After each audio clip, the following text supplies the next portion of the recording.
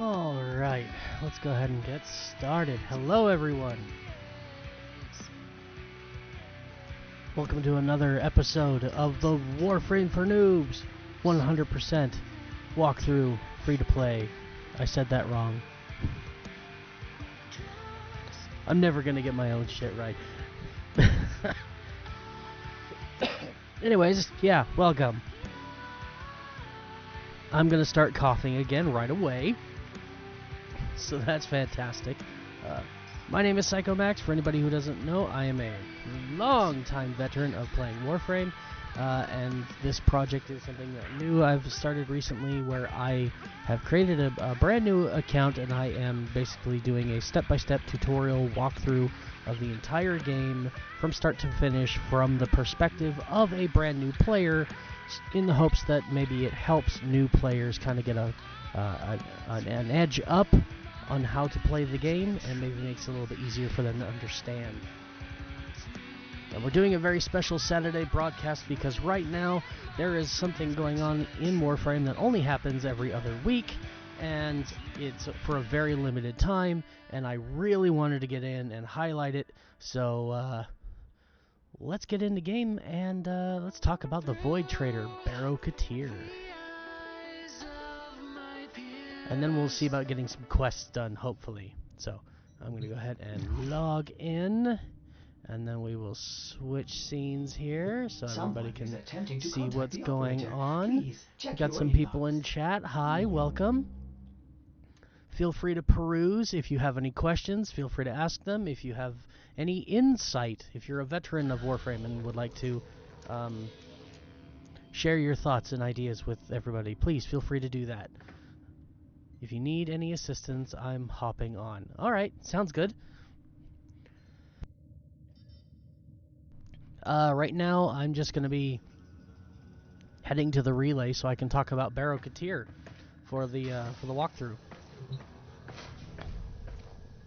So, oh yeah, and I've got a few things since my last broadcast. Rhino's done, so we might pull him out and play with him today. I've also gotten most of the parts for Kome. I just need to go get... Oh yeah, her systems are done. I have the neuroptics and chassis. I just need to go get some more Fate Pearls. And yeah, looks like I need a total of 48, and I have only 14, so I need another 34. And that's just to finish our parts, and then I'll need another 30 on top of that, so 70 something. We'll just go get 100. I'll probably do that on my own time again, because I don't want to waste precious time in the walkthrough doing a ton of farming. That is something that everybody should be doing on their own between episodes, is just running the star chart, the missions we've already unlocked, and gathering resources, gathering endo, working on leveling up your mods to increase your strength, and things of that nature. And speaking of increasing your strength, let's go visit Barrow-Katir. So, we are going to go to the Larunda relay. He is on Mercury today. Every time he shows up, he will show up on a different relay in the star chart. Unfortunately, that does mean that if you don't have the full star chart unlocked, there's a chance that he will show up on a relay that you don't have access to yet. It's unfortunate, but it tends to happen. But when he does come to one that you do have access to, if you're still unlocking the star chart, you should absolutely go and take a look at what he's got. Oh, I've got a...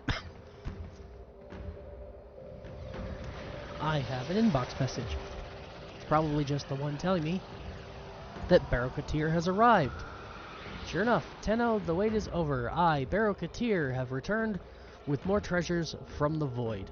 All Tenno of means are invited to peruse my latest treasures in the Larunda relay on Mercury. I implore you not to hesitate, for as always my visit will be brief, my items exquisite. Graciously, Barrow-Katir.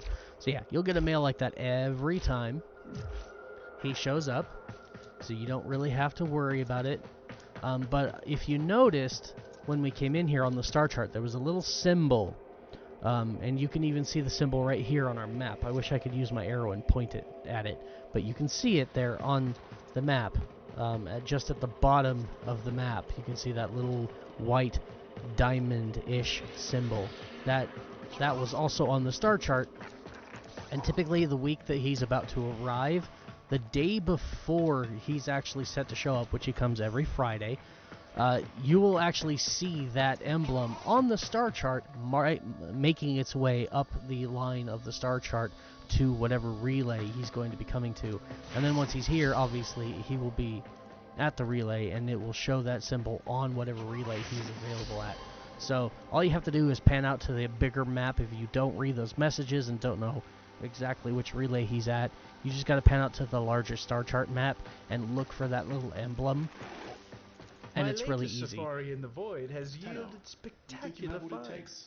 Unique items for the Tenno of distinction. Why is Barrow-Katir so important and so valuable and an absolute must-visit every week? It's one very simple terminology, and that is primed mods. Now, we have a pressure point already in our inventory, and at max rank, it's 120% melee damage.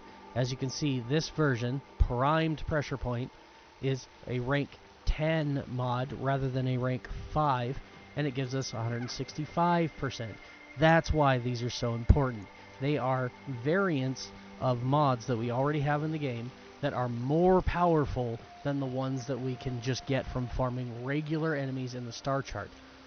Now the downside. In order to get this mod, you can see I need 300,000 credits which could potentially take a bit of time to farm if you're just starting out. And then the other currency here, these are called ducats. And the only way that you can get ducats is by farming prime parts from void relics, which we talked about in the last broadcast. And then once you have the prime parts from your void relics, you come here to these particular terminals in any relay. They'll always be marked with that little symbol up top. And you take your prime parts and you convert them into ducats. Now, there are people that will probably look at that and go, whoa, wait a minute, why would I do that? That just seems ludicrous. And if you're in the late game stage where you've got most of your base equipment open, unlocked, and leveled, yeah, that is kind of ludicrous. But if you're brand new, starting out, and you don't have anything to your name, you should absolutely be converting all of your prime parts that you farm into ducats. Absolutely every one of them, without exception. Primes are fantastic. And they look really, really cool.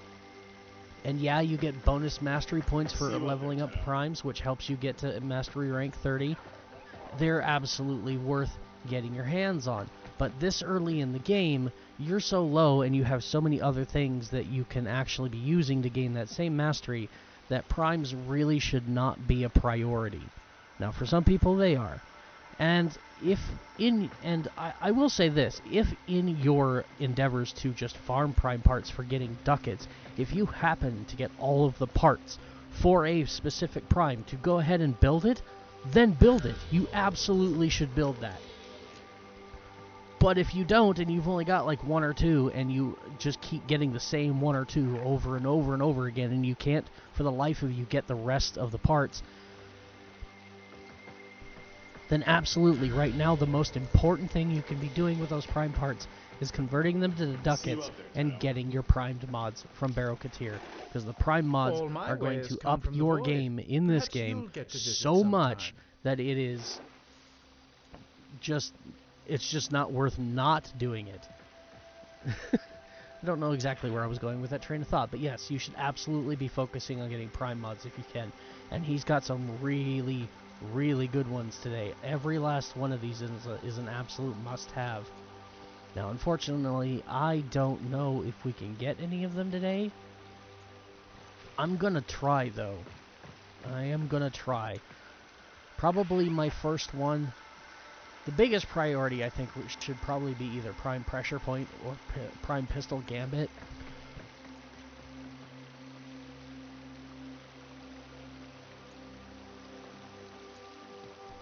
Sorry about that. Had another coughing fit. It's really annoying. Anyways, yeah, these two should probably be your biggest priority, followed by Primed Regen, because having your Sentinel have the ability to just stay alive longer is always a really fantastic thing. But based on the value of all of these, I think we're probably going to try to go for Chilling Grasp, just because it's got the lowest overall cost. I mean, Prime Regen costs the least amount of ducats, but it's 220,000 credits, and the ducats will be pretty easy to farm when you start actually doing prime farming. It'll be you'll get the ducats really, really fast. Credits, however, there aren't a whole lot of really good early game credit farms. I mean, you'll get credits, no problem. You'll rack them up pretty fast, but you'll still get them kind of piecemeal, little by little. And there is no really good spot other than maybe the dark sectors. But even the dark sectors only give you like 15,000 every time you run them. So it takes a little while to build up 300,000. Really wish I knew why it is every time I start streaming, all of a sudden I go into a coughing fit. I've been talking with people all day, and I haven't had a problem coughing. But now that I want to record, suddenly I can't stop coughing. It's very annoying. Also, I will say, in addition to the prime, yeah, the Barrow brings things other than prime mods, clearly, because there's a claw stance sitting here. Don't worry about this. First of all, we don't have any claw weapons yet. Secondly, this particular stance is actually pretty easy to farm once you actually get into the star chart. I've got quite a few copies on my main account, and I have not bought a single one from Barrow, so don't worry about Vermilion Storm. Now, before I run away and start ducat farming, let's go ahead and talk about the other things that Barrow brings that are kind of important. The other thing that's really important in this list is he has some unique weapons. Now, these I don't think we're going to be able to get today. And the biggest thing that's important about these is that this is, again, these are weapons that are really good. They're decent early game weapons. They give you some really good mastery points. Yeah, like that alone makes them worth getting. It's good mastery. They're good weapons. They're decent weapons. You can put a low level build on, and they'll give you some decent damage. So yeah, they're definitely worth getting your hands on. But we won't be worrying about them ourselves because they're quite expensive, and I just don't have the time to farm that kind of credits and stuff today. But in addition to that, he also brings a variety of other things like this one here. This is actually a quest, and this is the only way you can start this quest. This is the Sands of Inaros. This is how you farm the Warframe Inaros. And as you can see, this is a blueprint. You have to build it, which is kind of weird. But yeah, you have to build this, and then once you do that, then you can go do the Sands of Inaros quest. But it only comes from Barrow Katir. Thankfully, though, this one in particular, he brings every time he shows up. So if you don't get it this time, that's fine. Don't worry about it. You can get it later. And I would recommend actually going ahead and just waiting on this until you've gotten up a little bit higher in the star chart, at least as far as Mars, because you have to be on Mars for the quest itself anyways. So that's okay to ignore right now. He's also got a few different prime relics that bring certain primes into the game. This one gives you access to the Vasto Prime, as well as the Ak Vasto Prime, which is a dual-wielded pistol version. All of which very valuable. And this is not the only set of primes that he brings. He also has the Lex Prime, which is a pistol, and that relic also has the parts for the Ak Lex Prime, which is a dual pistol version of it, which is an incredible weapon. And he also brings parts for the only primed Arcwing that we have, called the Odonata Prime, as well as with the Odonata Prime, he also has the relics.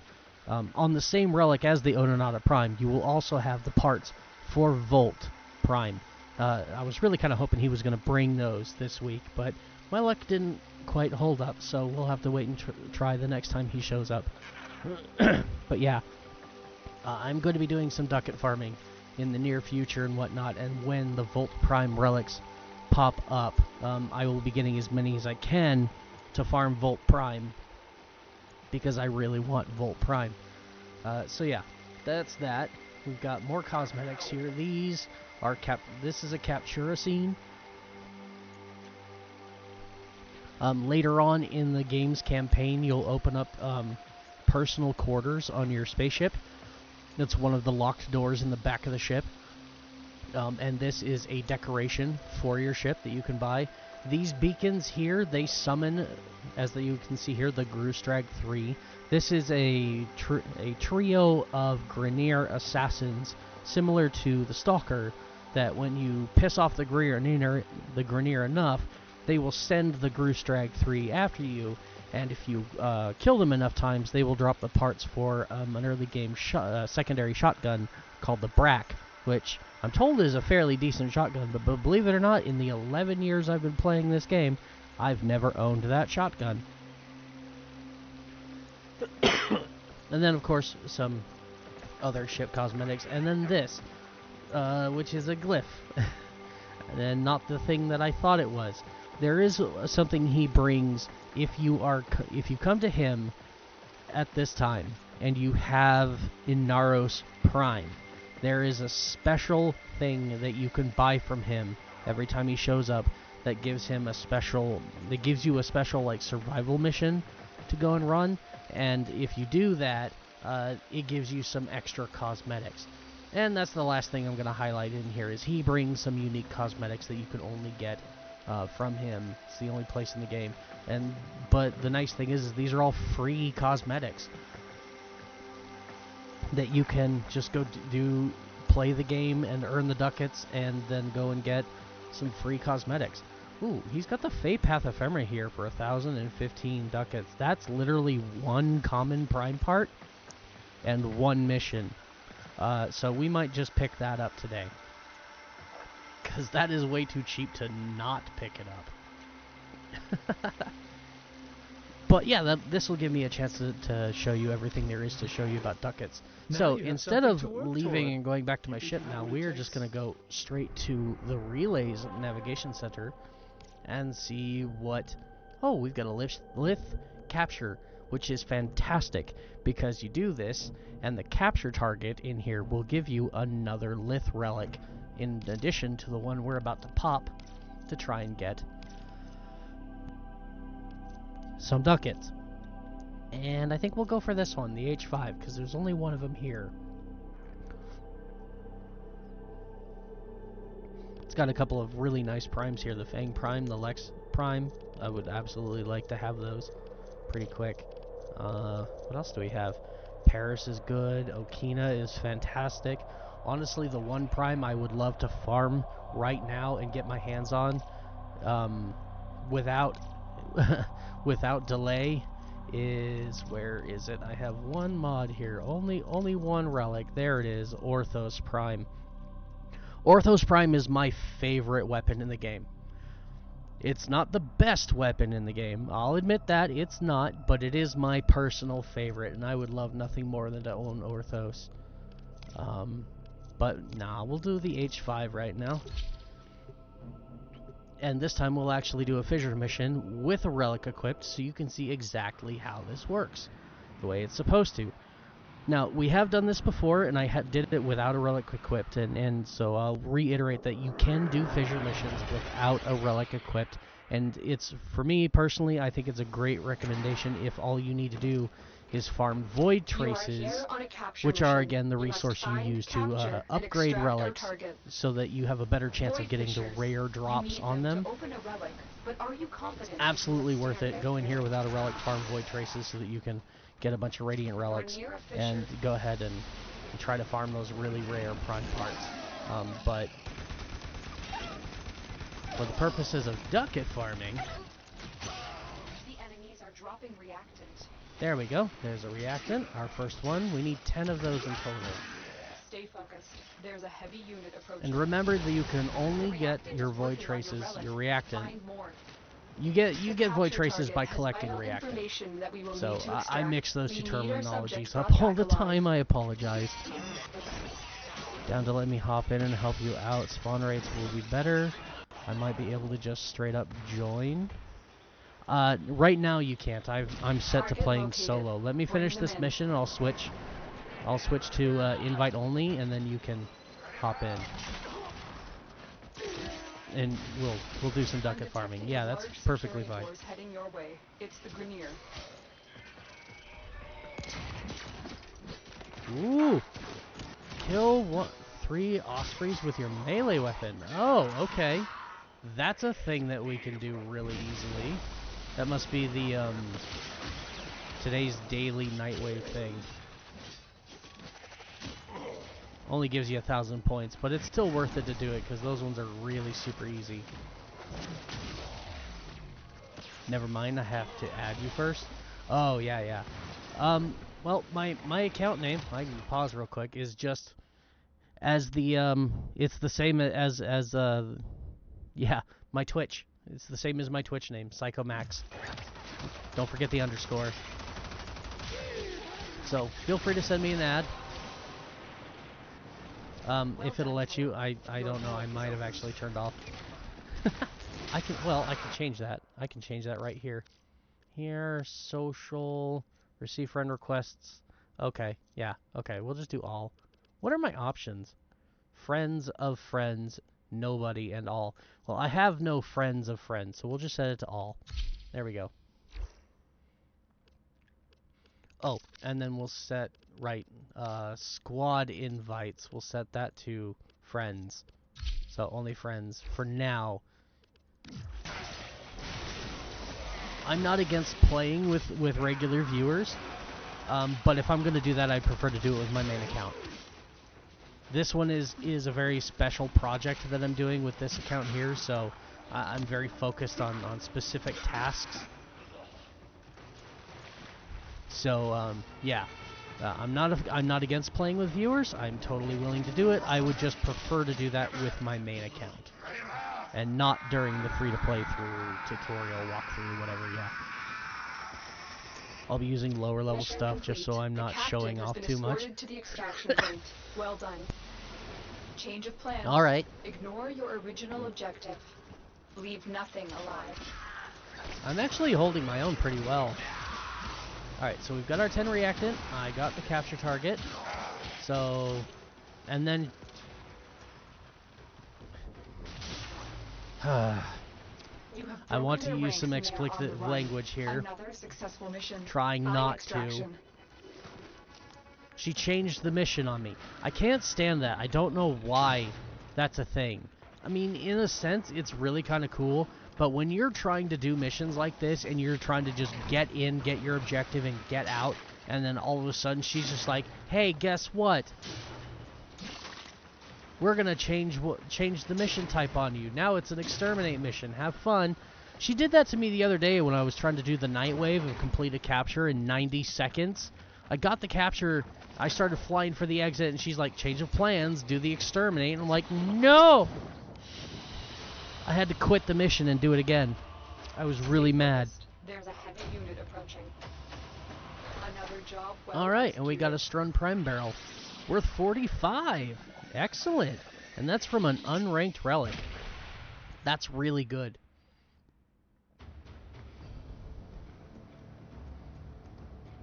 Alright. Now that we've got that and the credits, let's go ahead and do this. And we're not going to talk to him yet. Over, Tenno. Instead, we're going to go ahead and... Shush. I'm trying to monologue. Anyways, now we're going to come down here to this. And now that I have a prime part, we can show you. Just select that. And now we have 45 ducats. And that is how you obtain ducats to gain prime stuff. And, of course, like I said, because it's here and it's so bloody cheap, we're buying the Fey Path Ephemera. Because it's a really nice cosmetic, and it's dirt cheap, so there's no reason we shouldn't buy that. Yeah, it's literally the cheapest thing he's brought, is the Fey Path Ephemera. That's fantastic. Alright, but now what I'm going to try and do is we're going to try and see if we can get Chilling Grasp. Or if I can manage it, again, 300,000 credits is probably really not that easy to do right now, because I don't have a really good credit farm. But if we can somehow manage to get 300,000 credits today, then I will see about getting Prime Pressure Point. Or if we can get, what was it, the 220,000, I think, was for the Prime Pistol Gambit, which is secondary critical chance. Very, very good. But that one was 400 ducats. But again, getting the ducats for me right now is probably going to be easier than actually getting credits. So, alright, let me go to communication and friends. And if Salty has sent me a friend request, there it is. Pending. Let's go ahead and accept friend request. This is good, because this is part of the tutorial as well. So, that's how you add friends. You have your own little menu. You'll have this little tab here for pending. Any friends that aren't currently online, you'll show them here. And then, when they're online, there you go. And then you can send them messages and say, hey, let's run some missions. Sadly, though, they don't have, like, any little alerts that are like, hey, your friend is online. They really should.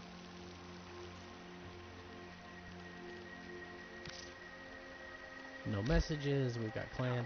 Alright, and then once you've added a friend, I'm going to go ahead and set this here to... No, we're going to go invite only. And then you can hit this plus sign next to it, and any friends that you have that are currently online, or any clan members, or anybody that you've run public missions at that you thought that were like really good and really nice and they're currently online, you can send them an invite from here as well. So we'll go ahead and double click that, and that'll send him an invite. And now Salty's part of my group. Excellent. Just excellent. Alright, so now let's head back to navigation, and we're going to probably go do the same one again. Yeah, because now we've got a rescue. I don't like rescues. Rescues aren't bad, but I don't like rescues. I'd rather do a rescue than an interception, but I don't like rescues. Alright, let's do the capture again. Alright, what's on this one? Ooh, Ureli Prime, not bad. Sevagoth, my boy. That's my... It's one of my current favorite Warframes. Definitely in my top 5. But most importantly, we got a Forma blueprint on here, so maybe we'll get lucky and get a Forma blueprint. Let's see, Bratton Prime would be nice. Ureli Neuroptics. I've got quite a few of these, but I kind of want to focus on the ones I've got just one copy of right now. Don't ask me why. It's a personal pet peeve or preference, whatever you want to call it. You can pick whatever you want. That's really not important for like the walkthrough thing. Yeah, basically any prime that looks good, prime mod or relic, not mod, relic. Oh my god, so many terms in this game. I'm always getting them mixed up.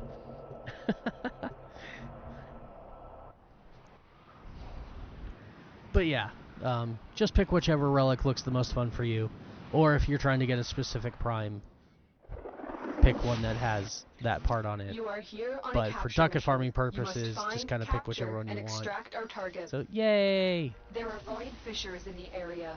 Here's Salty, and he's actually right now stronger than me in this state. A fissure.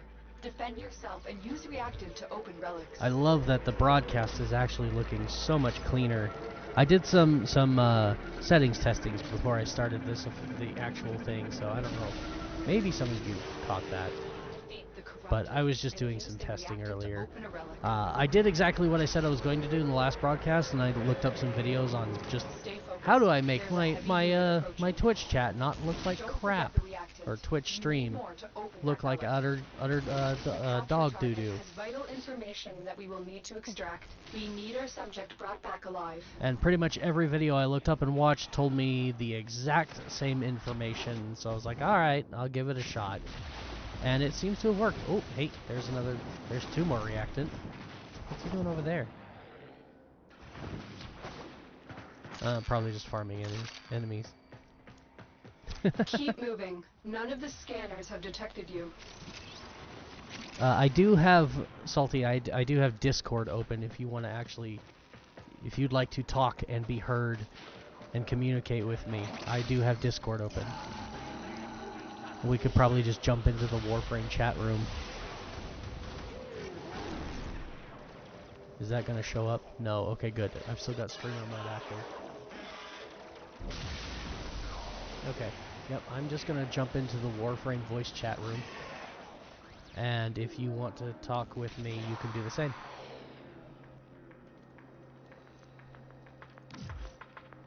Yes, for anybody watching who's brand new, I have a Discord. You'll find a link to it below the stream, or if you're watching this on YouTube, because I upload all of these to my YouTube channel, which you'll find that below on Twitch as well. But you'll find Discord below the YouTube VOD as well. So feel free to join. Everybody's welcome. I play a lot of different games, but right now I'm focusing more on Warframe just so that I can try and grow an audience. Because everybody online is saying how to grow a Twitch audience overnight, and they're like, you gotta play the same game for like 3 years straight. And I'm just like, oh joy, okay. Well, if I'm gonna do that, we're gonna play Warframe, because Warframe is my favorite game. I don't know what he's doing. He must just be like, just having fun. That's fine. totally cool. Just have fun. That's what Warframe's about. Have fun. I'm like, I don't know, one-track minded. That's why I keep running off to try and grab the capture target.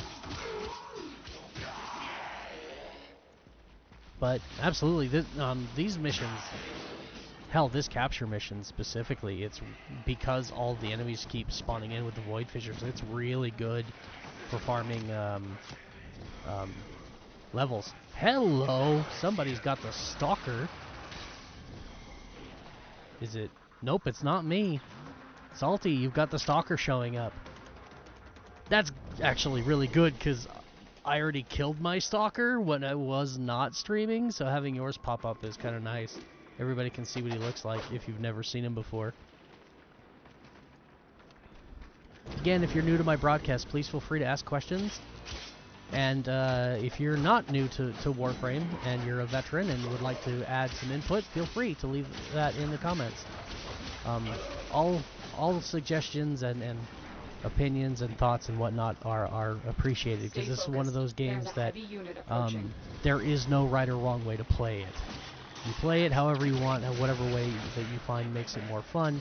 And for new players, having multiple points of view and multiple ideas of things to do.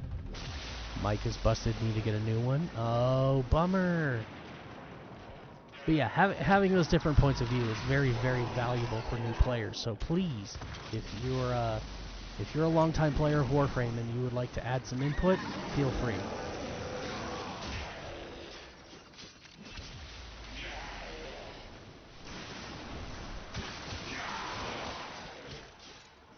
Oh, hey, I just found a rare chest. And it gave me a 30-minute credit booster. Let's scan that into my codex, thank you.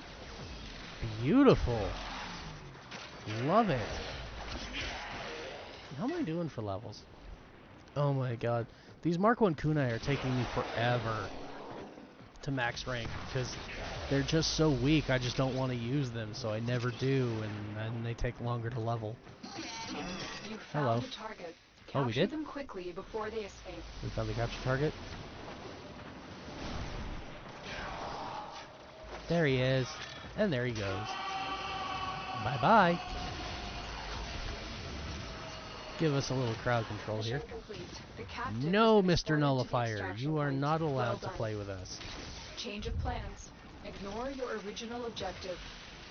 Aw, come on. Damn it, Space Mom. This is the second mission in a row you've done that.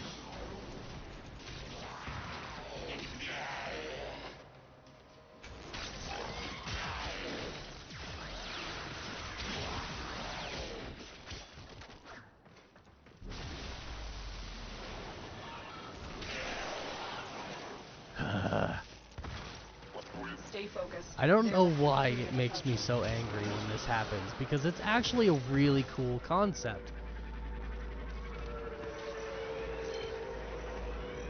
It just always seems to happen to me specifically at the worst possible time. When I'm trying to focus on one specific objective and do it very quickly, and then she's just like, no, you're gonna take extra time now because I said so. It's like, ah.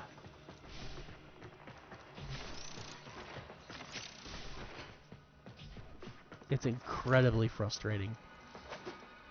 But the concept of, like, the mission just suddenly changing like that, I think the base concept of it is really cool.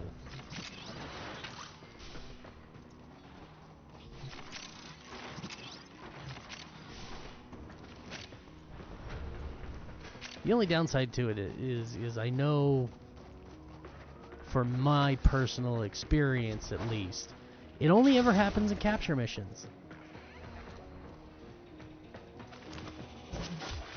At least I think I've only ever gotten that to trigger in a capture mission, where you get to the capture target, you collect them, you start heading for the exit, and then all of a sudden she's like, nope, never mind, now it's an exterminate.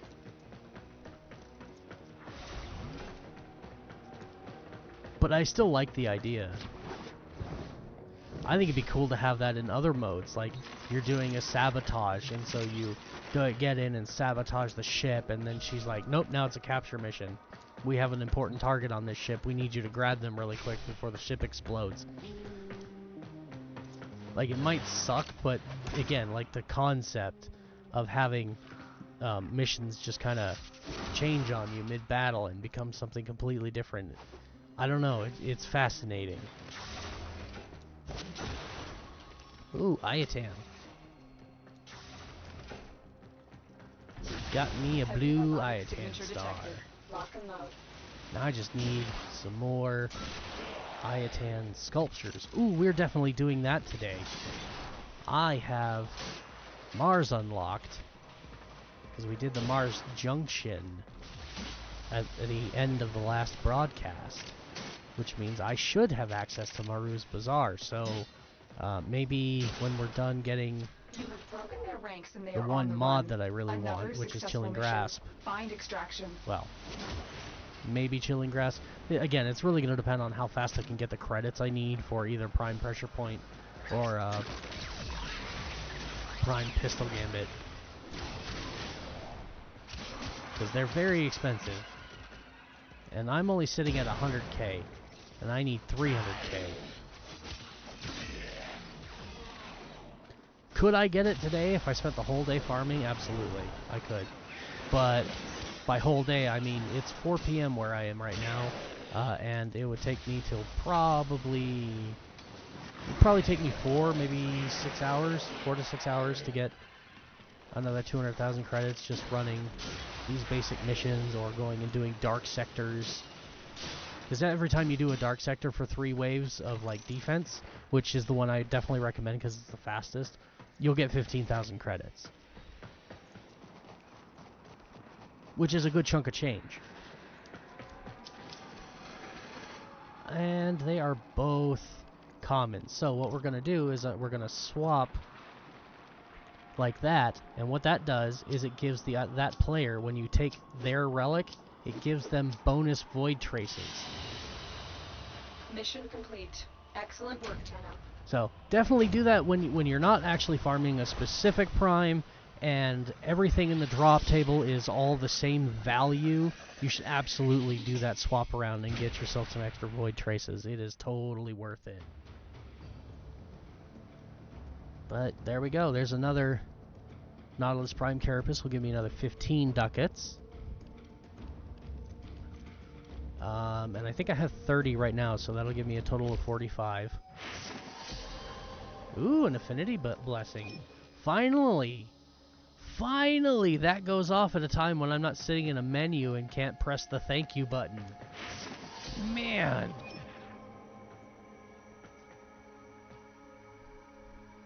I think he's using Volt Prime. Based on the icon, I think, Salty, you're using Volt Prime.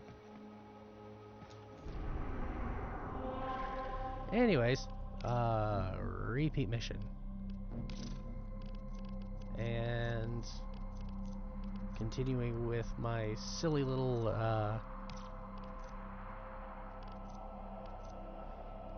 need to be precise in everything I do. Oh my god, Sevagoth chassis.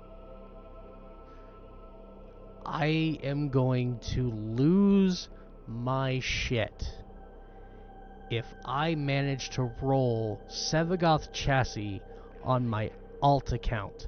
Because on my main account, this is the only piece I'm missing for Sevagoth, and then I can have my Sevagoth Prime. I've been trying to get it for weeks now with no success.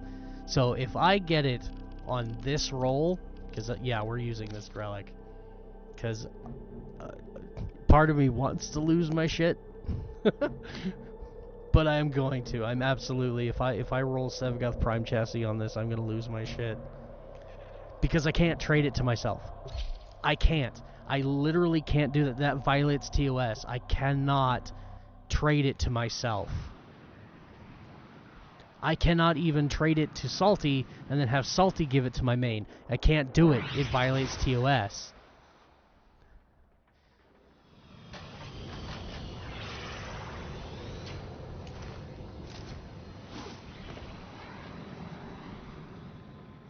Using Prime, I don't have base. Okay. I think I have one of those, the relic. Okay. Void fissures. You need Well, them to open a relic. guess we'll but find are you out. confident you can withstand their But again, fury? like, even if you do have the Sevagoth relic, like, if you get the Sevagoth Prime and you take it, then I could probably take your copy from you with my main account. But I cannot give you the copy that I get from my alt and say give it to my main. I cannot do that. That violates TOS. And even that other method, like if we get Sevagoth chassis and you take that one as the drop, even then, because you're currently running missions with my alt, it's very, very gray area as to whether or not we could actually do that trade with my main, because again, it might just violate TOS. Basically, my main account and my alt account are not allowed to touch in any way, even like through 3 or 4 different points of connectivity, or you know, whatever that little phrasing is. But yeah, they're not allowed to touch at all, period, in any way that would benefit like one account or the other. Probably give it to Jackie then, just in case. Yeah, that's probably better. Give it to Jackie, let Jackie finish Sevagoth, and then you and I can go with my main and try to farm the chassis for it later, when we're not attached to my alt even a little.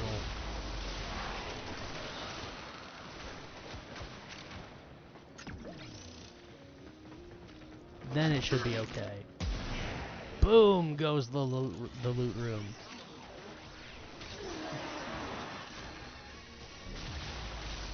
Target located. Bring them in. Aw, man. Now they're running. Zap. Yeah, he's not getting away. And there's all my reacting. That's it. You opened the relic. Finish your mission and we'll take a look inside. Excellent work. Hey, I got another one. Back at base. Drones are ospreys. Hey, where's another osprey? I need one more.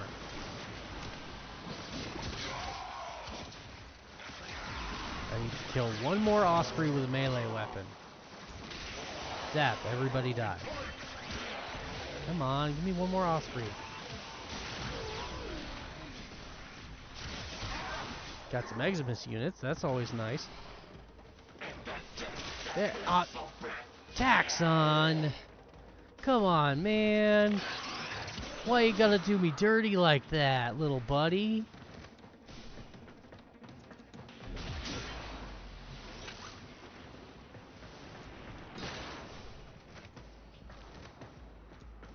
I love Taxon, yeah, but he just nuked the Osprey I wanted to kill with my melee weapon so I could finish the Night Raid.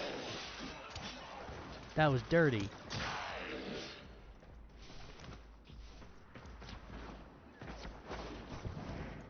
Whee! Okay, come over here. Ooh, quick return. That's a decent mod. Volatile quick return would be better, but we can only get that on Deimos, and we're not there yet. Come on.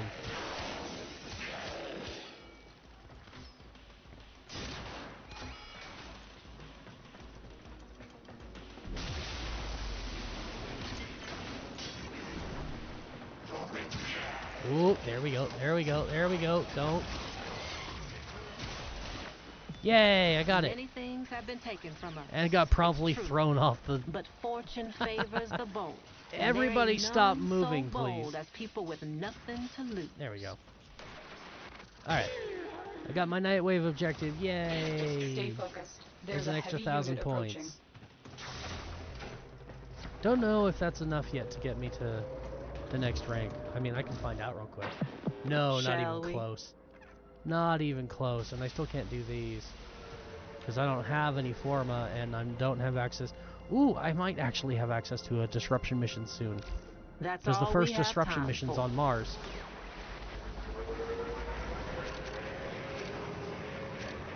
And 12 conduits is just 4 waves. Not 4 waves, 3 waves. Because there's 4 conduits per wave. Or round, I should say. Not wave. Round. Round, wave, interval, phase. So many terminologies. Ooh, Cephalon Fragment. Thank you. Thank you for that. Don't mind if I yes. Click. What do we got? Corpus Crew found.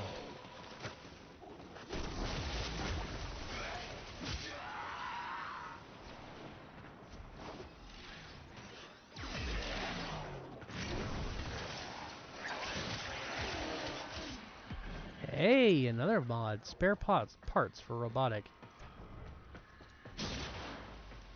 Walkers incoming. I like getting new mods.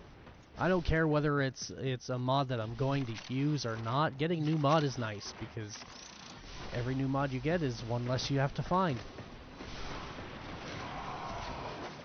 And eventually, I want to have all of the mods. Although probably not with this account. I don't know.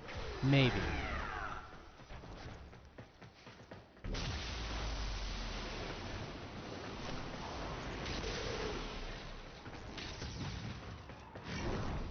I need to stop loot farming. Although the XP is nice. Need to finish my Boltor. And the Mark 1 Kunai. Ugh. These things need some serious XP gain. So that I can stop using them. Probably going to sell these. Because I have the regular Kunai.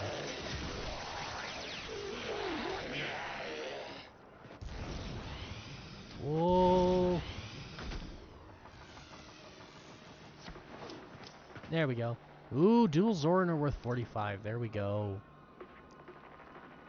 That should give me 90 ducats total. We'll worry about turning all these in later. Right now, we're just going to keep running the mission. Another job well executed.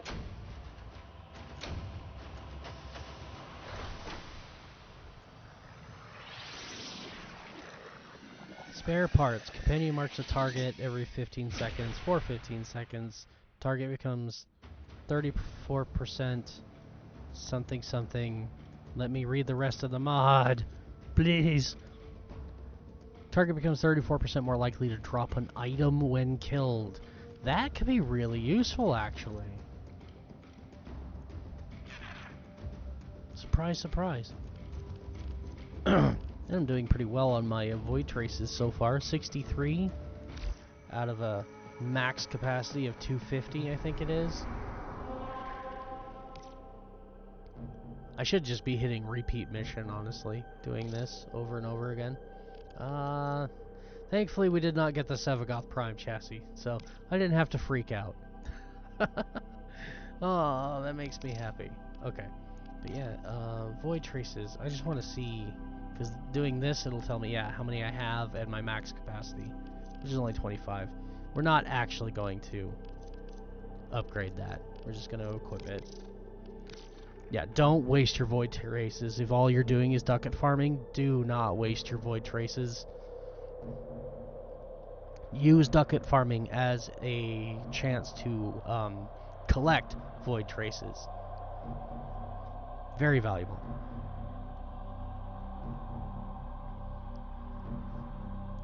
Hopefully here before too long I might actually get lucky enough to get a form of blueprint too. That typically tends to happen.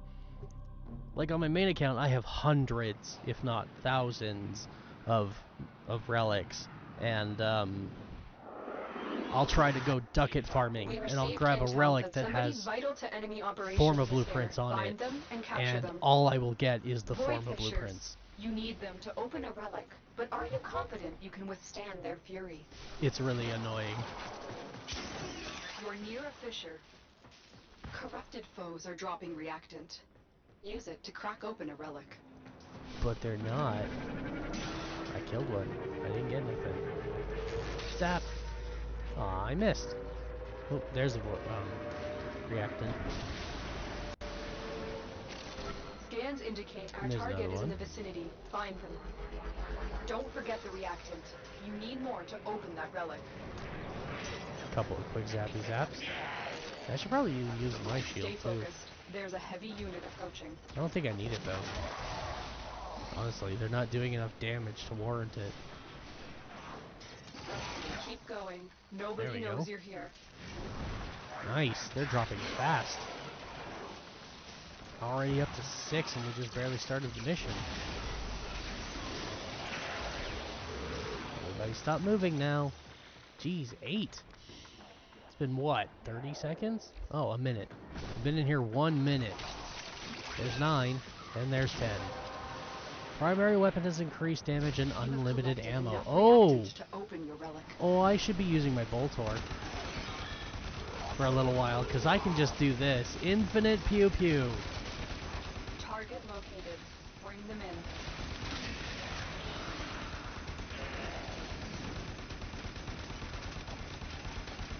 Success. The captive is safely in our hands. Hearing that noise for a long time is going to be annoying. But I can do it. I can weather the storm. It's worth it. Infinite ammo. Oh, and the bump is gone. Just that quick. All the same, though, some decent XP. Gave me a full rank.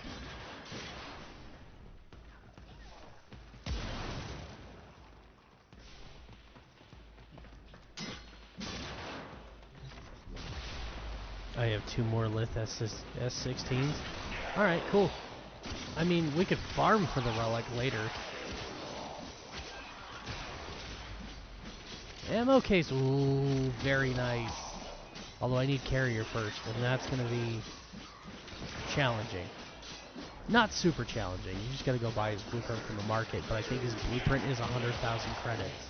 And that's why I say it's challenging. And then I got to get all of the resources to build him. And then that mod actually comes with him once I get him unlocked. Fully built. Ammo case will just come with carrier. Carrier is absolutely by far one of the best early game sentinels you can do. Taxon is fantastic, but having carrier, he has 2 different mods that are really, really good. First one is ammo case, basically converting ammo drops on the ground into whatever ammo you need at the time. So if you've got a secondary weapon and there's a bunch of shotgun ammo drops on the ground, he'll take them and convert them into secondary ammo. And then the other preset mod he has, which is really, really fantastic, is when you get close to loot containers, he will send out like this little energy pulse that will break all nearby loot containers, making looting a lot easier. He's very worth it. Love carrier. And there is a carrier prime.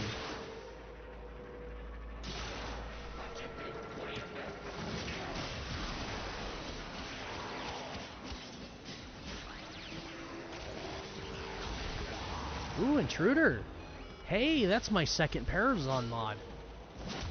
Go away, security camera. Iatan. Another blue star. Things like that are why I spend so much time in these missions just looting, is because you can get some really valuable stuff. Not just the basic resources, but yeah, Iatans, you can get those super rare loot drops. Like the one that gave me the 30-minute credit booster, which is going to come in real clenched right now because I'm trying to get a lot of credits. Like, what better way to do that? What better way to farm a lot of credits really fast than to just suddenly get a credit booster that doubles all credit drops for 30 minutes? That was fantastic. I'm still not 100% certain I can get 300,000 in time, but that will definitely help, at least for the 30 minutes.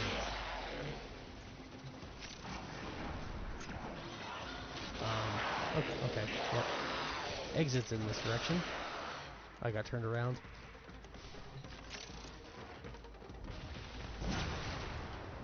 There we go. That should have popped all the loot crates in here, and I just gotta open the locker. And we're at the exit.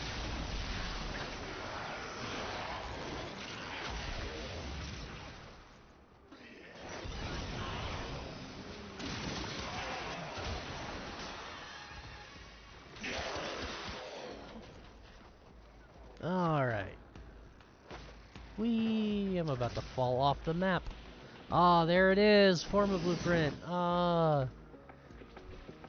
Do I take the ducats or you know what? I'm gonna take the Forma blueprint because this is my very first one. I have no Forma at all. This will be my first one, and I can't even build it yet because I have no Orokin cells. But still, having the blueprint by itself is, yeah, I think it's worth it.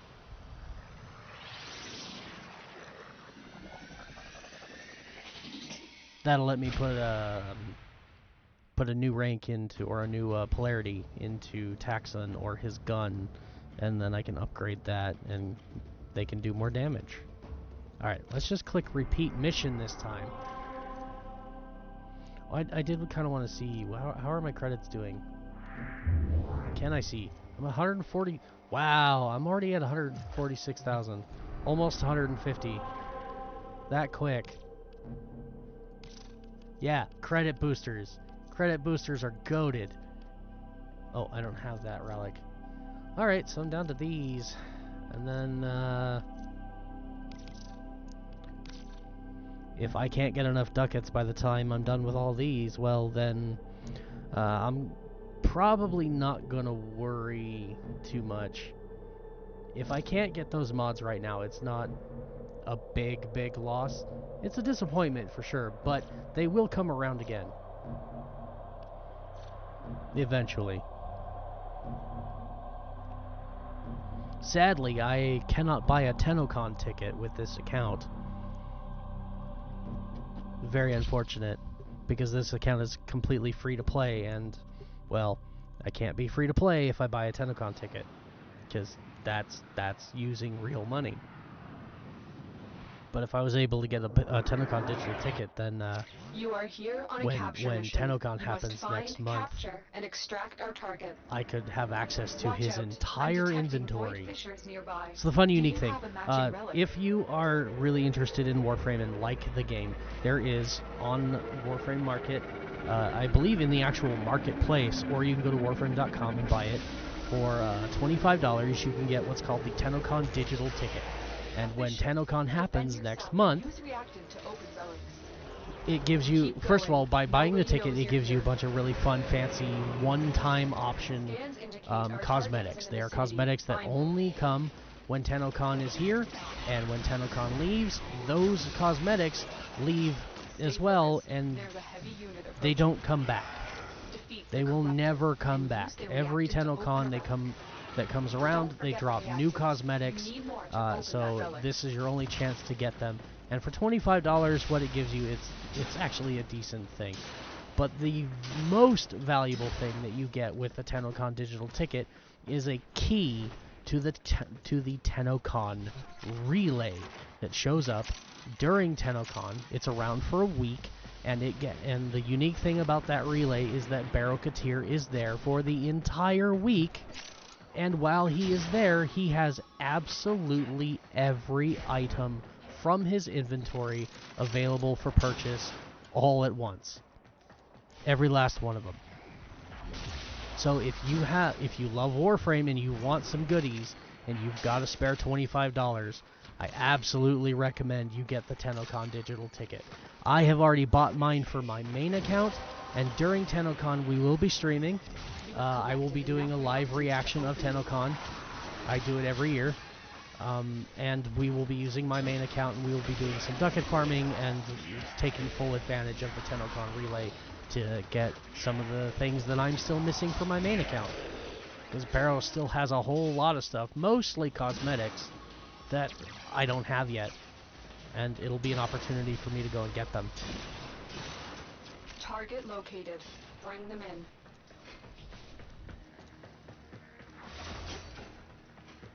But again, only buy it if like this is a game that you like enough that you want to invest some serious time into.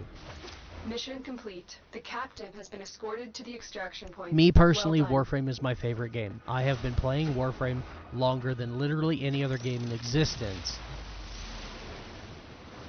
So for me, it's absolutely worthwhile to get the TennoCon digital ticket.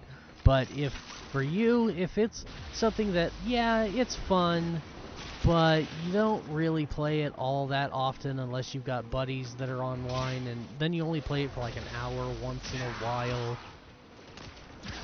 Then maybe for you the TennoCon digital ticket isn't actually worth it. Maybe that $25 is better spent somewhere else, and that's perfectly okay. Not gonna shame anybody or do the whole, FOMO thing if you don't have all the coolest and the best cosmetics and stuff. And if you are one of those that are like, yeah, I want that stuff, but I don't have the money, and besides, he comes around every other week and brings them anyways, and so I'll get them eventually regardless. Excellent. Awesome. You know what? That's great too.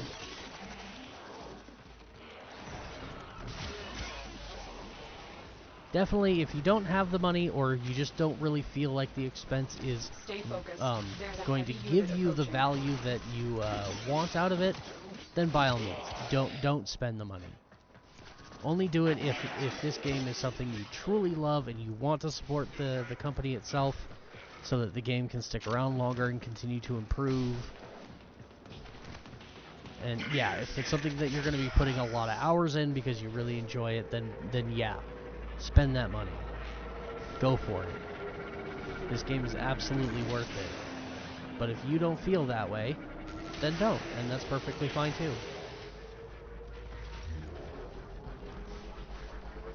I don't know how other people think, but I personally will never shame anybody for being poor, because I myself am poor.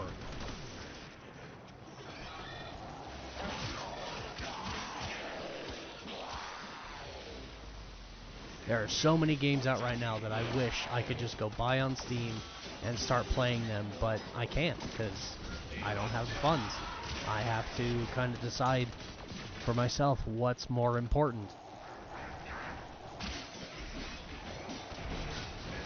Oh, and it looks like Salty switched to Nova. Nova's a fantastic Warframe. So much fun. We will be getting Nova, at least base Nova, on this account before too long. We just got to get over to Europa. I don't think that'll take all that long. I mean, we're already at Mars.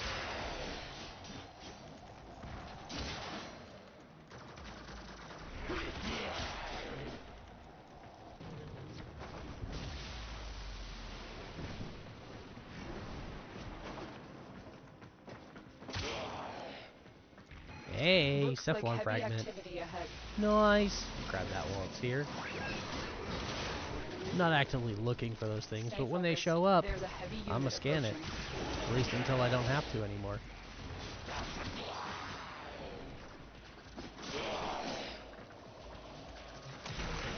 I need one more scan for Void Crew. And then after that, I'm not sure if there's another one. Whee!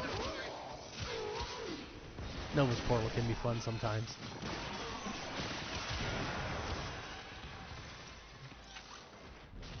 Definitely a good XP farm. Yeah, even my Kunar are getting some rank. Ooh, Boltor's max. Beautiful. Yay. Oh, speaking of which, we're actually, I just remembered, we actually are qualified for the MR4 test. I've got so much affinity already farmed. Like, literally, we finished the MR3 test, and if it wasn't for the bloody 24-hour timer, we could have immediately gone up to MR4. And I wouldn't even be surprised if I got it up to MR5 already as well.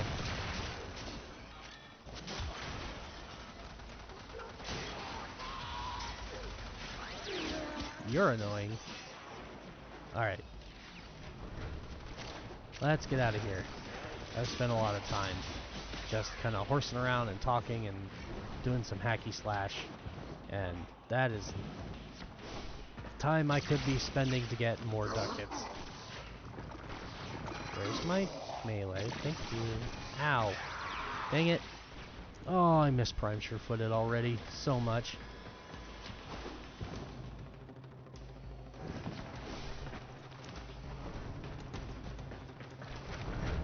Regrettably, Prime Sure-Footed is not a mod you can ever buy from Barrow. It's a login reward. Oh, and I missed that portal. So let's just do... Oh, I'm so close. There we go. Oh, we're at the 15 ducats again. So, we'll go for void traces.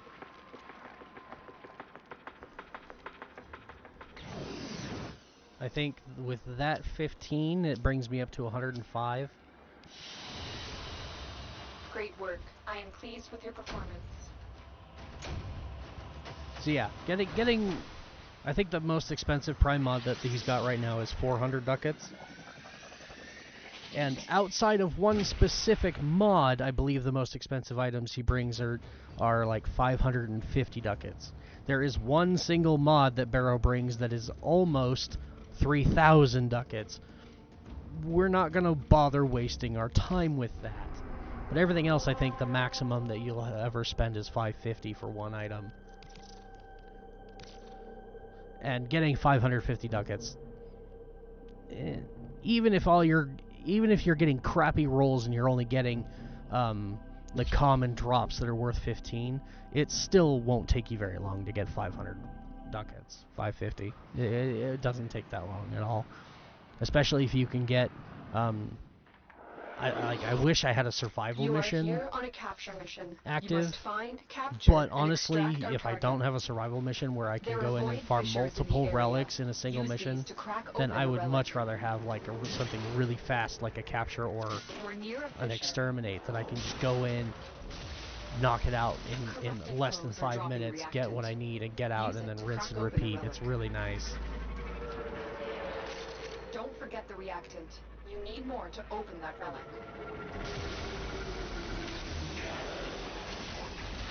Stay focused. There's a heavy unit approaching. What heavy unit? I just killed it. Target is in the vicinity. Find them. Alright. Well, they didn't give me much reactant. There we go. That's better.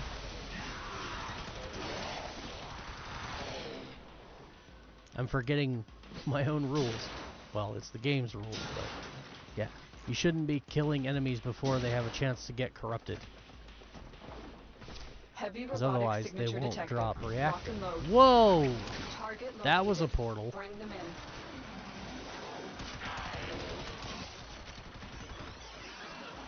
God, I am really glad that the stream is much clearer today. I just glanced down at my preview and everything looks so nice and crisp and clear. It's so much better of an improvement from the previous streams. Well done, Your there we go. Secondary weapon. Success. Increased damage and unlimited ammo. Congratulations, Tenno. Oh boy, my Mark 1 kunai are doing double damage. So my shit damage is just slightly less shit. Now if only it increased fire rate as well, because look at how slow I'm throwing these.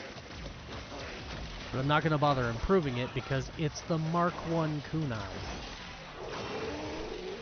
Once these hit MR30, I'm selling them, because I have the regular kunai, which are already better, just on account of they're the regular kunai. Go away now, please. There's an ancient in here that keeps healing people.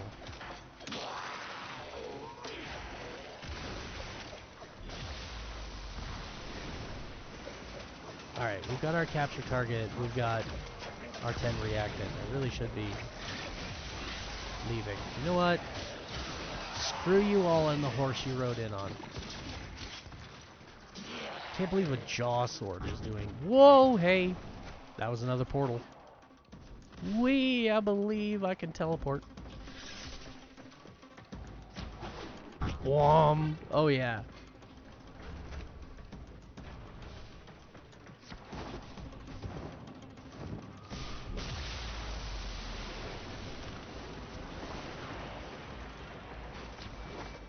Nah, let's just get out of here. Brain just sidetracked, like, should I go up there and look for loot? I mean, that's where I found the last, like the super rare loot crate. It gave me that 30-minute credit booster. That's where I found it, was up there. There's a heavy unit approaching. My brain is like, could there be extra loot up there? No. Let's just focus on ducats. Oh, there we go. Another form of blueprint. But I'm going to take the 45 this time. That should bring me up to 150. My math might be wrong, but I'm trying to keep track. Another job well executed.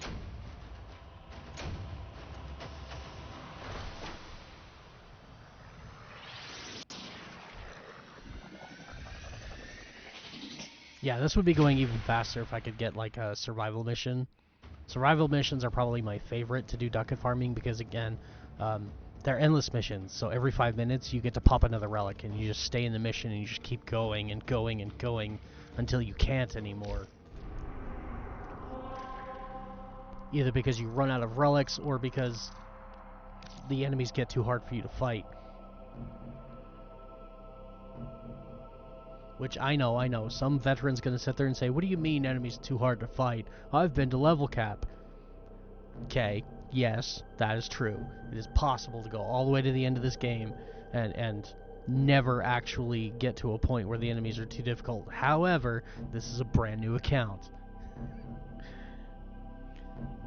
There's going to come a time in the fighting. Hell, right now, for my current Volt setup, that time is like level 30, which is really low. You are here to find our target and bring them to the extraction point. Happy hunting. There are void fissures in the area. Use these to crack open a relic. Enemies will get too hard to fight, and I walked right into that. I saw it, I watched it come towards me, and I walked into it anyways. What the hell is wrong with me? Keep moving. None of the scanners have detected you. Boom goes the Nova Bomb. The capture target has vital information Yeah, that we yeah, will need yeah. to extract. We need our subject brought back No. alive. Bad Jade Eximus. Stay focused. There's a heavy unit approaching. Oh my god. I can't even break a container right now. What is wrong with me? Target located. That is so embarrassing. Well, it would be to most people. Some people, maybe. I don't know. I have no shame.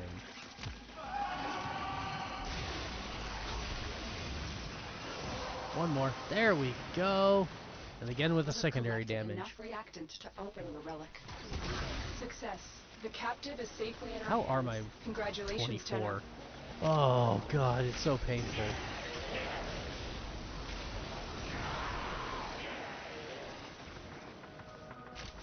Alright, yeah, let's just get out of here. I've been wasting a lot of time just like loot farming and killing things, and there are far better ways to do so. Right now I need to focus on ducats.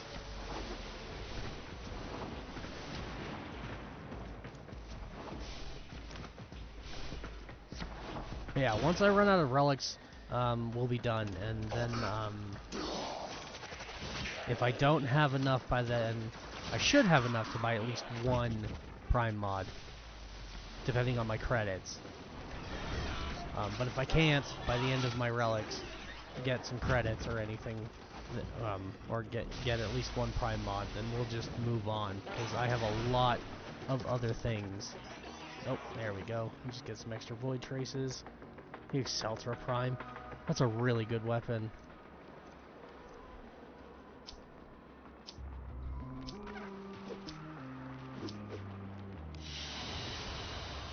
Mission complete. Excellent work, Tenno.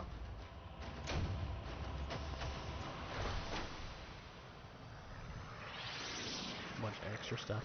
Ooh, look at that. I'm getting close to my cap.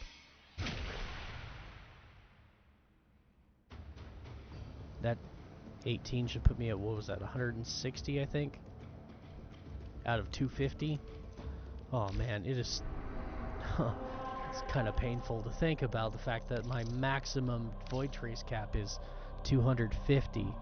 So on my main account, it's like almost 1500. But I'm also, what was it, Legendary 3 on my main account? Yeah.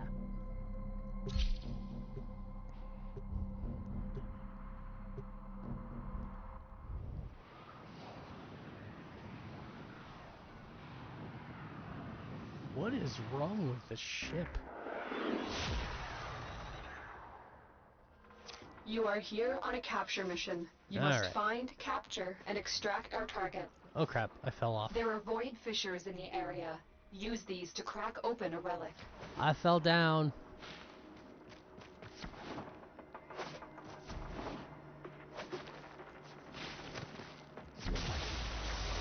My Warframe account is showing my age. I'm old. We're near a fissure. The enemies are dropping reactant. You are going to need more reactant if you want to I don't suppose if the map scans indicate our target is in would the be nice enough to give me an Iatan sculpture, because I could really use some extra endo as well. Stay focused. There's a heavy unit approaching. That'll probably be our next priority once we're done with ducat farming, and the Void Trader is to go and do we're gonna go to Maru's Bazaar and do the weekly Iatan treasure hunt to get a nice, safe and easy Iatan sculpture that we can turn into endo after we socket it with stars. There we go, 10 of 10. That's it. And the secondary bonus again. Finish your mission and we'll take a look inside. Why do you keep insisting on buffing my shitty Haskuni? Quickly before they escape. Excellent work. We'll interrogate the captive back at base. Alright, time to go. Your part is done here, Tenno. Whee. Heavy robotic signature detected. Lock and load. Oh, please. They're gonna faff about while we run by and give them the middle finger and just jump out the exit.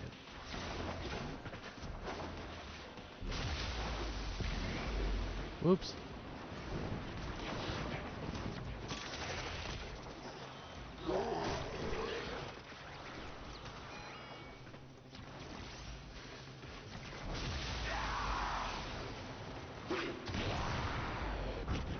Whoa, okay.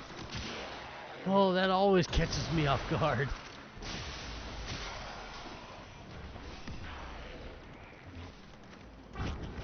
Except, at least as long as I don't see it coming. Yep, missed that one. Oh well. There we go. Aww, Orthos. Aww. It's okay. I may not have it here, but I do have it.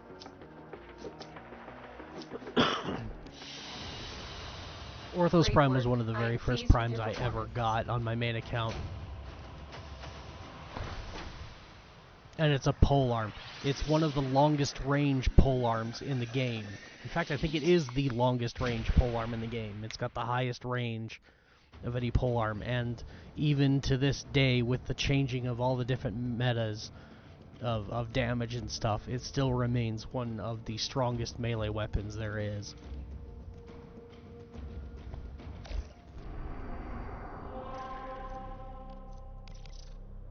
Alright, we'll do that one again. And that'll be the end of that relic. And then I've only got 2 more relics to go. Should I start running my excess radiance just to attempt to get you ducats faster? Yeah, sure, go ahead. That actually sounds fantastic. I would love to get some bonus ducats. Although, again, if I can't also get some credits along with those, they're not going to do me a lot of good. How am I for credits? I'm at 170,000. I think the cheapest credit cost for those for the prime mods that are available today is 200,000. So I'm getting close to that, which is nice. And then from there it's 220, and then there's one that's like 325. The corrupted enemies are dropping reactant. I think there's one that's 400,000 credits. Don't forget the reactant. You need more to So like getting those extra ducats will be nice, but at the end of it all, like if I don't have the credits to go with them, then it's pointless. Stay focused. There's a heavy unit approaching. The capture but at least I'll have the ducats for later. That we will need to extract. We need our subject brought back alive. All right, I've got 6 target located. Reactant. Bring them in. Stop them!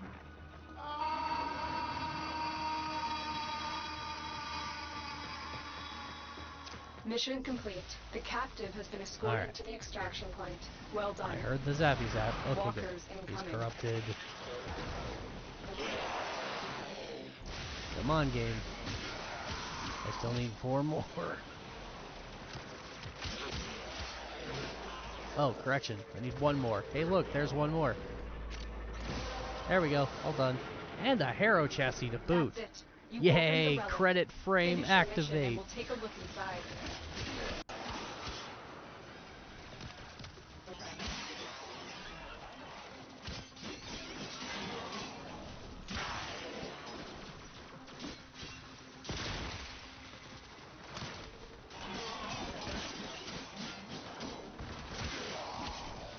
Oh, hey, I think I just figured out how I'm gonna get all of the credits I need. If I can just get a ton of Harrow chassis, which is quite possible. Each one sells for 25,000 credits. Whee!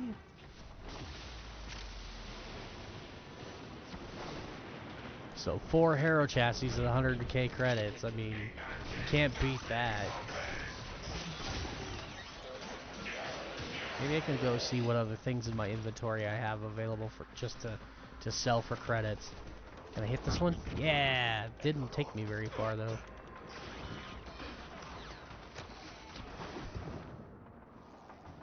There we go. Kaboom. Nova Bomb go kaboom. Yeah, there we go. Ooh, Daikyu. That would be some more credit. Ducats. Another 45. I've lost track. I lost track of how many I've got. Oopsie. Mission complete. Excellent work, Tenno. Alright, well I think maybe I'll go turn in what I have and just to kind of see how many I've got so far. I know it's well over 100, close to 200, but I don't think it's quite at 200 yet. Total. That's total, because I've only got 30 ducats at the moment. But I think once I turn in all the prime parts I have currently collected, I should have almost, but not quite, 200 ducats. The wait is So over, we'll just Tenno. fast travel to Barrel him key and then tier has arrived. hop down here. Select all, because we're not keeping any of them right now. 195. Ooh, I do have over 200 ducats. 225. Nice. See, that's what I mean. Like, just, we haven't spent very much time. Browsing is always free. I've been streaming for an hour and a half, so, and maybe half of that has been ducat farming. So, that's what I mean by, you know, getting the ducats. It won't take very long in farming ducats. So I've got 225. I need, at most, 400. So we'll shoot for the 400. Honestly, I think I'd rather have Prime Pressure Point. Prime Pistol Gambit is fantastic, but I think I'd rather have Prime Pressure Point. Although it really doesn't matter, because no matter which one I get, there's no way right now I'm going to get them up to rank 10, because the cost of ranking up a Prime mod is absurd. Now you have something to work toward. When you're in late game, not a big deal. Not a big deal at all. But early game, oh my god, near impossible. Well, this mission's going to be around for another hour. But we've only got 9 relics remaining. Or I've only got 9 relics remaining. I was hoping that by doing this fissure capture mission... Typically, capture missions, when you get the capture target, it drops another relic for you. I think it's been dropping the wrong relics, though. If it's been dropping them. I haven't been looking. I haven't been paying attention to the drops. The drops, other than the primes. Huh.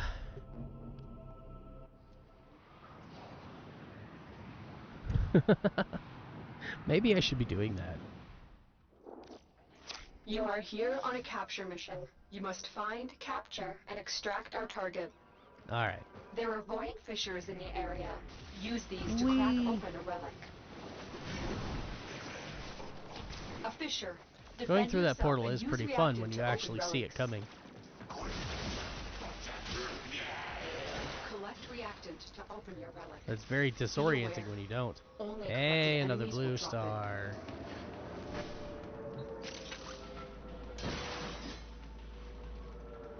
Oh, and lots of reactants already. The capture target has vital information that we will need to extract. We need our subject brought back alive. You are going to need more Oh, reactants that's something if I you could want to sell open for some that relic. seriously fast credits. You're still I in the probably have clear. a No bunch of detection nav from enemy coordinates already. sensors. Get them all the time. Hey, there's another Harrow chassis. All right, Stay credit focused. frame. There's a heavy unit approaching. God, I know streamers that have hundreds of Harrow chassis. That's it. You opened the relic. Finish But your they mission have and also we'll got take a like look inside. 10 or 20 million credits, and just they really don't need the extra credits, so the Harrow chassis just kind of sit there and languish in their inventory. And I mean, they're not really taking up space because resources have infinite inventory space. Yeah, your resources, your arcanes, your mods all have infinite well, most mods have infinite inventory slots. But for some reason you've got to pay for them. Well, not necessarily pay for them, because there are freeways, but those freeways are very limited. But yeah, I will never understand why we have limited inventory space for warframes and weapons, but not for anything else.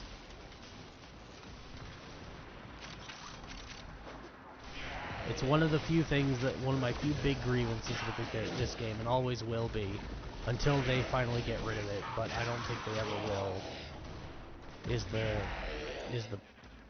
premium inventory space. I think that's just I don't think any game should ever do that. I don't care what game it is. I know Path of Exile has that too, and I've never played Path of Exile, but I would never waste money on inventory slots in Path of Exile if I ever play it. I'm willing to play it if people want to see me play it. Right now, though, I'm going to stick to Warframe because I need to grow a community.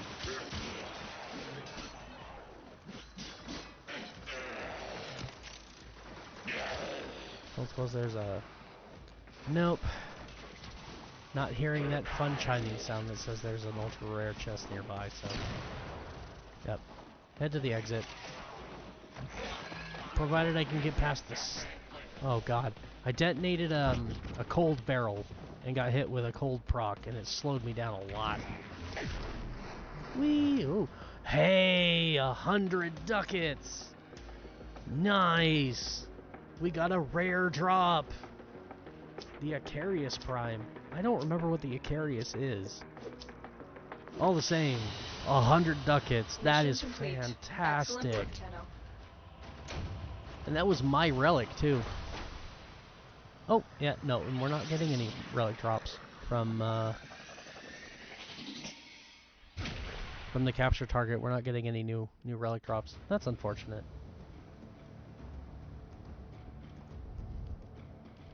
I don't suppose that we could get lucky enough to have a Lith defense pop up.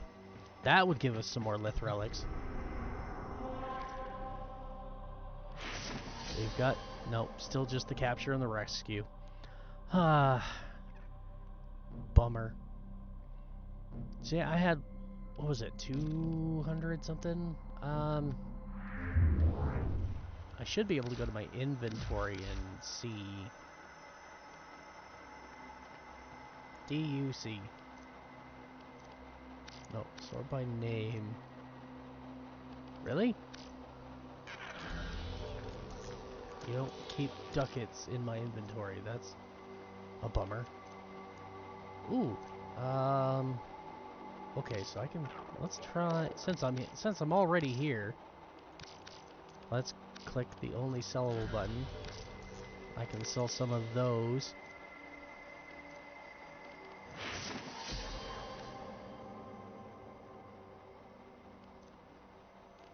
Too much stuff on my screen all of a sudden.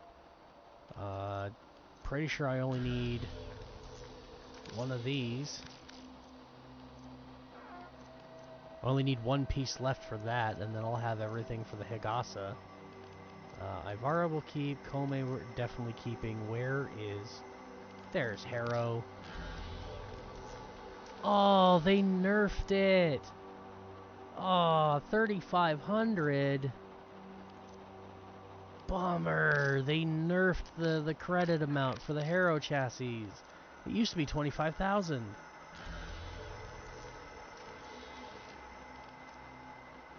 How rude.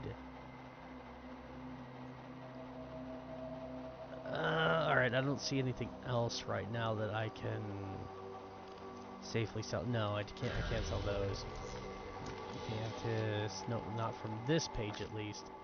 All these others are... There we go. 25 a piece for those. 100 for the fish oil. There we go. 62,000. 100 for the fish meat. I can always get a bunch more of those.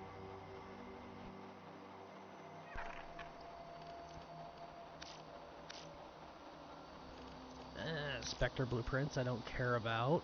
I'm going to get rid of these codex scanners because I have the synthesis scanner and I don't need the codex scanner, so there we go. That's a little bit more. No, those don't give me enough to be worth selling. I could probably get rid of some weapons. 5,000, 7,500. Not done leveling the Mark 1 kunai, or I'd be selling those right now, but I can do the Mark 1 Furax and the Mark 1 bow. That'll give me some decent credits. And I've still only got Volt for a Warframe, so there we go. So there's 93,000 credits there. Brings me to 273. That's much better. Alright, and now that I've done that, more ducat farming. This one. It's only got 2. I think that's the one I did this last time. They gave us the Icarius piece. Just amazing. Man. That's what you want. When you're ducat farming, that is what you really want, is for it to just drop a random rare item from the relic that gives you 100 ducats. Because 6 of those in your set. It never happens that way. You're lucky to get 1 in every 25 relics you pop. You must find, capture, and even that, extract our target. Even that Void is fishers. You need them to open a relic, but are you wishful confident thinking. You can withstand their I've fury? gone, what, 15, 20 relics? You're near a fisher. Sometimes trying to farm a specific prime and having it drop nothing but commons. To open a relic. And the occasional the uncommon. On your relic. Find more. It's just bad luck on my part, but yeah. But then I've also had it where I've gone into a mission where I've been farming Forma blueprints and have it drop the rare drop on me, and have it be something I needed too.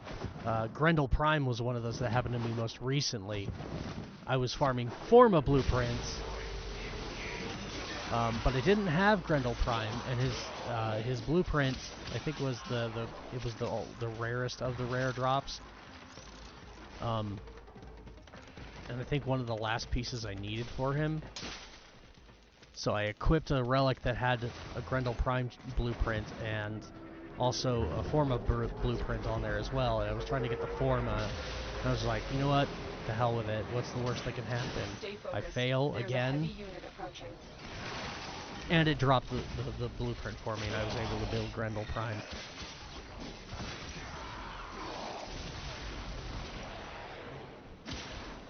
It always seems to happen that way, too. I always get the things I want for primes when that's not the focus of my of my farming. Like when I'm trying to farm for ducats or I'm trying to farm for Forma blueprints, that's when I get the rare drops for the primes that I don't have. It happens all the time. Success. The captive is safely in our hands. Congratulations, Tenno. Captive, I need one more reactant. There we go. Now we can head for the exit. Melee damage increased. That could be fun. Yeah, let's go ahead and hit Volt speed, because I am a bit of a fast boy. I could be much faster, but for what I've got, it's pretty good. Whee! And run right into the nullifier. That's okay.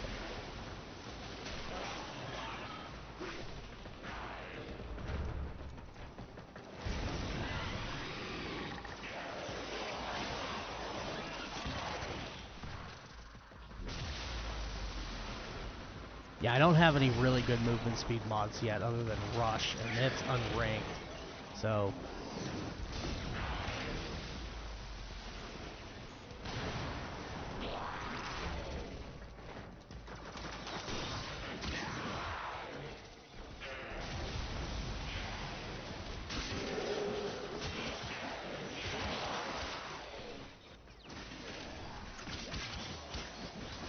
the nice thing about Volt's second ability is it not just affects your movement speed, it affects your attack speed with melee weapons and your fire rate with guns as well.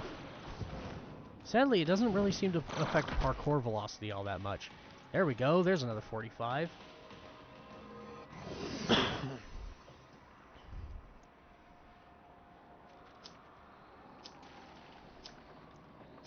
And some extra void traces. Thank you, Salty.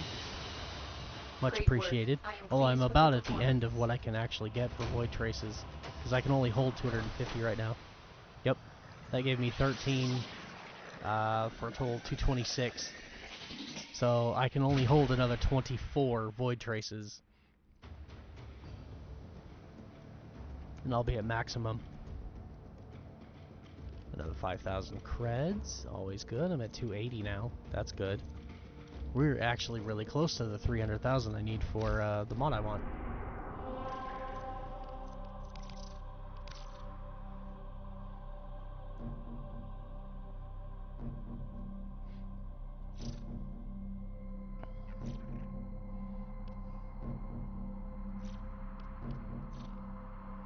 Just so people understand, I mean, this tutorial slash walkthrough, I try really hard not to do a lot of farming for the active streams, because farming is something you can do on your own time.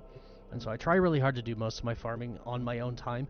The only reason we're spending the time right now doing the farming for the ducats is because, one, I'm live and Barrow's here and I really wanted to talk to him, but two is he's only here for a very limited time.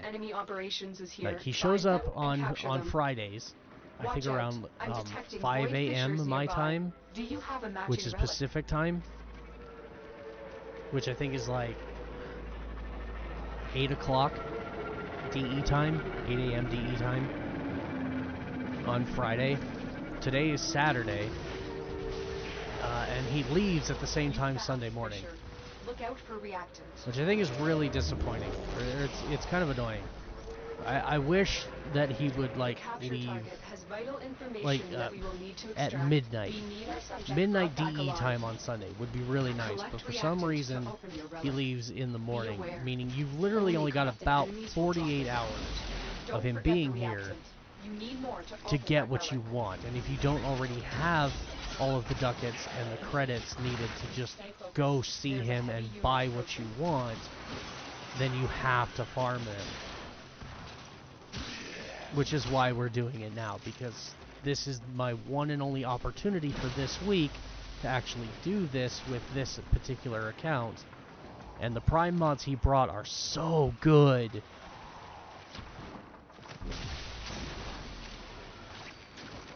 And again, I'm not even going to be able to get all 4 of the ones that he brought.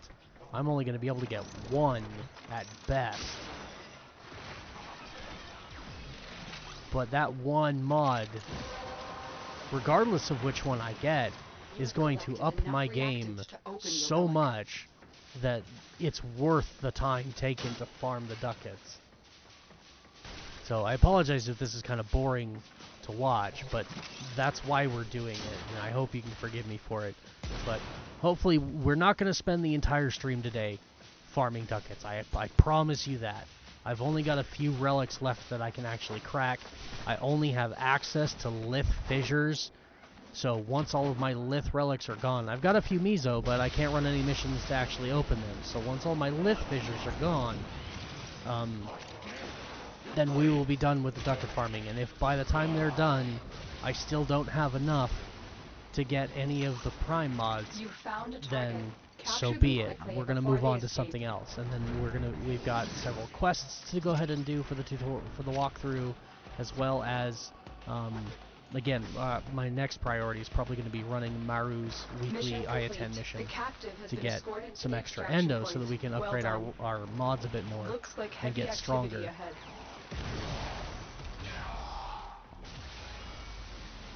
So, yeah, I apologize for anybody who's just really doesn't want to watch me farm. I know it's boring, and I try really hard not to do it, but Barrow is like a rare exception. And I'll see from now on if I can do the ducat farming during the week when I'm not streaming. That way, the live broadcast can be focused more on actual like story progression and opening the star chart and working on mod builds and things that are actually important. Stay focused. There's a heavy unit approaching. Yeah. Because now that I've told you guys all about Barrow and what he brings, I don't have to tell everybody again. Just next time he shows up, I'll just pop in and I'll let people know that we've discussed this and go back and watch the Twitch VODs on my YouTube, blah blah blah. And then we'll just buy whatever we want and move on to the next activity.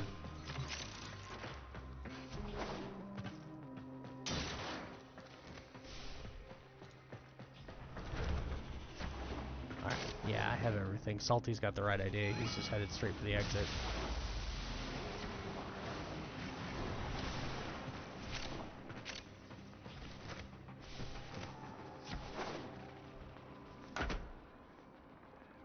Oh, I passed him. Oh, and you're playing Frost now. Okay. Ah, only the 15 this time.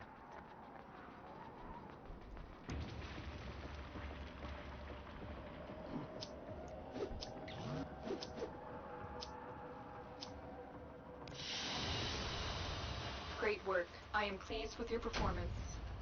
Hey, 10,000 credits. That's pretty good. And I've hit my max void traces cap. That one somehow gave me 30. And I had 223. So I don't even get to keep that full 30. It's only going to give me 27. Damn. That kind of sucks.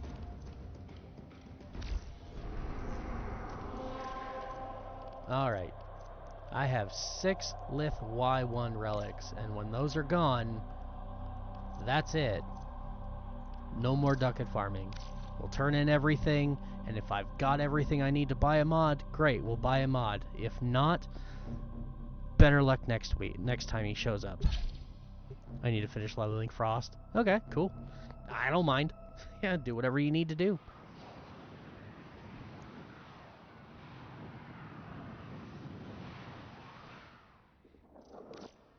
You are here on a capture mission. You must find, capture, and extract our target. Yeah, I just recently got Ureli Prime on my main account, so I need to work on leveling her. If any of you came around and noticed when I was streaming when it said testing, I was playing Ureli, doing a Gift of the Lotus mission. Sadly, we do not get to do that Gift of the Lotus mission here on this account because it's on a planet that I have not unlocked yet, and we will absolutely not be unlocking it by the end of the day today. And the mission's only available for 24 hours. Look for more reactant. We cannot let our target know we're here. I think as of right now, it's only available for 24 hours. I could be wrong. It could be a little bit longer. It said like 1 day, 6 hours when I did it with my main account. Something like that. Hey, another intruder mod.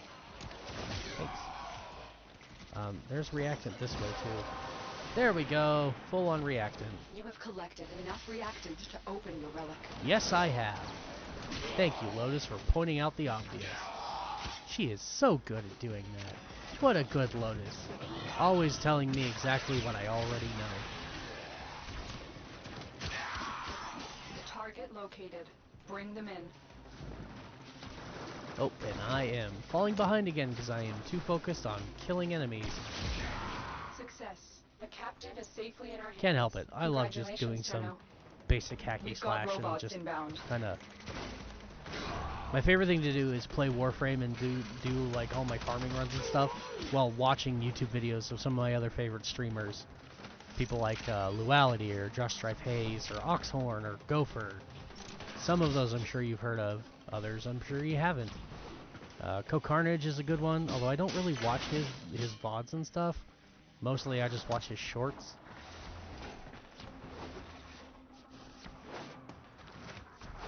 I need to follow him on Twitch.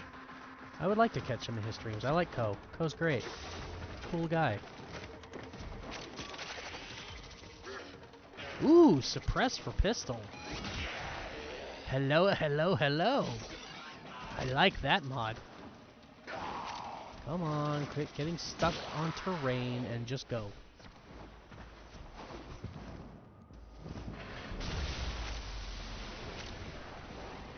How am I not sprinting?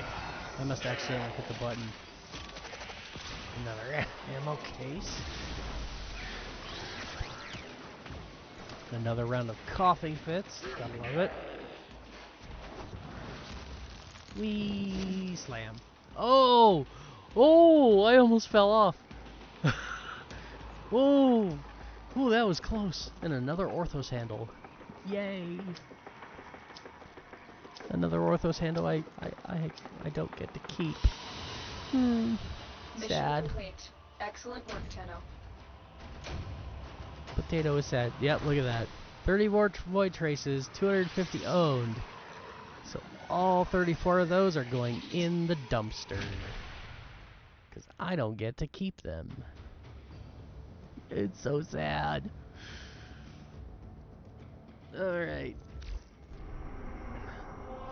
No wasting. Oh, wait. Oh, okay. Phew. I thought maybe I got another relic after all. Nope. That's good, because I actually do want to stop eventually. I don't want to spend my entire day farming ducats. I do so much ducat farming on my other account, because, again, I still don't own everything Barrow has. That, believe it or not, you are here on a ducat farming by itself, constantly, all the time, all day, every day, whatever you want to say, it saps me of my desire to play Warframe. So I don't want to spend all of my time doing this.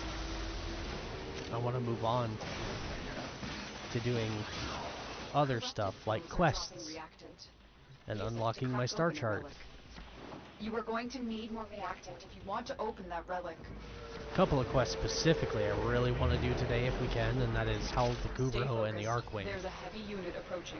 Which we will probably do after the Maru mission. And I still need to finish unlocking all of Mercury. We still haven't done all of the missions on Mercury. Target located. And I really want to get to Captain Vor, and so I can grind out Captain Vor also for all of the blueprints and stuff that he drops. Mission complete. The captive has been escorted to the extraction point. Well done. Heavy robotic signature detected. Lock and load. Boom! There's some extra loot. Oh, more void traces. There we go. All 10. You have collected enough reactant to open your relic. Gotta fight my way up the stairs a little bit, but it's time to go.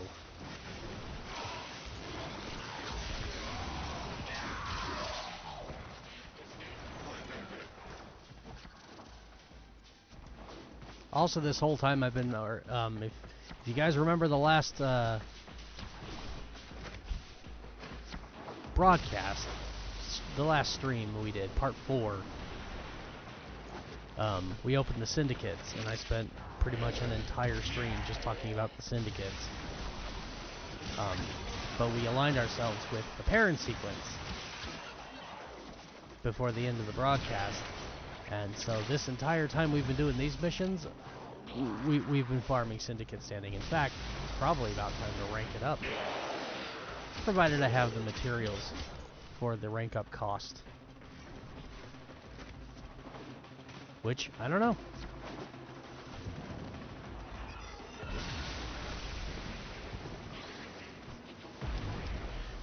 There we go. Another Orthos handle. Oh, man.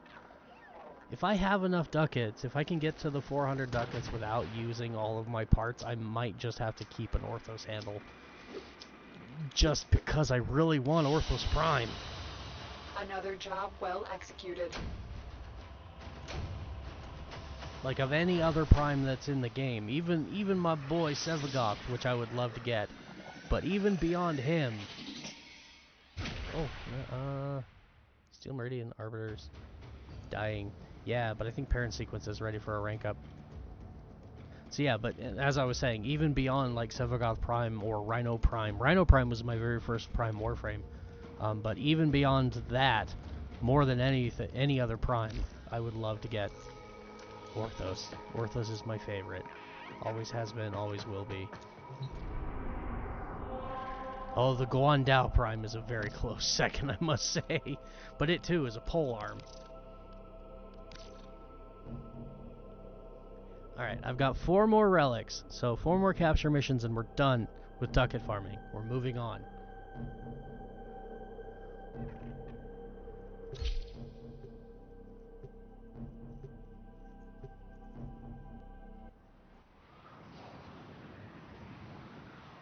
And it... Dude, I don't know if you can see your ship on my stream, if you're even watching the stream, but every time it pops in, it looks weird. Use these to crack open a relic. We're near a fissure. Collect reactant to open your relic. Be aware. Where's the ship? Only corrupted enemies will drop it. The reactant is working on your relic. Find more. Come on. There we go. Stay focused. There's a heavy unit approaching. Yes, Lotus. I know. I just cut his head off. Vital information that we will need to extract. We need our subject brought back alive. There we go.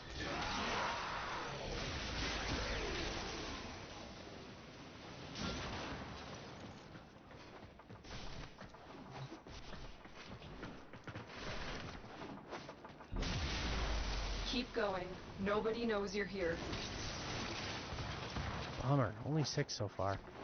Oh well. There's more enemies ahead.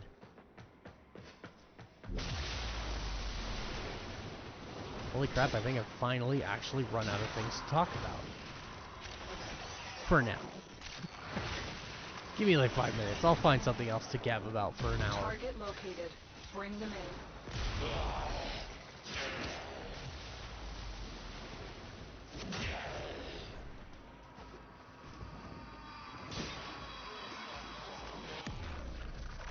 Excellent work.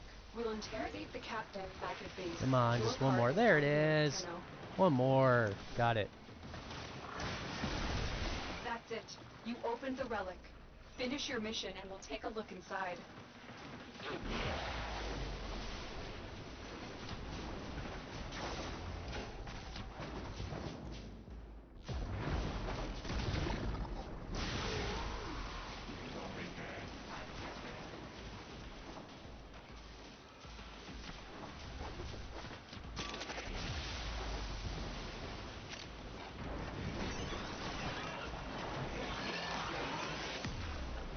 Oh god.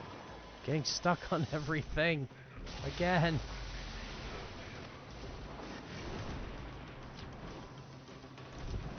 What the HE double hockey 6 is going on there? What? What? 2 Forma? Oh man. Oh, I kind of want that, but I need the ducats. No, it's fine. I've got 1 Forma blueprint already that I can't build. Oh, your ship. So you did see it. Another job well executed.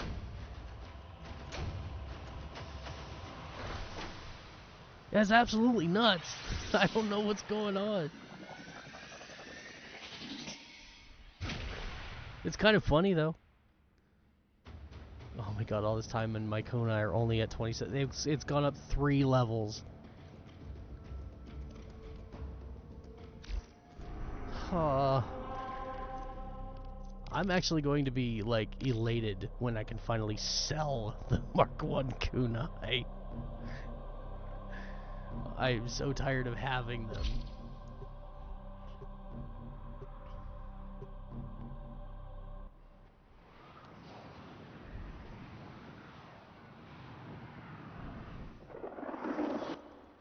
We received intel that somebody vital to enemy operations is here. Find them and capture them. Oops, I accidentally pressed the sprint button.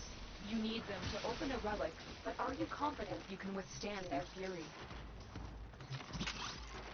There we go. You're near a fissure. The enemies are dropping reactant. The reactant is working on your relic. Find more. You're still in the clear. No detection from enemy sensors. You found a target. Capture them quickly before they escape. There's another one. There's a couple more. Stay focused. There's a heavy unit approaching. No, there's not. I just killed it. The capture target has vital information that we will need to extract. We need our subject brought back alive. Heavy unit my ass. Dying. Hurry. Complete the capture. What do you mean our target is dying? Success. The captive is safely in our hands. Congratulations, Tenno.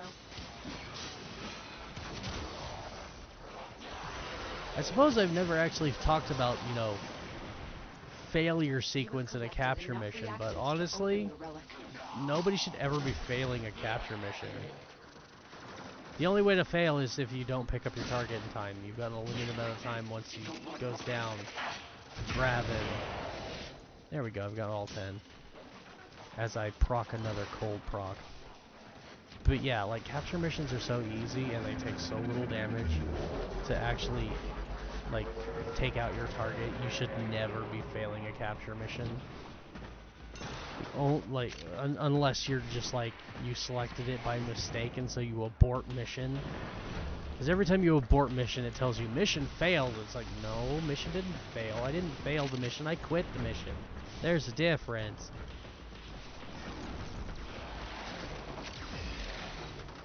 Well, that's really the only way you should ever be failing a capture mission, is if you get in and decide, I don't want to do this, and so you leave.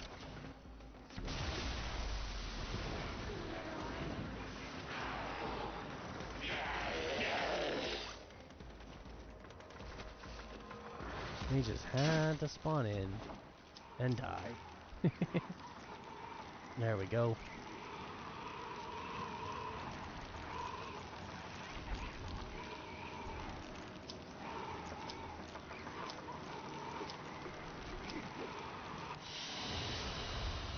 Mission complete. Excellent work, Tenno. How are my credits doing? Hey, I've got the 300,000. I think that's the most I needed. That's really good.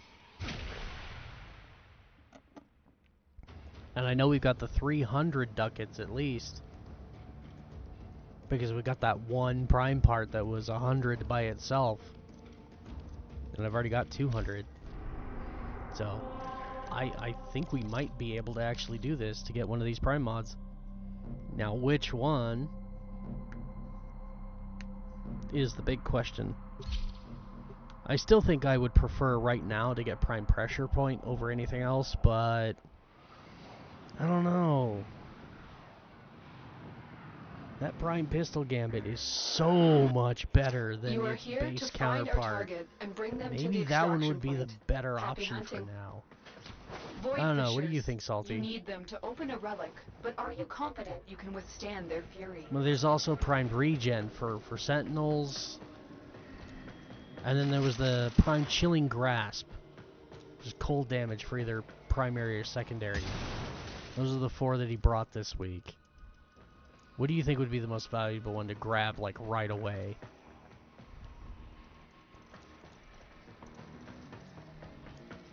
The capture target has vital information that we will need to extract. We need our subject brought back alive.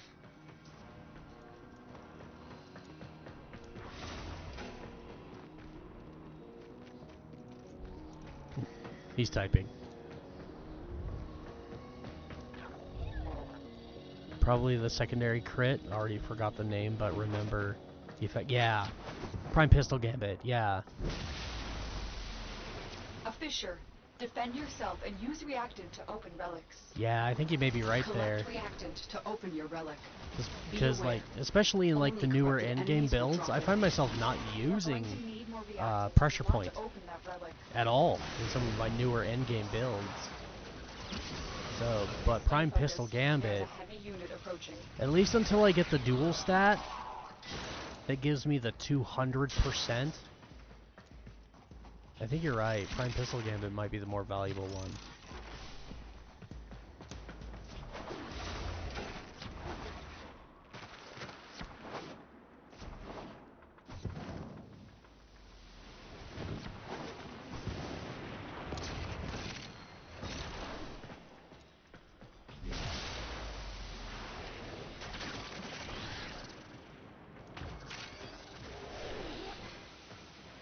Yeah, I don't have to think about this anymore in my main account, because over there, I've got every Prime mod minus a couple of the Banes. You found a target. Capture them quickly before they escape. Hell, I mean, I might even actually have all the ones that say Bane on them.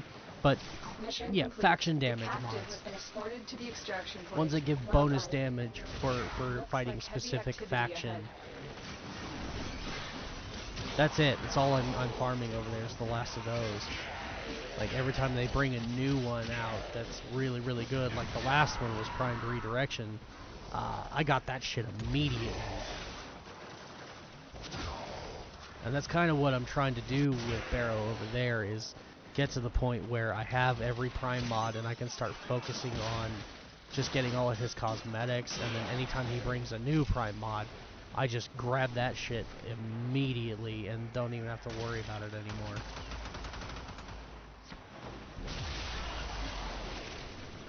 Ooh, good resources.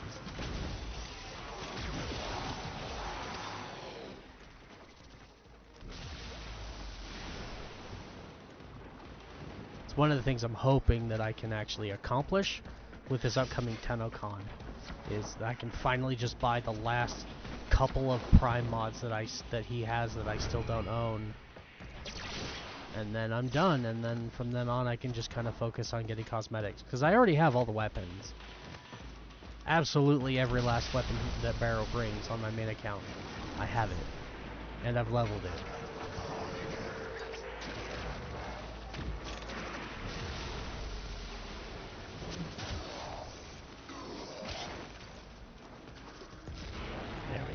Ooh, Fang Prime is nice. Really wish Fang Prime, which is a dual dagger, could use some of the singular dagger mods.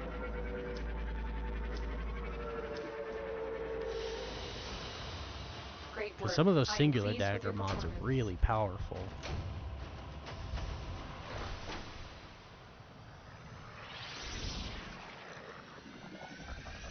I'm getting some decent mods out of doing all this too.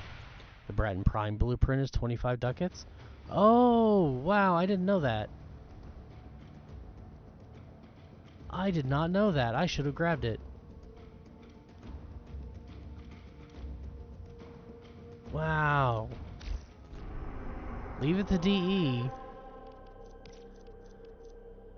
It is 25 ducats. There you go. Holy crap. I should have picked that up.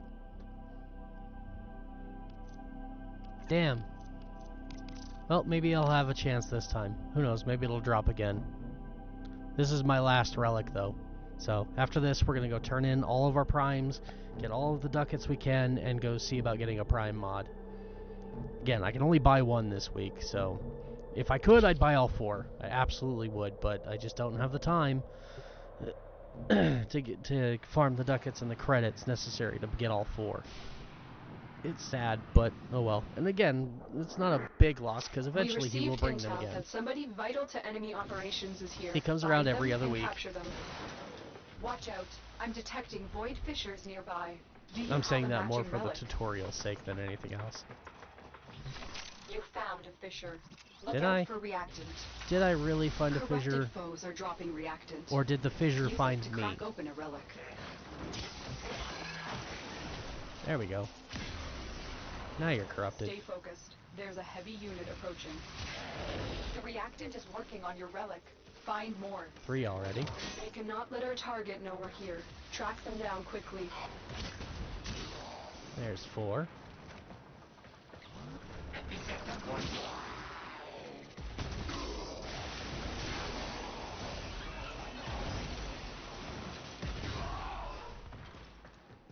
Make that 6. Damn. Oh, here we go. Next group.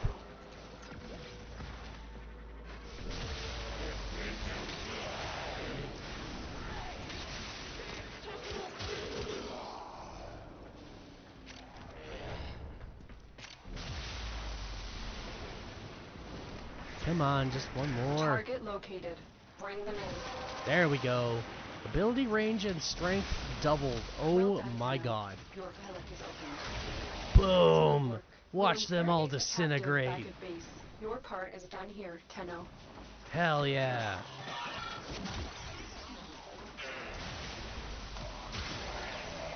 Zap.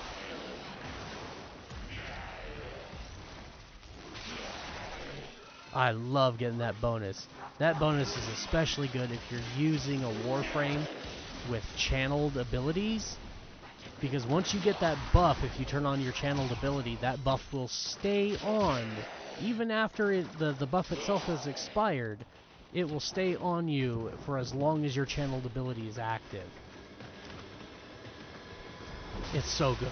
It really is. Robots inbound. Alright. We got our capture target, we got our 10 reactant. It's time to go. And we are done.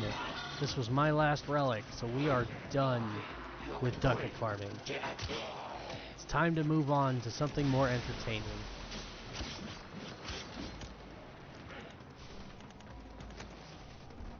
Or at the very least, more fun for me.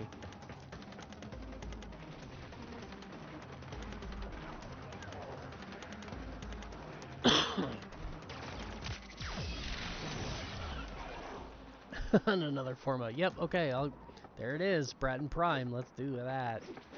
25 ducats. I can't believe that. It's a common drop.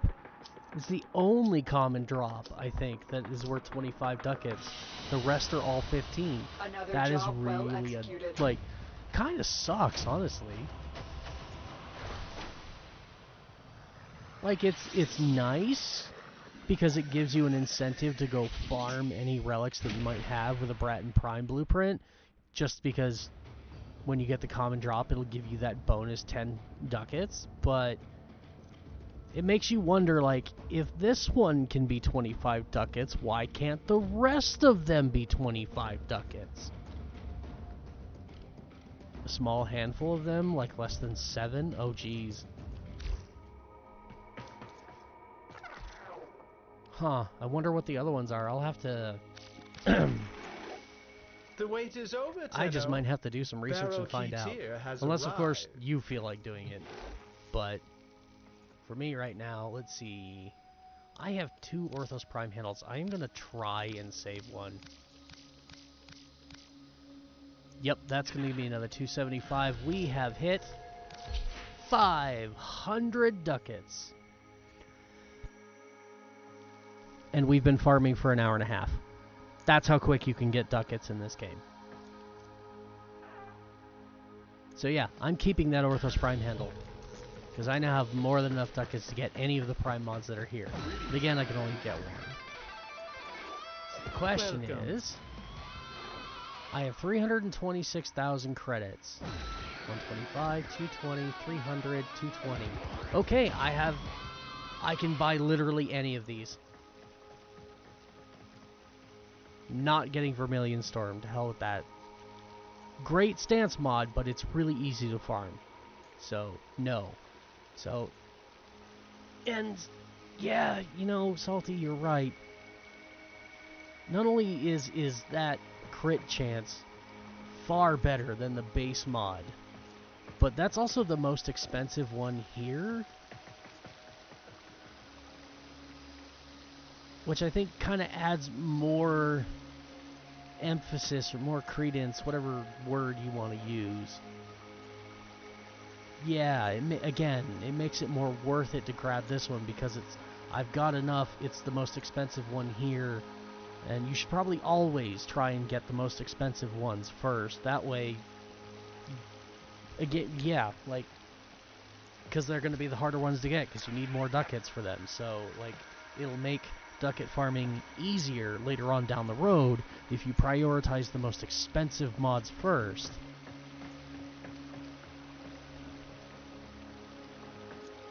So, yeah, I think I'm going to take my mod's advice and I'm going to get Prime Pistol Gambit. They say money can't buy class. And I still have 100 ducats. But I think you just and 100,000 credits. So, is there anything else that he has currently that I might be able to afford and actually want? That is a ship decoration. No, it's not. Oh my god, no, it's a K drive painting. It goes on the bottom of your K drive where you'll never ever see it. That is no. I'm only buying that if that is literally the only thing left in his inventory that I don't currently own. That's it. I mean, 100 ducats I could get. Oh, you know. I don't have, but I might. Oh, I should get the Sands of Inaros blueprint. I should. I really should, because that's gonna help with the walkthrough progression later. I mean, it will come around again. This drops every time Barrow shows up. He always has the Sands of Inaros blueprint, but I could get the resources. I could get the resources to craft this really fast. Nanospores are over on Deimos and we're on Mars. 19 extract is in the Nightwave shop and I have enough creds right now to buy like 5 or 10 19 extract. I could craft this so fast and then we could have a Naros. Only one of the single best health tanks in the game. Oh, God. Yeah, okay, I'm buying it. What? Oh, come on. Mastery locked. MR5. It wants MR5.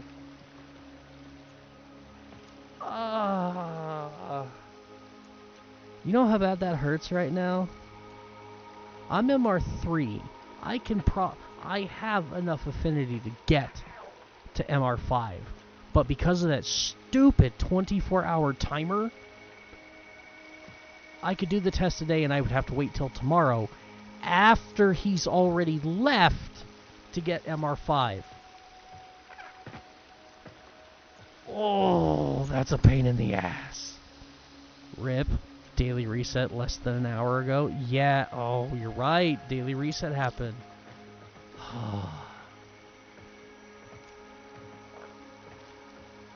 Alright. Then the answer is no. The answer is no. There's nothing else he has that I want and can afford. That was literally the one and only thing that I think I really would care about that he's brought this week is that Sands of Inaros blueprint. And oh my god, that is so annoying that it is Mastery 5 locked. Ah. That's okay. That gives me 2 weeks to do some more ducat farming, to do some more leveling, get up there to the bright Mastery rank, and then maybe the next time he comes in 2 weeks, we can get a couple more Prime mods, and I can get the Sands of Inaros blueprint at the same time. Oh, but that hurts so much. See you out there, Tenno. It really does. It hurts a lot. Alright, well then the next thing on my agenda, as I said before, we are headed... Yeah, I still need to do Mercury. Hell. What? Why does it say he's on the Loruna relay? Wait, that's where we are right now, right? That would explain why it's locked. Yeah, we still need to finish all of the Mercury missions, which honestly won't take a lot of time. But again, yeah, I just want to open up the planet because we're here. We need to do it for Steel Path later down the road anyways. It's worth your time to just do it now, but it's a slightly lower priority for me right now than some other things. Mainly Maru's Bazaar. Oh, and I've got to actually do a couple of missions to get to Maru's Bazaar. Okay, so then that's what we're going to do. I've got to do Ares, Sabotage, and then whatever Tharsis is to get to Maru's Bazaar. Oh no, it's... I can get there now. They really should have that just branching, like, right off of here or right off of there or something. Like, there should be no connecting line here to Maru's Bazaar. That's funny, because this shows that I need to actually connect that to be able to get there, because it should be locked, but it's not. Alright, well then yeah, that's what we're doing next. I'm going to Maru's Bazaar, because we're going to go run our weekly Ayatan treasure mission, because this is important for the tutorial.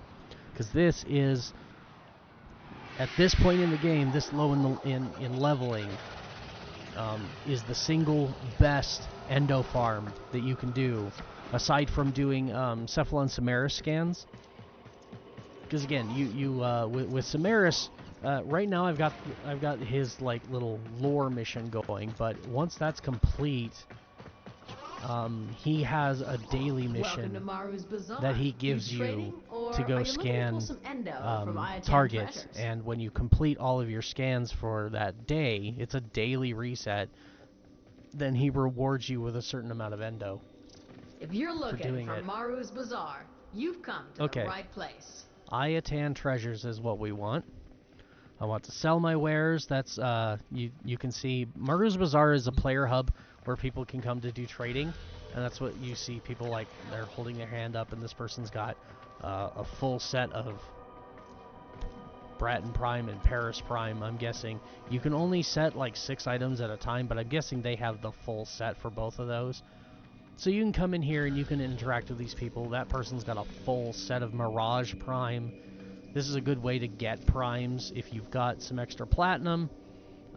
You can come in here, you can see what people are offering, you can talk to them, and you can trade for their goods. Or you can come here yourself and sell your goods. It's a very good place. This is also the place where you can find the Prime Resurgence. So Varja here. Tenno, remember me? We never got introduced. No, I don't remember Name's you. Varzia, former Dax. Was so nice till our mutual friend over there popped my pod. Wasn't too happy about waking up with all my friends dead. And a headache bigger than Hun Hao's ass. But a looker as sweet as Maru?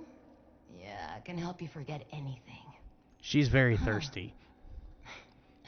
You're not here for my life story.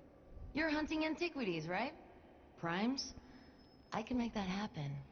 If you bring me Aya. So yeah, the way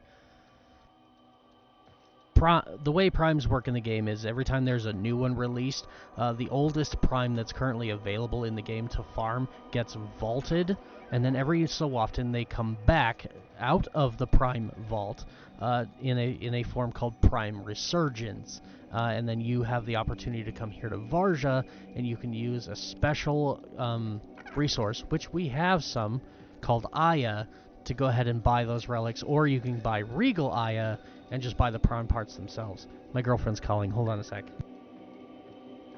We need to be ready for the sentience this time. I already got out of one coffin, so no stinking machine is going to put me in another.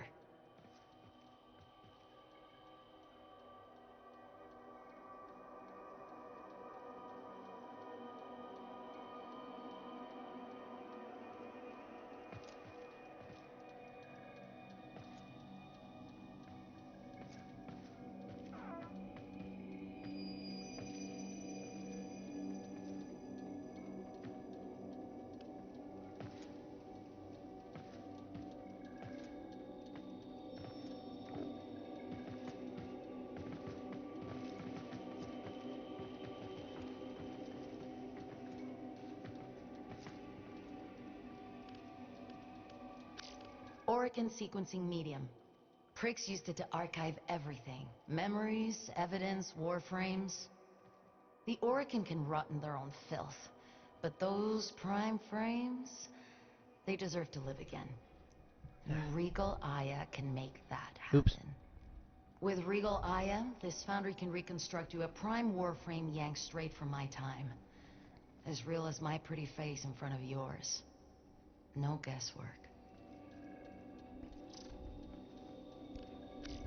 Whippings, massacres, executions, all their favorite memories. That's what the Orokin use those pretty Ayatons for. Channeling Aya, the essence of memory. I just love watching Maru melt them down, erasing the Orokin piece by piece. Some things deserve to be forgotten. Forever.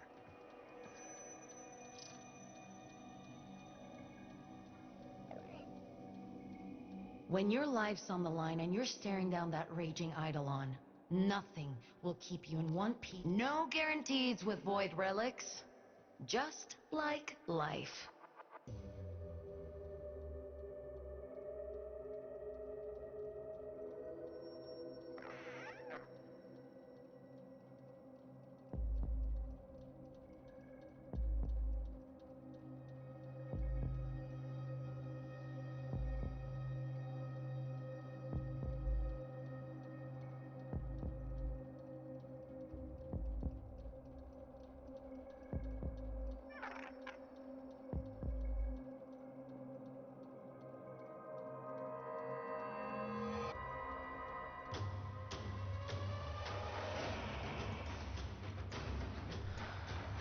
Alright, sorry about that, everybody. When the missus calls, you do not ignore her.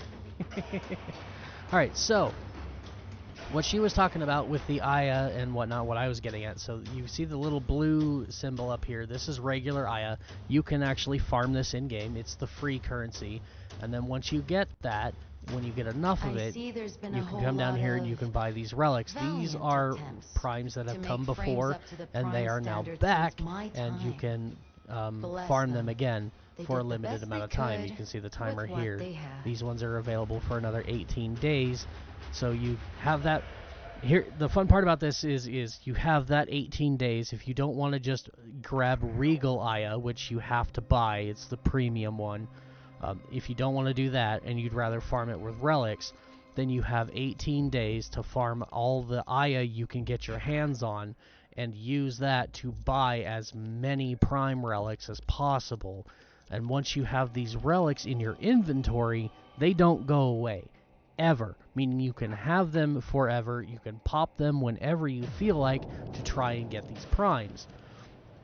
So it's a really good method. Like if you've got 3 friends, because we do groups of 4. If you've got 3 friends with you that are willing to help you get these primes that you need, you can collectively as a group go and farm Aya, then all of you just go and mass buy like one specific relic, and then you all go and make those radiant, and you just keep running them until you get everything on that relic, and then you go and do it again with the next one, and so on. And again, you just spend the entire time this timer is here just buying as many as humanly possible of every kind of relic, amassing a massive amount of relics, so that once the timer resets, you can go and pop all of those. So, yeah, it's very valuable. There are also other things in here that you can buy with regular Aya, not just relics, but there are several cosmetics. These Verve cosmetics are things that were once offered as Twitch drops. Back when you had the Twitch Prime drops or something like that. Now it's called something else, but these are things that previously were only available if you were subscribed to Amazon Prime and your Amazon account was linked to your Twitch account, and then your Twitch account was also linked to your Warframe account, Then once a month, these would come in the rewards on Twitch, and you could go and claim them, and they'd be added to your account. Now they are here in her shop and available for Aya. Don't think I didn't. Which I think is fantastic, honestly. It's absolutely fantastic. So yeah, various cosmetics from the verbs. You've got the Pyra Opula, which is brand new. It's just kind of like some prism thing. Sugatras are just little decorations to hang on the end of your sword and whatnot. But the other Opula, you've got the Opula Cyandana, which is a different form of the Pyra Cyandana. And I think it actually looks really good. And considering they're giving this... Like, there's a bundle in the market right now where you can go and buy these Opula things, and it's a 99-cent bundle. But if you really don't think that they're nice, but they're not something that fits your overall aesthetic, so you don't really want to waste even $1 on them, it's really nice that they're in here for Aya. You can get them for free, and that's fantastic. I honestly wish they would do that with more things. And there's a couple items in here that they have for Regal Aya that I really think should be for regular. Like these here, the Verve Ephemera and the Loki Verve skin. I apologize, I just coughed. Not sure and I did not mute my microphone. I am so sorry. All that Orakin so yeah, on your hands. That's just a really quick tutorial of the Prime Resurgence and Aya versus Regal Aya. My personal opinion, I don't think really Regal Aya is worth it. I can't stand the idea of the Regal Aya. The biggest problem with Regal Aya is that it's not tradable. I think if you had the ability to, even if it wasn't tradable, if there was an option in the game to buy Regal Aya with Platinum, I think it would be far more valuable and more worth it. But as it is right now, there is only one way to get Regal Aya, and that is to buy it with real world money. And the prices are kind of outrageous. $20 for 3. It's not worth it. It's absolutely not worth it.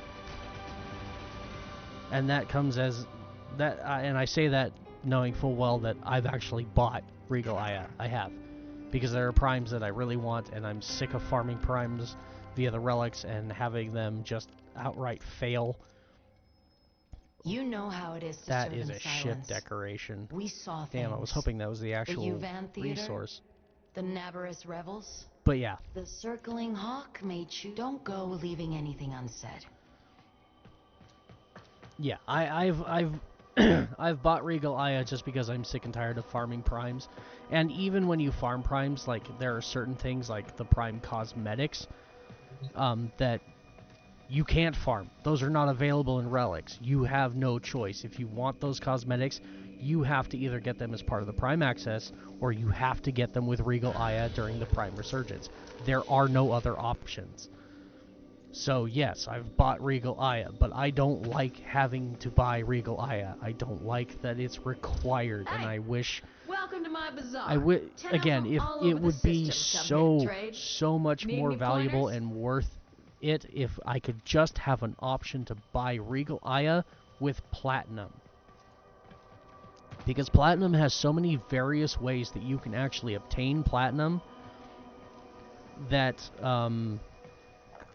its value is sky high, like really sky high. So like, and they could solve all the problems in my head with the Regal Aya thing if I could just get Regal Aya with Platinum, rather than having to spend real world cash. Because that really means right now that with this account, this free-to-play account, any and all Prime Resurgence cosmetics that come out, I'm SOL. I can't get any of them, period. They are completely cut off from me. Because I cannot spend any money on this account. That is a rule. And, yeah. And they are only available by spending money. The cosmetics. So I'm just screwed. Can't do it.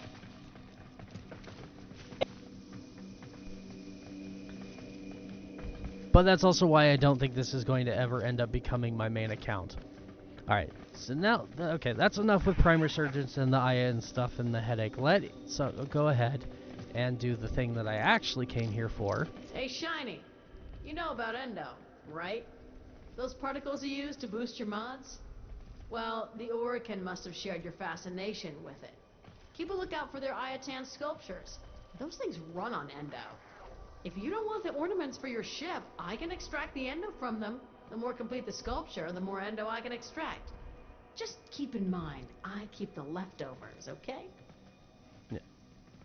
Yeah, so this is why it's been so important through the missions we've done so far to collect all of the stars, the Iatan stars, and the I think I've gotten only one Iatan sculpture so far, but now that we have those, we can come up here to this, and she just kind of gave you a little description of what endo is, but I can pick this option, extract endo from Iatan items, and this gives me my list of all of my statues that I might have, as well as all of my stars. And I can give these to her and convert them into endo. And this is the single best endo farm in the game for early players. I have to emphasize that it is for early players, because late game players, you have arbitrations. Oh, and Railjack. Railjack is also a really good endo farm for early game, but we're not at Railjack yet either. So for brand new players, like where I'm at right now in this account, this is the best endo farm in the game. Is just doing your weekly Iatan mission with Maru, which we're about to go do, and then finding extra sculptures in random missions that you're just out farming. They will just pop up periodically, and you just pick those up and socket them with stars and whatnot. And again, the stars themselves also have a value. Cyan stars are worth 50. Amber stars are worth 100. And again, it's my own personal recommendation to anybody watching this. If you are thinking about selling the stars themselves, I recommend you always at least keep 25 stars for yourself. So, like my ambers right now, they only have 10. I'm not selling them, because I could really use those, and these are rare enough that I don't want to waste them. But if you've got over 100 of these things and you're not getting nearly enough statues and you really need the endo, then you could absolutely sell your stars. But again, I would recommend that you keep at least 25 of each one at all times. That way you always have enough that when you get a new statue, you can go ahead and socket it right away, and you don't have to worry about, oh man, I don't have enough stars to fully socket this. Yeah, you don't have to worry about that at all. So we're going to go ahead and give her the one that we've already done, because I could really use the endo. Wait a minute, it's just better if I don't know. And now, welcome to my bazaar. We're going to click the other new option that has popped up in her menu. I'm looking for Iatan treasures. Been a pleasure. Remember, I'm always looking for more Iatan treasures. This is going to be the mission that she sends you on to go, and completing the mission gives you an Iatan sculpture. So, looking for Iatans? Yeah, you and me both. I got a lead on something. Too dicey for this gal, but it might be right up your alley. Interested? I'm ready. That's the spirit. Let's go! Alright, now I just gotta wait for Salty. I don't know if he's at his computer right now or not. Or, actually, I think he's playing on PlayStation.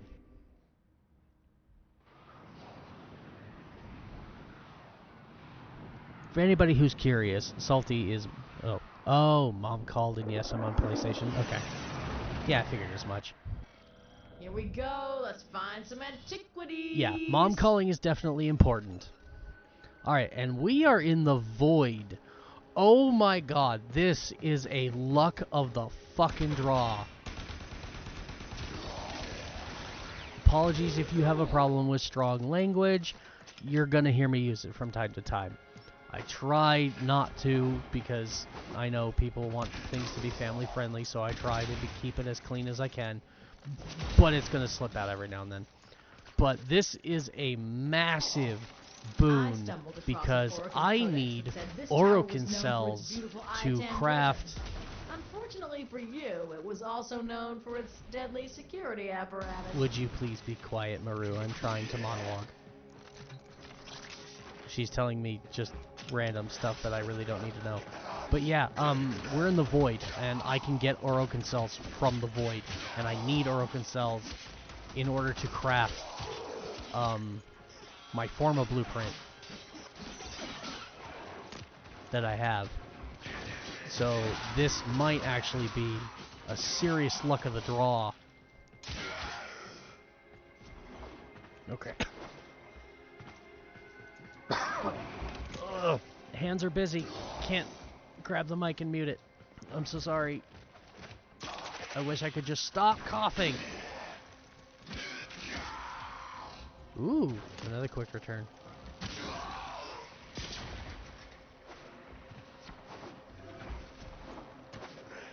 Ah, why am I stuck? There's a heavy unit approaching. Hurry. Ow! Found him.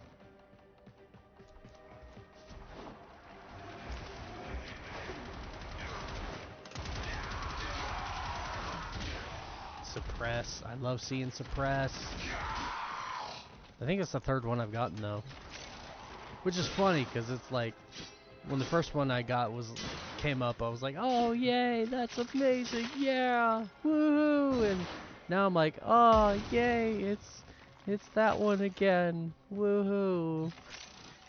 Because I already got it like 3 times. And the only reason it keeps popping up as a new mod is because I haven't gone into my actual mods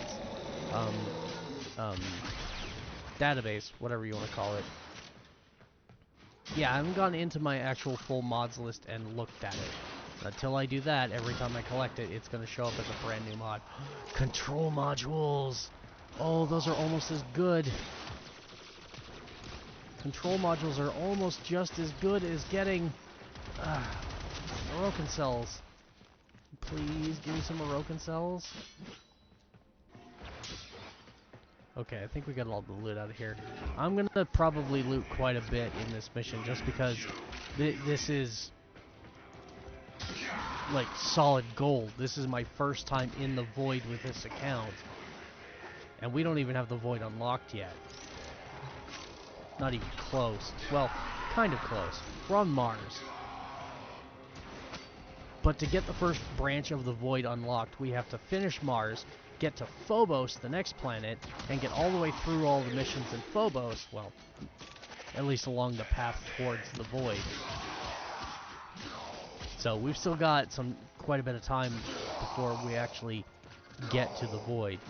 So being able to get there this way is just fantastic. Not knowing how long I can stream today or when the next stream is going to be when I'm done today, like, this is nice. Getting the Void right now is really nice.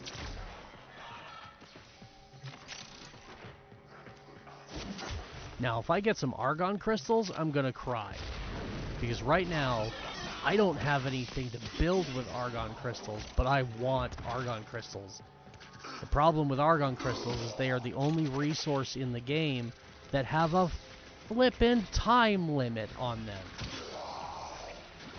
Any Argon crystals you collect from the Void, that right there, that's an Argon crystal. I'm gonna cry now, excuse me.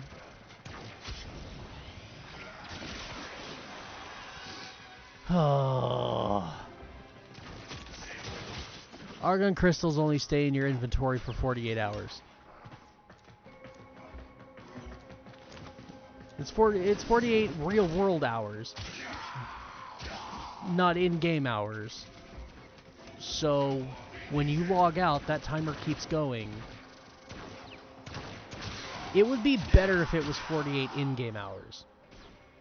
If they could do that, it would probably be nicer, because I can make 48 in-game hours last weeks. Literal weeks. But no, it's 24 real-world hours, and once you log out, that timer does not stop, and at the end of 48 hours, the Argon crystals leave your inventory. And it used to be that those things were absurdly hard to get.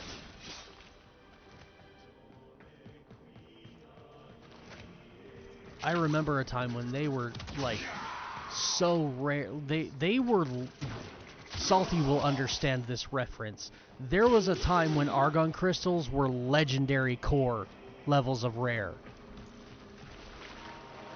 For anybody who knows or doesn't know, legendary core is a special thing you can get for your mods that will max out the level of your mod for 0 cost. It is the single rarest item in the game with only like a 0.001% drop chance from the couple of places that they actually drop.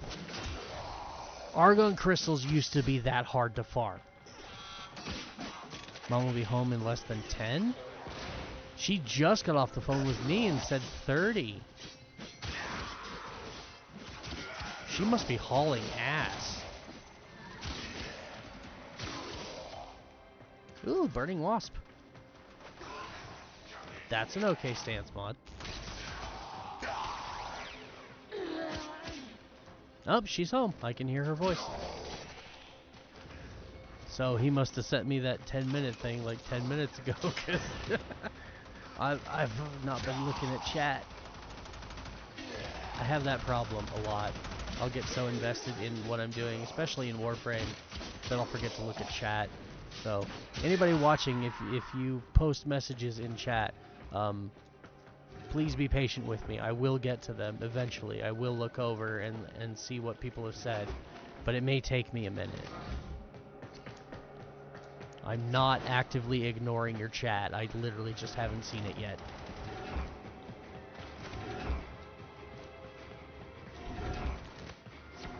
Stay focused. There's a heavy unit approaching. Another heavy unit? Could be the Salty found the heavy unit. Hello. Sorry for the... For me streaming right now. But I really wanted to get in and cover Barokatir while he was here. Oh, wow. This looks dangerous. Oh, Salty found the treasure vault. I mean, you're gonna be fine. Promise.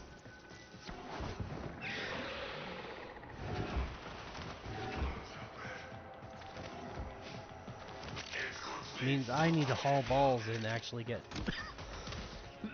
get to where Salty is.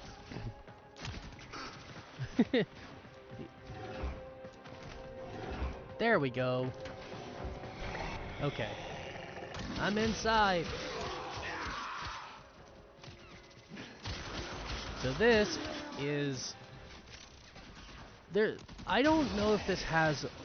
I know it has an official name, but I'm not sure I know what it is, or if anybody really knows what it is. But this is an Orokin treasure vault.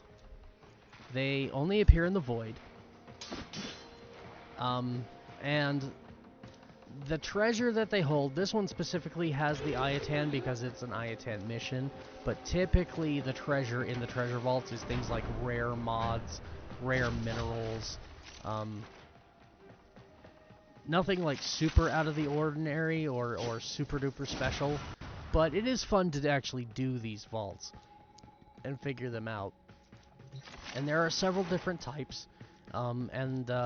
Deimos, the Derelict, actually has some vaults of its own.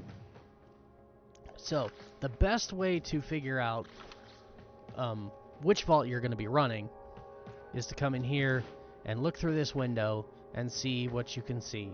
So this vault is probably the most common, and it's the easiest. It's just a simple hallway.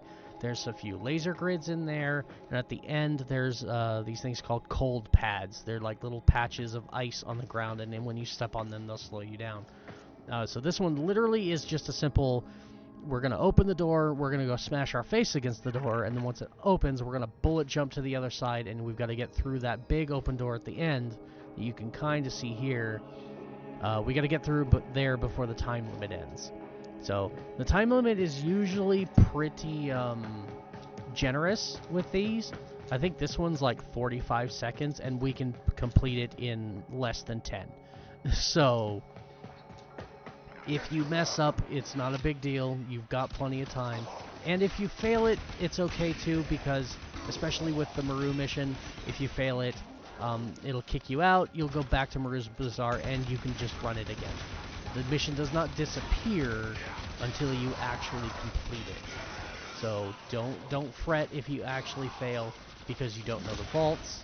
you haven't yet learned the patterns to complete them, it's okay. We've all failed these at one point or another in our Warframe journey. This is a cold pad, by the way. So as you can see, I'm walking on it, and it's really slowed my movement speed. Also, we're gonna go up there because there's some loot boxes up here in this little alcove. Yeah, if you're gonna farm the vault for all of the possible loot, be sure to do all the stuff out here either before you finish the vault or after. And when I say that, I mean talking about this thing here. So there's a big old circle pad in the middle of the room. Once you step on that, the timer starts and the door opens. So if you're going to loot everything in here, be sure that you do it either before you step on that pad or after you get through the door on the other side. That way you don't miss out on the goodies. Alright, I am ready to go. So let's go ahead and step on the pad. And I'm going to come to the door here, and we're going to press R2 and just haul balls right through. It's that simple. And then we step on this pad. Treasure complete. And now that this door is open, it's open. Period. Done. Now if you don't want to grab the objective just yet, you want to go back and get your other loot, you can do just that. You just have to make sure that once you step on that pad there and those doors open, that you get to this one before the timer runs out, or else that door will close and your opportunity to get the treasure in here disappears. I think you found it. In normal missions, that is not a mission fail. These vaults do show up in just your random everyday void missions, and they show up quite frequently. And if you fail the vault in those missions, don't worry about it. It's not a big deal. The mission does not end when you fail. This is the only time when that is a problem, because this is the primary objective of the mission, is to get this statue here for Maru. So Maru's treasure hunt is the only time that if you fail this vault, it will actually end the mission for you. Any other time, if you fail it, don't worry about it. You'll have plenty of other opportunities to come in here and get all the goodies. But yeah, so these are the primary goodies of these treasure vaults, is just like mods, resources, credits. They're worth it, especially early game. And even end game, I find myself still doing them just because I find them fun. I like obstacle courses and puzzles and things, so I am taking a lot of damage. I should put up my shield so that I'm not taking any damage, like a smart Volt player would.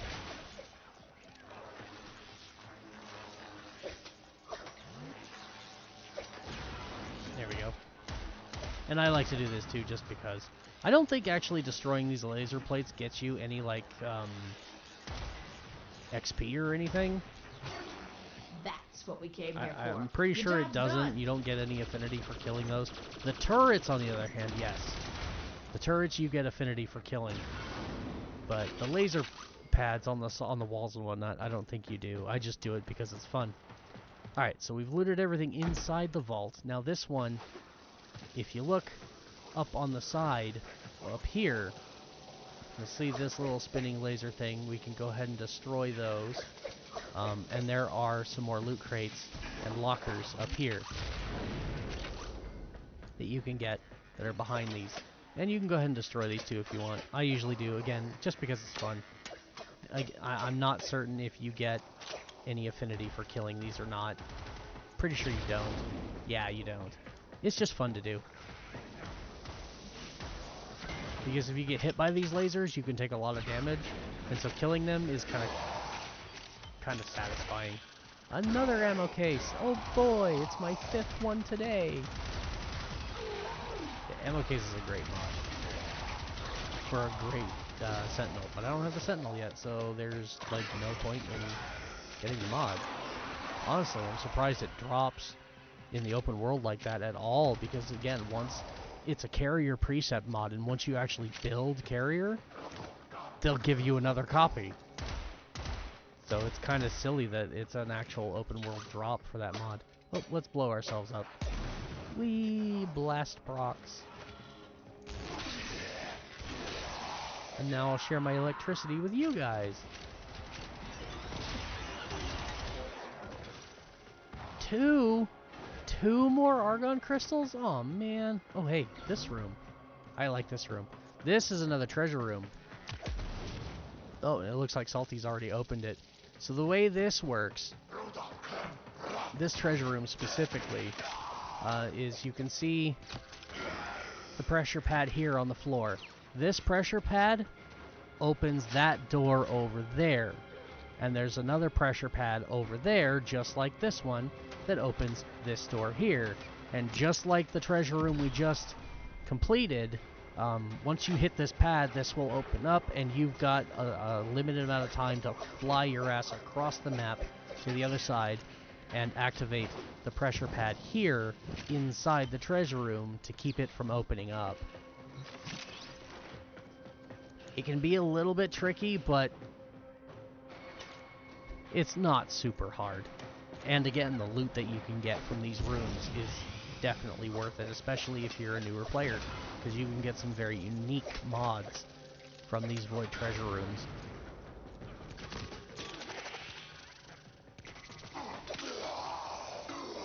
You guys need to suck up that one. And then the last thing I could probably point out about this particular void tile, because it's important, is that back there. There's another loot room back there, and there are 2 ways to get back there. One is this way. You can jump right across, because you can see the loot. Or if you're doing the treasure rooms on either side of this long hallway, we're just going to jump over all those cold pads. Yeah. When you're doing the treasure room, I recommend that when you get to this side, just do your best not to actually jump on that pad when you first get over here, and then fly back this way and stomp on this one first. And that'll give you a little bit extra breathing room. Otherwise, if you accidentally hit that pressure pad on your way to get this vault open, you need to like immediately turn around and fly back across the thing again and get the other side before it closes. Do you mind? I am monologuing, Mr. Jade Eximus, and you're being very rude to me. Alright. But that treasure room back there on the side, I said it has 2 ways in. The other one is this right here. There's a hole up here. A little, like, I don't know, aqueduct or whatever you want to call it. But you can go through there and get back here and get your loot as well. And then you can see the cold rooms over there. It's kind of fun. This is why I say it's really important when you're first starting to play Warframe. Take your time. Don't be in a rush to get through all of the missions and get straight to endgame. Take your time to explore the maps and discover all the fun little nooks and crannies. Because you'll find fun loot in a lot of them. And again, DE put a lot of effort into crafting these, so it's fun to explore and see what kind of new little puzzles and twists and turns that they've added to all the new tile sets. But yeah, take your time to enjoy the map. Kill some enemies, loot some stuff. Don't be in such a hurry to get to endgame. Because again, if you rush the game from start to finish as quickly as possible, you're going to get to endgame and find yourself severely underpowered and unable to really do anything of value.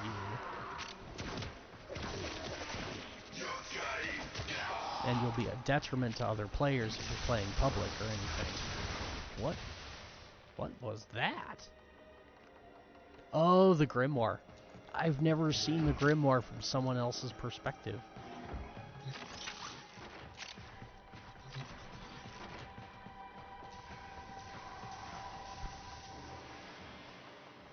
The Grimoire is a really awesome weapon that we will get later on. It's given to you for completing a quest, and it's really strong. Best part is it's got infinite ammo.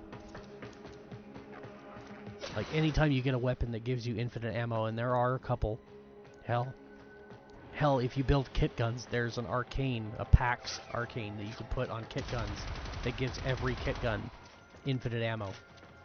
It's absolutely worth it. Alright. But there we go. That was the Maru mission. We got ourselves another Ayatan sculpture, and we can go ahead and put... Yay! Oh my god, yay! Oh my god, yay! I got a vital sense. Oh, that makes me so happy. Oh, that just upped my damage on my primary weapons by so much. So very much. Oh. I think that was a better drop from that mission than the Ayatan sculpture. Although it's still gonna go ahead and we're gonna slot that really quick and then go give it to Maru so that I have enough endo. And this one, the last statue we slotted, gave us 1400. This one is gonna give us 1800. Ooh. Because it actually uses one of the amber stars, where the last sculpture we had only used 3 of the blue ones. Alright, let's go give that to Maru, and then we'll get out of here, because we're done with Maru's Bazaar. Welcome to Maru's Bazaar. If you're looking for oh my god, that Bazaar, Vital Sense. You've come to oh, the right I'm so place. happy to see Vital Sense. Look at that. Almost A beautiful 5,000 piece. endo. I guess you'll appreciate the endo more. That's really And good. done. Need You know anything what? else? We're here. Come back anytime, Tenno. Mods. Let's sort by recent, because it'll bring that Vital Sense right to the front. Fusion. And I have enough credits and endo to max it out immediately. Look at that, 120% critical damage. Oh, it's so good. Now, question is, do I have a point strike to go with it? I do, and it's already fully leveled. Yay! Oh, that's so good. Alright, it is time now, I think, to go back to my ship, and we have some regular missions to run, as well as a couple of quests to do. So, I don't know about the quests, Salty. I don't know if they're going to be multiplayer or whatnot. We're doing...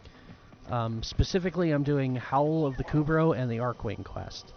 I don't know if they're going to be multiplayer or solo. So just fair warning. I might have to boot you from the group. All good either way. Okay. Tenno, you will make an excellent hunter. I mean, just leaving Maru's Bazaar. I just coughed and now I'm... Okay. Ooh, 100 crap. Nope, I think we're going to go with the Morphix. This is my daily login. We're at day 11. What do we get for the next login milestone? Day 50. Imminent Eclipse Cache, which is going to give us a Sigil, Orokin Catalyst, Affinity Boot. Ooh, no. I think I've already got a couple of potatoes. Warframe and weapon potatoes, so I'm going to go for the one in the middle and get the Exilus adapter, because I'm not sure at 50 days if we're going to have Exilus adapters unlocked yet or not. But that's for the future. Right now, I think we're going to go with the Morphix, because I've only got 2 of them. I think that's more valuable. Alright. Oh, and I've got Heart of Deimos to do too. Oh, and my rank up quest. Yes, we're going to go... Actually, yes, before we do any other quests and stuff, I'm going to do my mastery rank up for rank 4. Let's do it.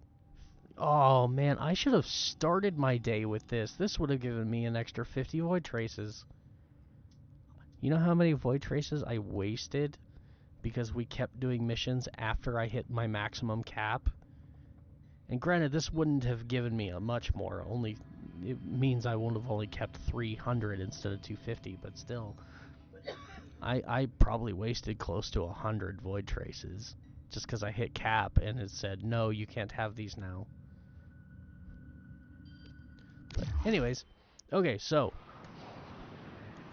Test 4 is weird. The first 3 tests were testing our skills. Tenno. But what of your endurance? With our Can different you survive weapons, this onslaught? primary, secondary, melee. Number 4 is use all of your weapons to survive, or alternatively, you can just run away and ignore them. This is literally a stay alive for the allotted time limit. So you can turn and kill the enemies, but they will continue to spawn as you kill them. Or consequently, yeah, you can just kind of run away And these little walls, these little barriers, kind of hippity hoppity over them, and if you plant it right, I don't think they can actually get up onto these, but they can jump over them, so you got to be wary of that. But yeah, just like literally, this is the entire test. 'Cause we're just gonna hippity hop around and avoid enemies and just run in circles until the timer's done, and then we will complete the test. It's so simple. Boing, boing. Probably one of the most boring AFK tests there are, because it's literally just, hey, stay alive. We don't have our Warframe abilities, so you can't just cheese this by coming in with Rhino and using Iron Skin, or using Clairvo and using Overguard, because you can't cast abilities in here, but you don't need to, because you can just literally just hop around in circles until the timer runs out. 3, 2, 1. I win. It's so boring. This test is now complete.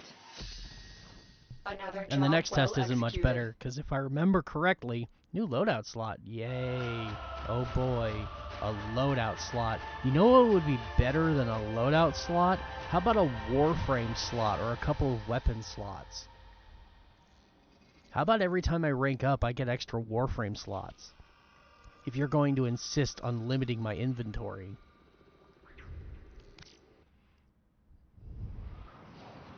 This is going to be a recurring topic that comes up through this entire thing, because like I said, it is my biggest pet peeve with Warframe. Operator, your inbox exists in a non-zero Yay, state. we are now Would you care to novice check your master. mail? Okay. Oh, excuse me. I'm sorry. I did not mute the microphone for that. I apologize. I gotta know. Oh, wow. We're actually not ready for the next, for rank 5. But 14,000 is all I need. That won't take me long to accumulate. It really won't. Always a pleasure. What do we got? Play an emote. Sadly, I think that actually has to be in mission. That's all we have time I don't think for. I can just stand here and go, hi, and have it count. No, it has to be in mission, or at the very least it has to be in, like, a player hub. I could probably go down here to Fortuna really quick, since we're on Venus.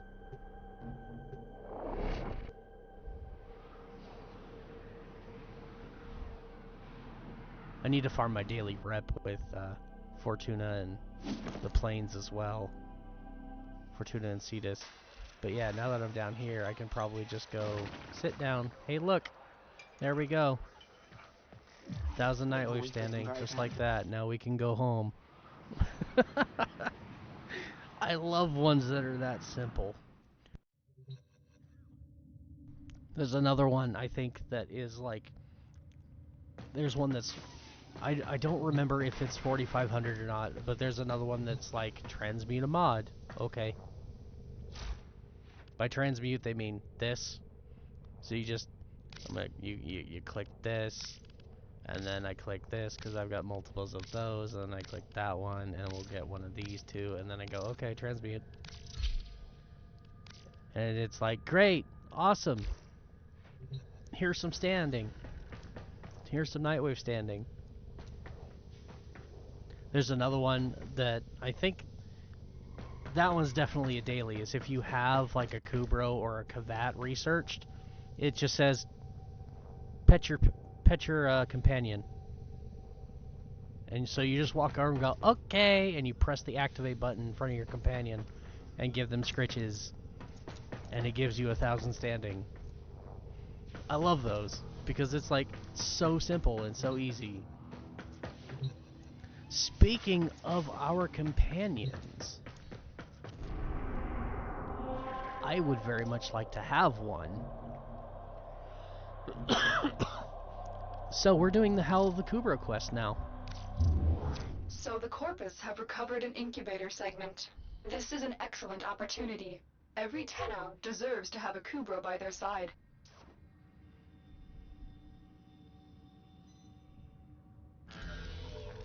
Was that it? Not gonna say anything more? No annoying quips from Ortis? Alright. Acquire the incubator segment. How about no, you get one of the most useless things in the game? DE probably. I mean, don't get me wrong, loadout slots are useful. But why are loadout slots limited too? Like, what's the point in that? Keep the That enemy doesn't make a busy lot of while sense fellow either. tunnel operative raids the ship for supplies. Ready? But Trigger yeah, the like, alarm. one of the biggest hurdles for early game players is the fact that you have limited inventory for warframes and weapons. So it's really hard to actually, like, especially for players who want to keep all of their warframes and weapons, it's really hard to do that and to farm rep and farm XP because you don't have the slots. Especially with warframes, because you want to keep your warframes, especially nowadays, now that Helminth is a thing. You definitely want to keep all your warframes until you're ready to actually put them into Helminth. Oh, this is a survival. Okay. Life support So has yeah. been cut off. They're Like, it's trying one to of the chuck you biggest out. hurdles to Hold early on. game I'm sending auxiliary life rank support. progression is limited inventory space, and unless you get it in Nightwave, which we still haven't gotten the 2 weapon slots in Nightwave because they're not until rank 8. The only other option you have is to buy them with Platinum. And if you're a free-to-play account like this one, Life support good modules luck. stocked by fallen enemies.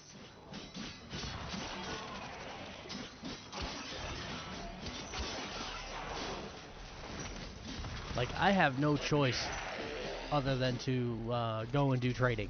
If I want to expand my inventory so that I can collect warframes and weapons, so that I can, you know, keep my favorites as well as, you know, yeah, just, I don't know where I was going with that exactly, but yeah, like, Prepare for life support.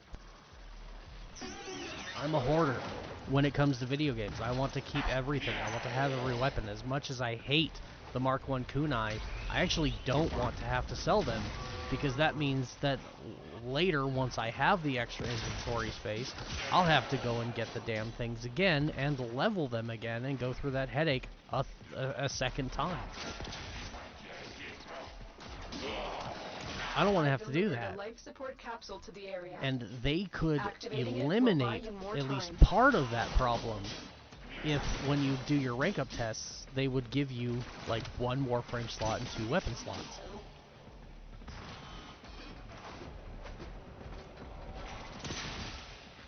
Or they could do away with the entire absurdity of it altogether and just say, okay, you have unlimited inventory now. Like, that would be preferred more than anything else, because limited inventory is garbage.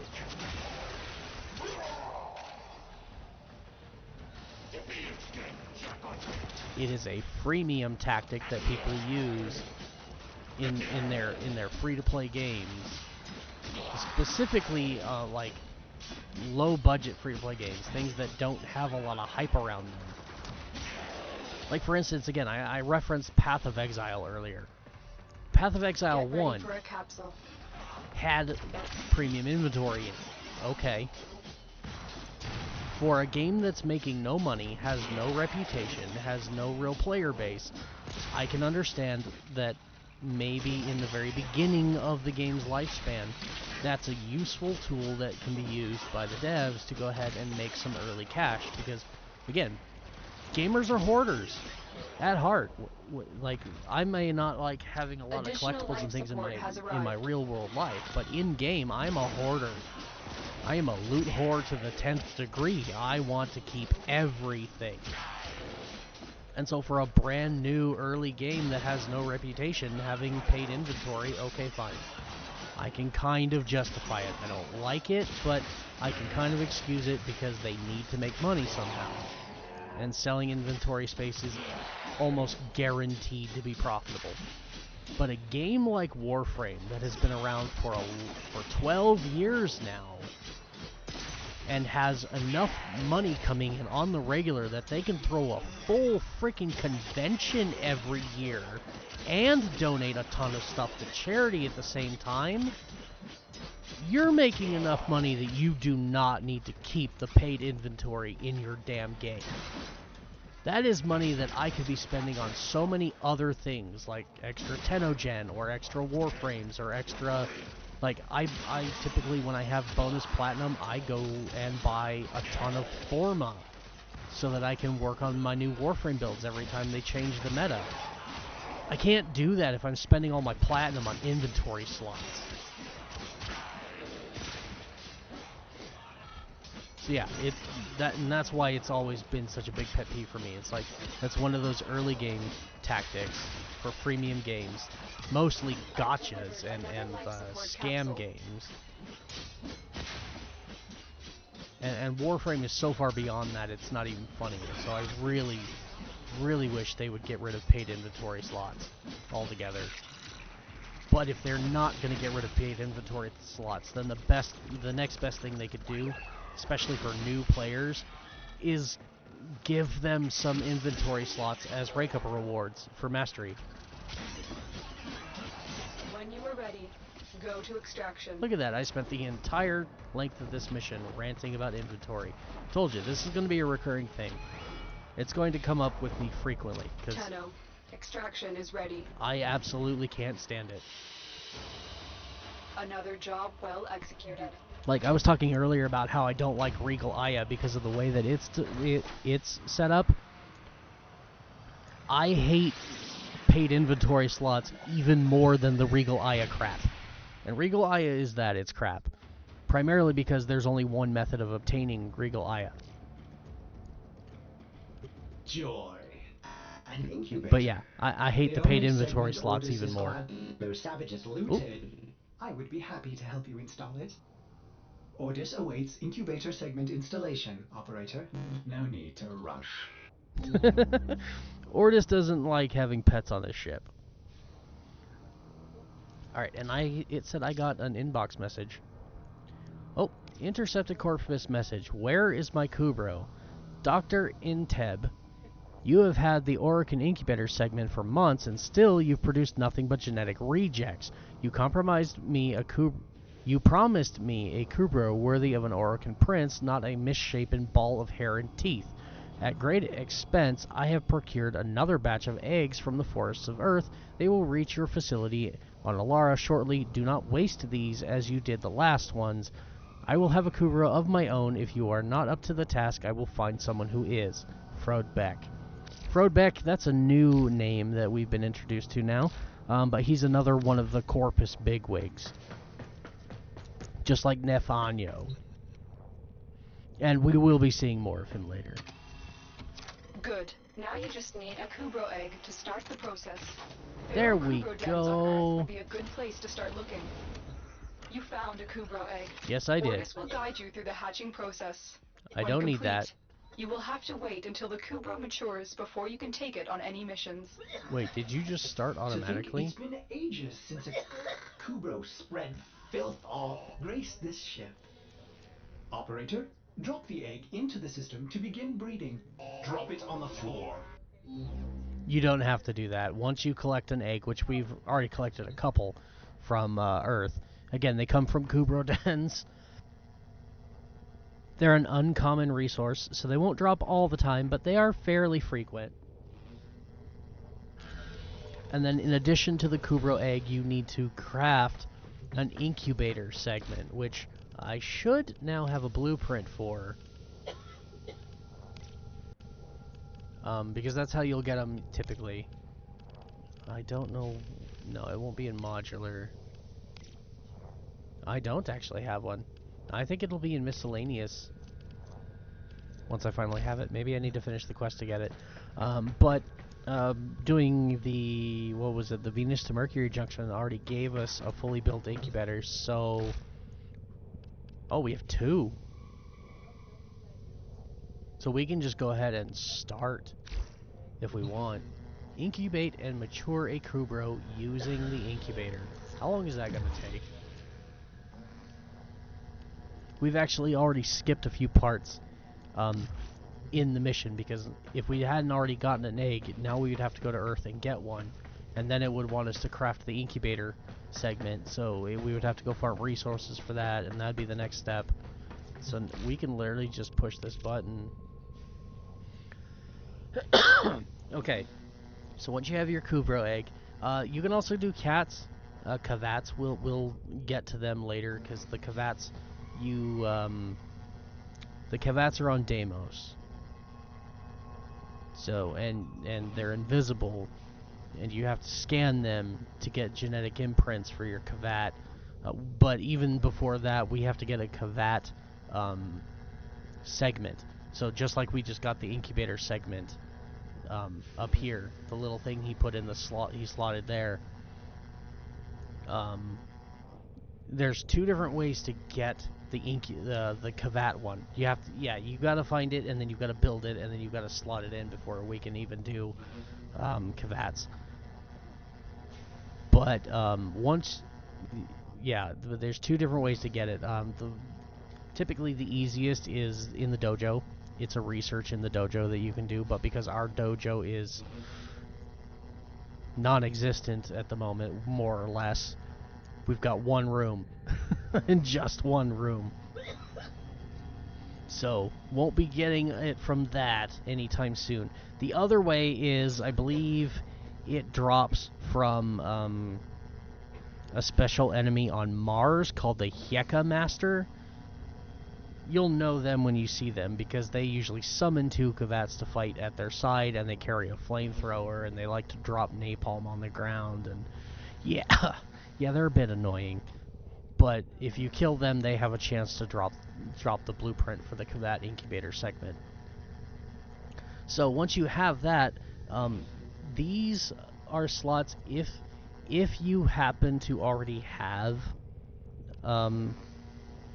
Kubrow that are created.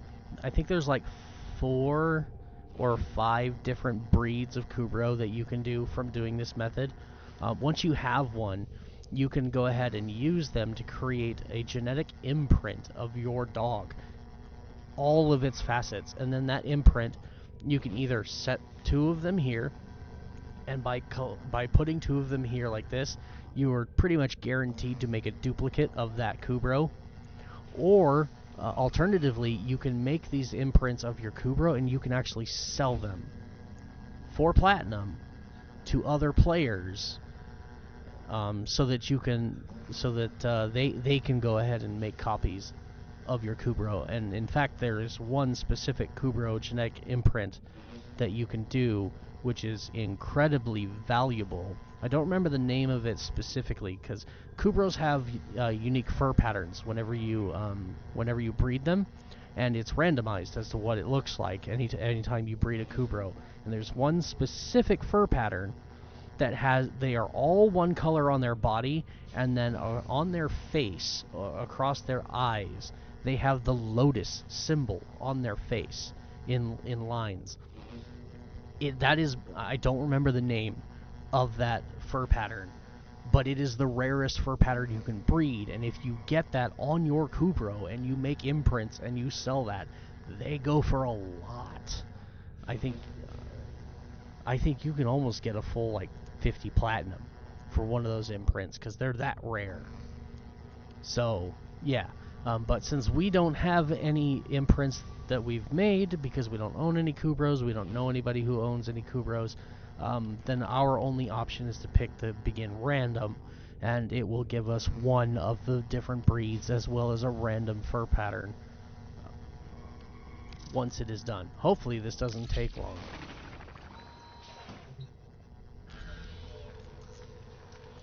It used to be that this took full 24 hours. Looks like now it's only going to take 1 minute. That's fantastic. That could just be for the purpose of the quest. But it used to be when the Kubrow quest first came out, And I've been playing long enough that Howl of the Kubrow was brand new when I was playing. That took 24 hours.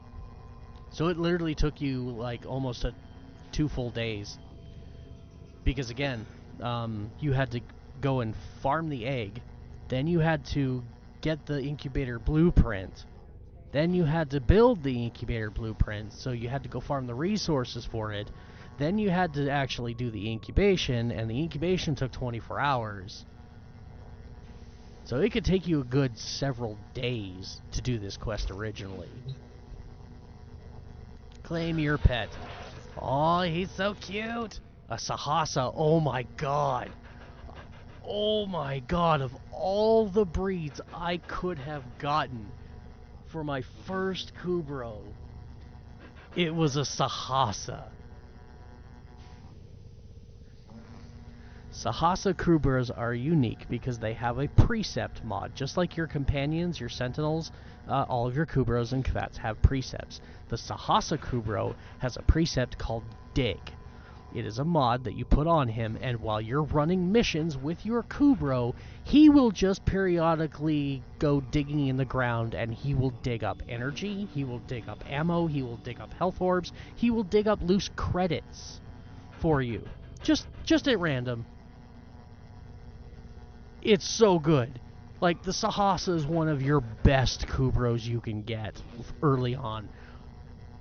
And I got lucky enough to get one right out of the bat. That is fantastic. Oh, it's just called the Lotus Fur Pattern. Okay.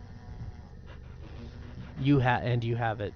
Salty says that if you guys are reading chat, if you're watching this on YouTube, you can't see the chat, but Salty says that the fur pattern I was describing earlier that's really, really valuable, it's just straight up called the Lotus Fur Pattern.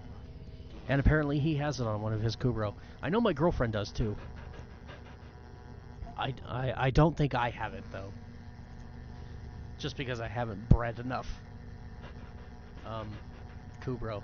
And you won't find the fur pattern on your babies. This is a puppy. You won't see the fur pattern, what fur pattern you got, until he's fully matured, which doesn't take long. In fact, I think you just push a button. Give me a sec, I've got to cough again and probably blow my nose.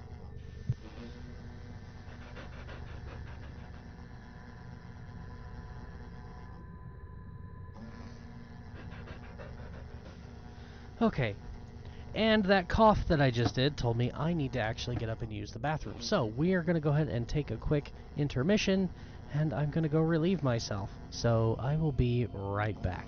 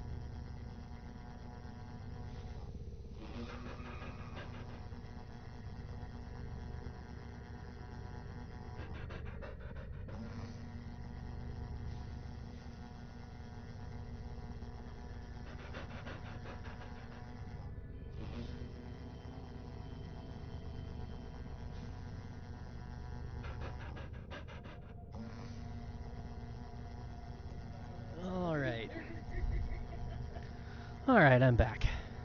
Apologies for that. It was very sudden and urgent. But, okay. Apologies for the talking in the background.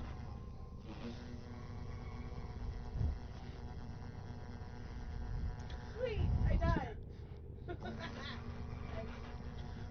For anybody who doesn't know, I share my recording space with like 3 other people. So, and my girlfriend is one of them, and she's in the background right now playing League of Legends. So, apologies if that offends you, but it's unavoidable. So, but enough about that. Let's name our Kubro. For those of you who are actually watching, I know Salty's one of them, obviously. He's been here pretty much the whole time, which is really cool. Oh my god.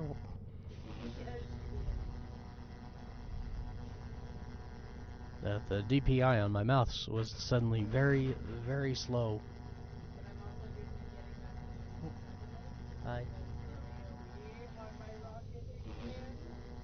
What's up? No. I'm trying to name my Kubro. Any ideas? I'm thinking something silly like Tum Tum or Chonk.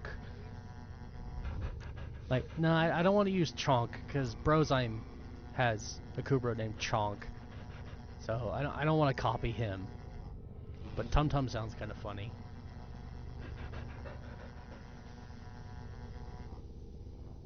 I suppose I could just name him Sahasa. Like, I did that on my other account to like keep track of which breeds I'd already done at one point. Is I just started naming them what they are. So like Sahasa Kubro, I named Sahasa. The Panzer Volpophyla that you craft on Deimos that we're gonna get later on, I just named it Panzer. So I don't know. I could just do that, but I want to do something. I don't know. Again, silly.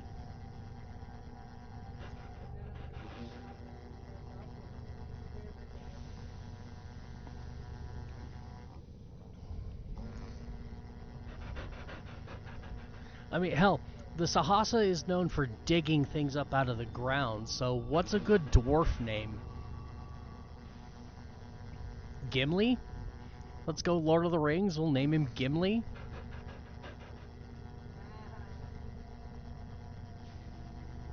No, we should... I'm gonna hate myself for this, but because I'm a fat guy, I should name him after the fat dwarf from The Hobbit. Which I think his name was Bomber.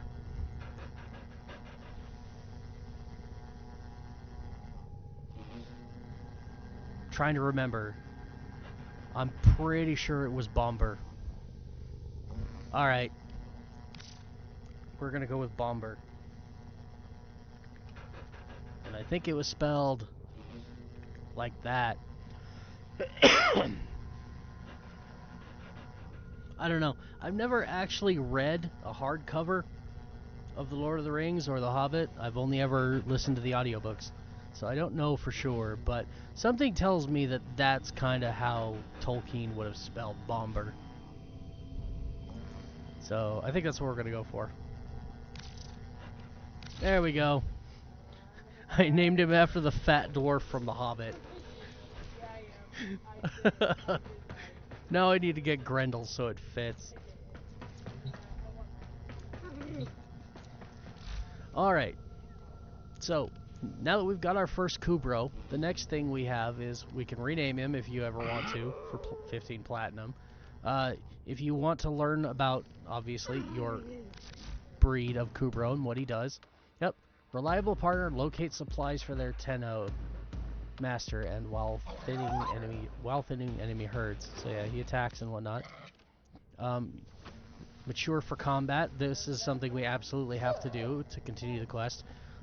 Don't ever consign them. For the amount of effort it takes to actually breed a Kubro, first of all, 25,000 credits is not enough. But also, consigning them is killing them, basically. So if you're an animal lover, don't ever consign your pets because it effectively kills them. It used to say, this used to say consigned to the Lotus, or I think if I click this, consigning Bomber to the care of the Lotus.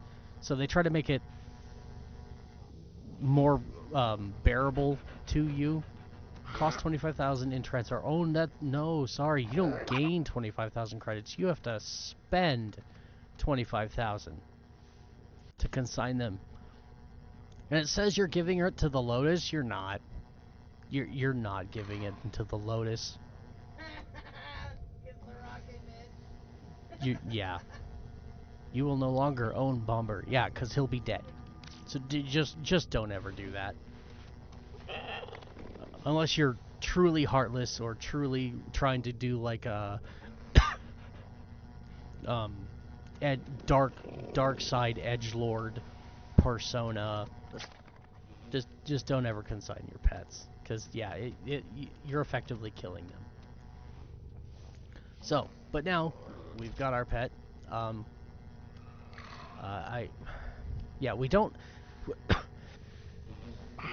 If we had imprints, we could go ahead and this is the tab in where we would craft or make the imprint of our Kubro that we could then turn around and sell or just give to friends or whatever. The imprint itself is a blueprint, and I believe I have to go and buy it from the market. But you only buy it once, and then it's an infinite use blueprint, so you'll never have to buy it again. But then you have to craft the imprints themselves using various resources and credits, and I think it's pretty expensive to do that. So before you do, make sure you have something that's actually worthwhile. And then your other tab up here for the incubator is breeding, and you'll have more. You've got Kubro breeding right now, but then there will be another tab up here for Kavat breeding as well. You do not breed other pets from here. It's just Kubro and Kavats. There is a special Kubro that you can get called the Helminth Charger. That's an infested Kubro that you'll get from here, but that requires you to have something unique. And I surprisingly don't have it yet. I might. Honestly, I might have it already, and I don't know because it takes about a week to mature. But if you've ever seen somebody playing the game and they're walking around in their Kubro and they have this weird pink boil on the side of their neck, that is called the Helminth Cyst. You only get it from Nidus. Nidus, once you collect Nidus, he has the ability to come back here into this room here, which is the Helminth Chamber, and you'll open this up for the first time when you collect Nidus. He's the only Warframe that can open this door. We haven't gotten into operators yet, so I won't talk any more about operators, but they can open this door too. Anybody that just went, wait, what's an operator? Don't worry about it right now. We'll talk about it later. I'm not supposed to mention them right now because lore reasons. Spoilers. But yeah, Nidus, the Warframe. He's the only Warframe that can open this door, and once you do, there's a chair in there called the Helminth, and you sit down in that chair, and it will infect Nidus with the boil, and then whatever player is playing Nidus takes that infected frame to like the player hub, so like any of the relays, then it has the ability to spread it to other Warframes, and then any other Warframe that has that boil then has the ability to spread it to anyone else who does not have it. So there's a good chance, because I've spent a lot of time on the relay today, there's a good chance I already have it, but again, it takes about a week to mature. And then once we get the cyst, we can come here to the Kubro breeding, and there will be an extra option that says like drain cyst. You still have to have an incubator and an egg in order to do it, but then you combine the three together and it will breed the Helminth Charger for you. So, and then again later on we'll get an incubator segment that will allow us to do Kavat breeding as well. And that's pretty much it for the incubator, and since we've already got one Kubro, I'm going to go ahead and wait on this. We're gonna focus on our little guy here, Mr. Bomber, and we're gonna mature Bomber for combat. Yes, and that's gonna... Tenno, your Kubro has matured. Now, there is only one more rite of passage before you can truly be bonded. I have learned of a Grineer excavation which is said to have uncovered an Orokin-era Kubro collar. Take your Kubro to Earth and recover the collar. There we go. There's our buddy. I don't think we can actually equip him yet as a companion up here. Or maybe we can. Okay, so yeah, we can. Okay. Oh. Bomber cannot accompany you on missions until they have a collar complete Hell of the Kubro before. Okay, so no. We have to stick with Taxon until after we finish the next mission, which is the final mission of the Howl of the Kubro quest. And then once that's done, we will have the ability to run around with our Kubro and whatnot. So let's go get it. Also, the collar we're about to go get has a prime that gives your Kubros bonus health and stuff when you equip it to them. I mean, it's just fun fact, I guess. It doesn't actually, like, level up. You don't gain mastery for having the Prime Kubro collar. But it exists, and you can put it on your Kubro, and it gives them a little bit of extra bonus health and armor. Or, yeah, so, like, that's a thing that exists. And it's fairly easy to get. Right now it's vaulted. Right now the collar is vaulted, but when it comes unvaulted, I typically have never had any problems or difficulties getting the parts for the collar. I think it comes in 3 parts. A recent Grineer excavation has uncovered an Orokin-era Kubro collar. The Grineer are not pleased about you taking their treasure. Defend the artifact until extraction arrives. Alright, and this is just a basic defense mission. We're gonna come in here with our puppy, and we're just gonna kill everything. The weird part is I don't think we have an actual defense target other than our own dog. I do believe our Kubro is the defense target. Yeah, he is. You can see him running around attacking people. Don't worry about defending him. He's perfectly capable of defending himself. Oh, and we've got 3 waves of enemies to kill, because this is a defense mission, so there's no time limit. And this will take no time at all. There we go. Come on, how many are left?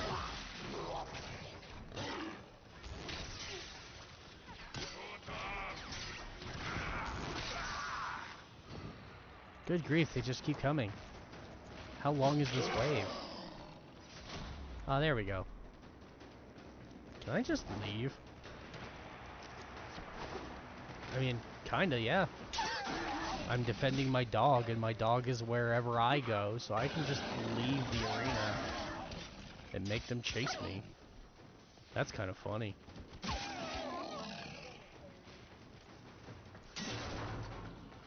Great, I'm gonna go do some loot farming while the Grineer try to find my ass.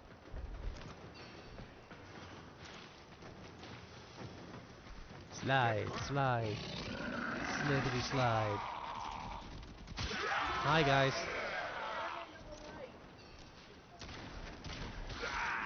See that? My dog is pretty strong already. I don't really have to defend him.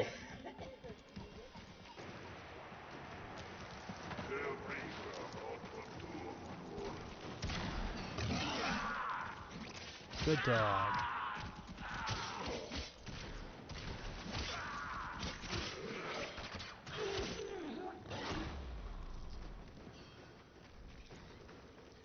Where else can we go try and look for some loot? I think that's about it. It's a small map. Oh hey, here's some lockers that I haven't opened.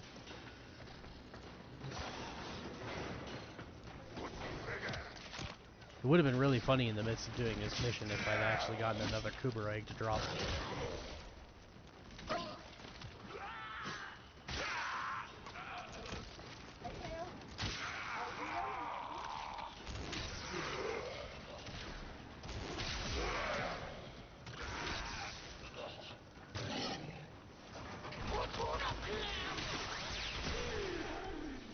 Oh, there's a Gorgon blueprint. That is a weapon that gives you mastery points. We're done here. The extraction team will take over from here. Time to evacuate. I can give it to you if you don't. Give me what? The imprint? Oh.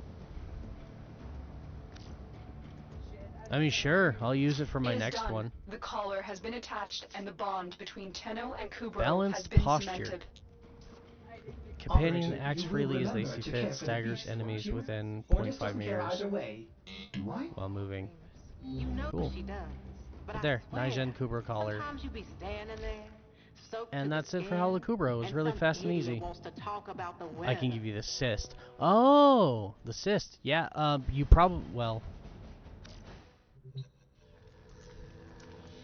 I don't know. You would know better than I did that whether you've already given it to me or not. But yeah, I'm down for that.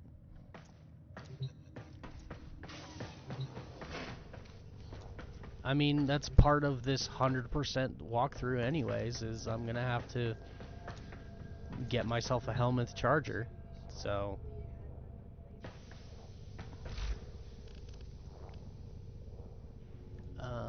I should probably, there we go. And this. Yeah, there we go. Cuz that's a weapon I want. What else we got? Oh yeah, Comey system. We'll go ahead and claim that. Why not? Ooh, I can build my heat sword now. Awesome. Operator, Let's do that. I've run diagnostic regressions. Not gonna worry about these yet. All systems nominal. You don't Until need to I can thank build me. the best possible variant of the Zaws and kit guns, I'm not gonna worry about building these. And this, I only collected it to get it out of that. I've given it to an MR0 before. That doesn't surprise me, honestly. Yeah, I need to go get more Fate Pearls so I can finish Kome. And then we'll have yet another new Warframe, including Rhino, to go ahead and play with. Although I might actually have to farm. One blueprint, one blueprint here, but one owned. So I don't know. I might, big asterisk, might have to go get a second copy of all of Kome's. But we'll cross that bridge later. It's not important right now. Okay. And neither is any of the rest of this. Okay. We've got our Kubro, our little buddy. Let's go ahead and equip him and play with him a bit. Jaw sword can be replaced. Ooh, Fragor. Yeah, okay. Fragor. Oh, okay, the Fragor. This weapon is going to want attack speed, because, oh my god, is it slow. Okay, but I also want pressure point on there, and I also want these on there because damage is damage.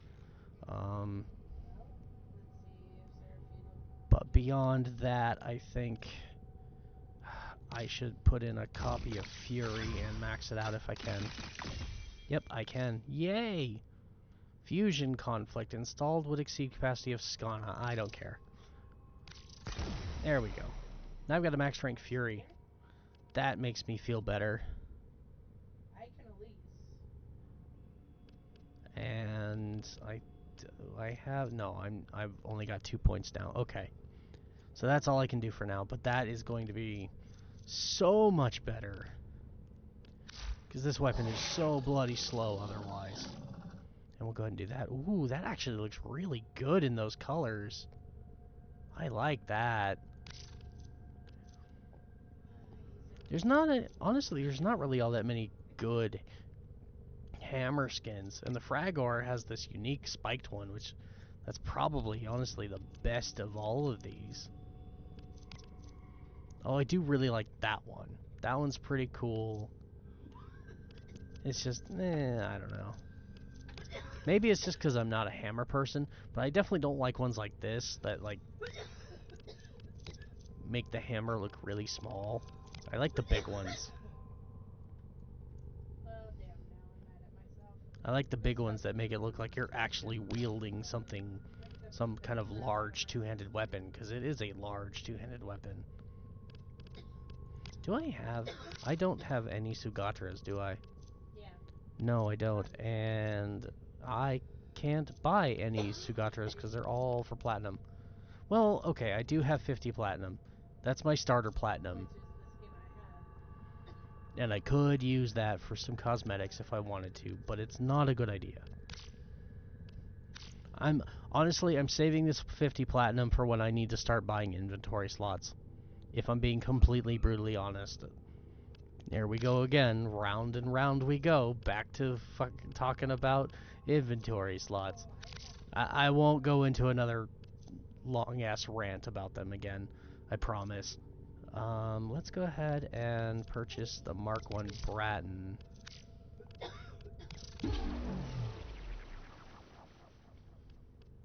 Do I have... what? No, okay. This is the first Mark 1. I'm probably going to go ahead and sell the Mark 1s just so that I have inventory space. So, like, I have regular kunai, so when the Mark 1 kunai are done, I'm going to sell those. There's no point in keeping 2 copies.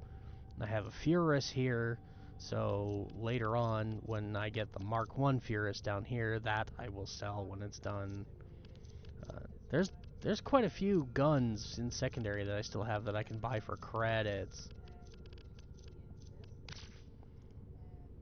But, alright, that will help with my leveling process and get us on our way to MR5. And in the meantime, the next part of the walkthrough we're going to do, as I said earlier, we just finished Hall of the Kubro. Next on my list, I want to do the Arkwing quest. And that, depending on how much time I have at the end of that, it's another really short one. I might call it a day, because it's getting late and I'm hungry. Which, by the way, Salty, if you haven't yet, it's 7:30. You might want to consider feeding the puppies. If you haven't done it already. And let's go ahead and activate the Arkwing quest. This is the master But yeah, I haven't had dinner yet. Arkwing, the first you're gonna of hop many off? Arkwings. Alright, that's fine. To complete it, you must find Thanks for its hanging around as long component as you did. parts. Unfortunately, an ancient Orokin archive detailing the locations of the parts was recently stolen by the Corpus. Your first job is to recover this archive. Hurry. The Arkwing needs to be ready before the Baylor Fomorians launch their first attack. Uh-huh, sure. Okay. Anyways. Wait, did she just gave me the Odonata blueprint. Just for starting the quest. Okay. I won't argue. Alright, recover Orokin Archive. We are on Venus again. But anyways, yeah, after the Arkwing quest, I'm considering going ahead and ending the stream just because, again, girlfriend's home and she's having fun in the background and I'm kind of interrupting that fun a little bit. Plus, I haven't eaten. It's past, like, well past my dinner time and I haven't eaten. So I might want to get off and actually have some dinner. And when I do get off, it'll give me a chance to go do some more resource farming and stuff. Get to the portal. We are in the void again. Out of the void before we search for the Orokin archive. This is nuts. Oh, wow. That was a lot of damage considering I just remembered I didn't put any mods on the Bratton. The enemy are using a void key and Alright, I'm gonna actually switch to my kunai right now because they're 29. And I really want to get rid of them. What the hell? Why are you...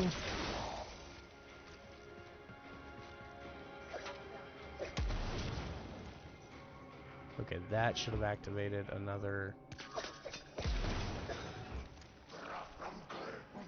That should have activated another turret.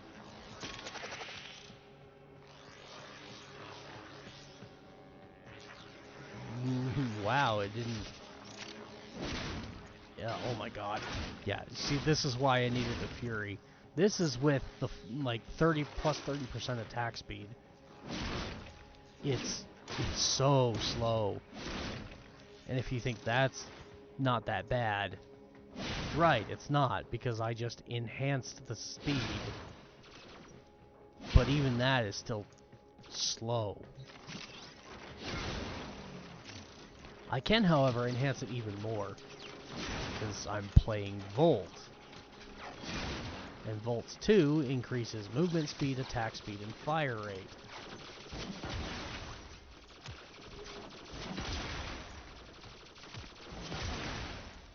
Two for one. Oh, pardon me, had to cough again.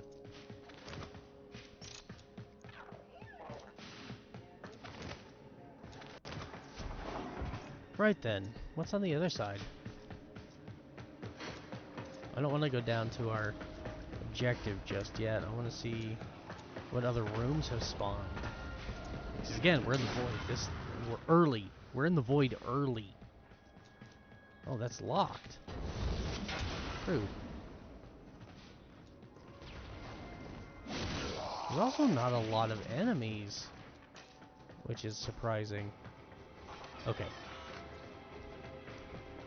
Enough of that. Stay focused. There's The a hammer's heavy nice. unit approaching.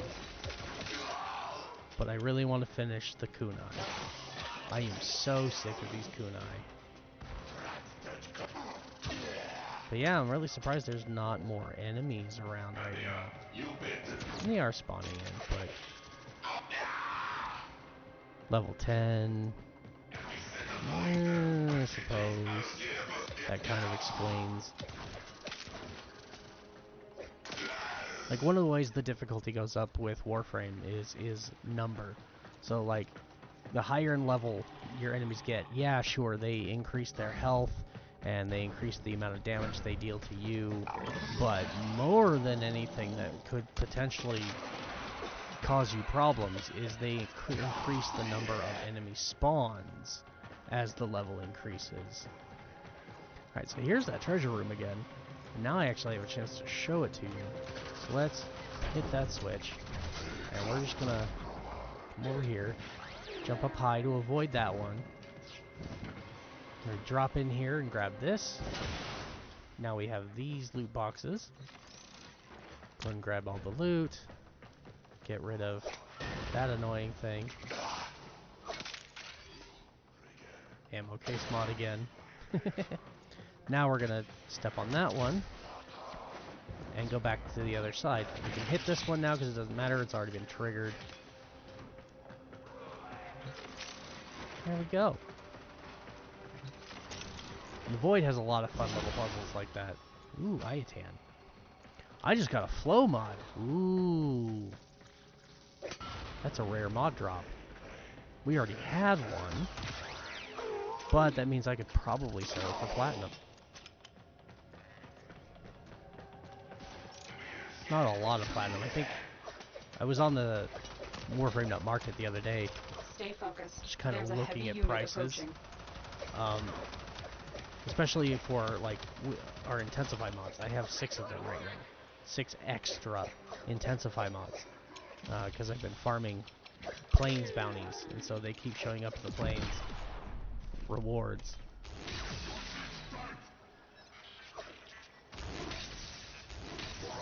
But yeah, I was looking at the prices for what kind of platinum prices could I actually expect to sell my oh, hello.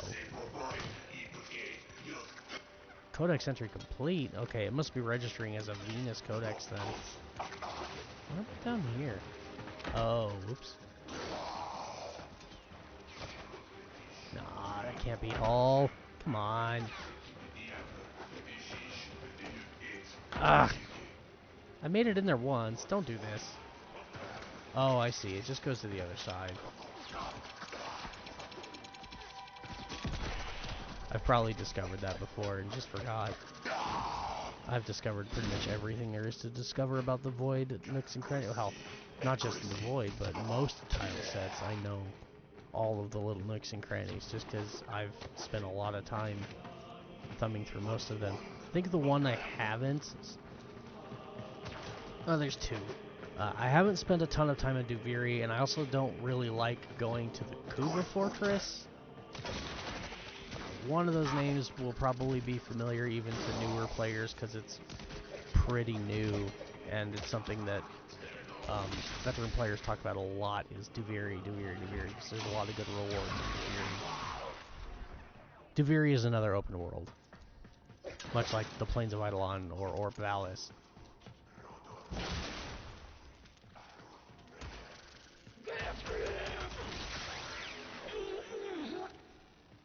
I forgot where I was going with that train of thought. Oh yeah, the secrets and whatnot found around the map. Yeah, I haven't spent a lot of time in those two locations. The Kuba Fortress is another one that it's in the normal map, but you unlock it via quest progression. And I don't like the layout of the map, so I try not to go up there any more than I absolutely have to. Because I don't like it.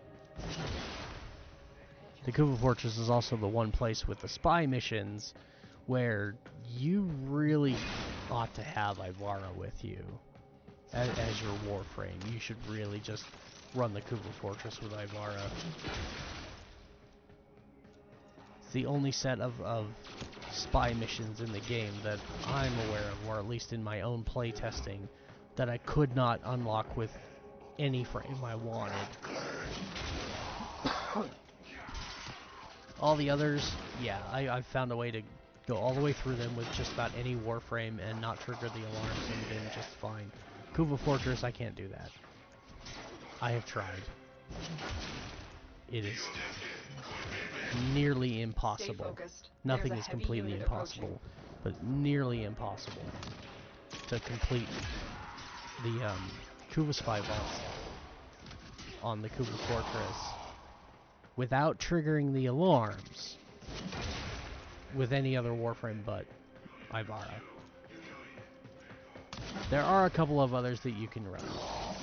Loki goes invisible, Ash goes invisible, Wukong goes invisible, Cyto 9 I'm sure is really good, because he goes invisible, and his invisibility, like Ivara's, is permanent, provided you keep killing enemies with weak point hits. Ivara's is the only true permanent invisibility, and that's why she's so good at vaults, spy vaults, and that's why she's, for me, she is the only go-to frame for specifically the Kuba vaults. Okay, this tile has, oh hey, look at that frame fighter. Oh, it's complete. Good. Yeah. In this room, there are 2 pressure pads on the side of this pillar. They open up these little side treasure things. And on the other side of those lasers, there's another set. This room is kind of mirrored. But there's some good mods and stuff in there. Especially if this was actually the Void.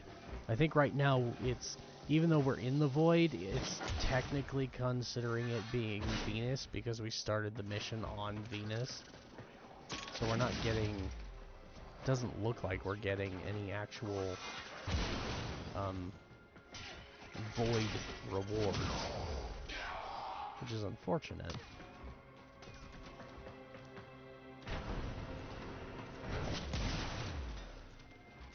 There we go. Oh, this room's got some fun little hidey holes and loot rooms in it too. I really should rush this, because we are doing this as part of the Arcwing quest. And I really should rush this and get my Arcwing, because we can explore the Void rooms and maps and whatnot when we actually get to the Void and can start farming Void resources.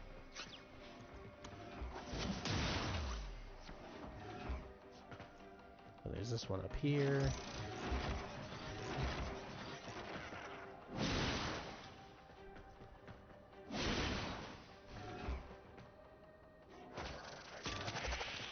And then if you come this way,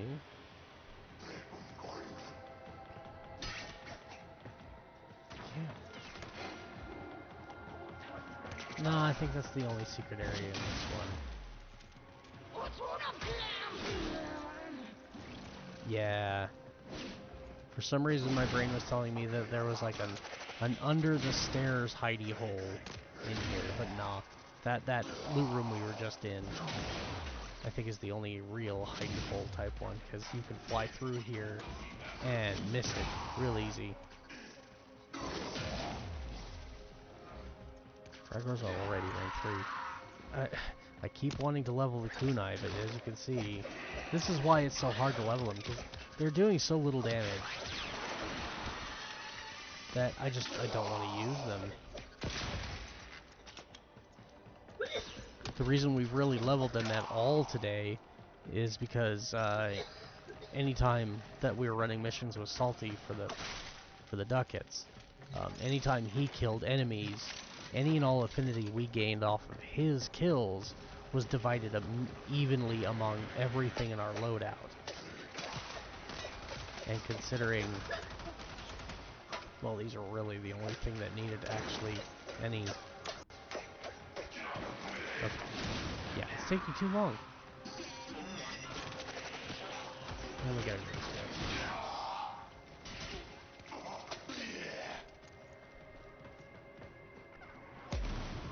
Like, if you can hit weak points with these daggers, they do decent damage. The problem is they're slow, for one, and for two, hitting weak points on enemies that are constantly moving. Kind of hard sometimes. But there, see? Like, if I can actually get a weak point kill, they do good damage. But like this person here, he's just gonna sit there and be mean.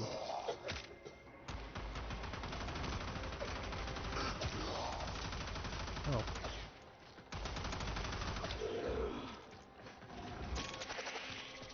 Yeah.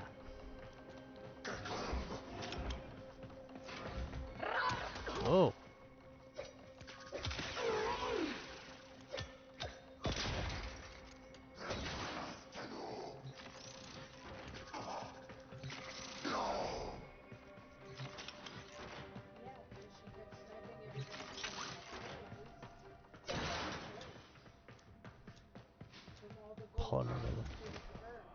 Yeah, this is still giving me Venus resources.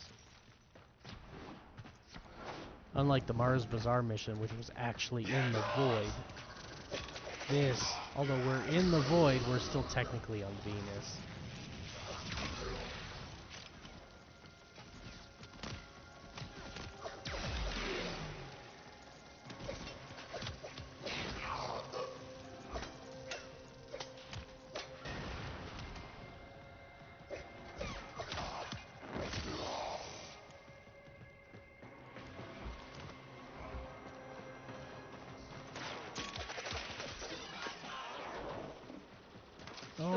Only allows travel in one direction. Now we actually get to see what void sabotage is like. Because that's what this is. It's a void sabotage mission.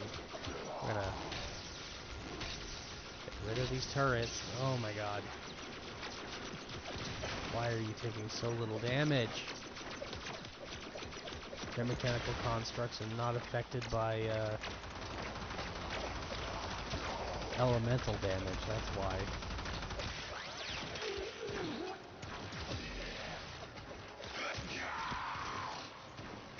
Please tell me this is leveling these up at least a little bit.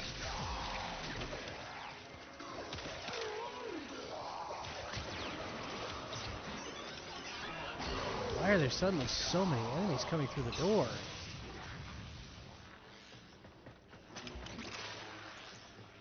Wow, that was quite a horde.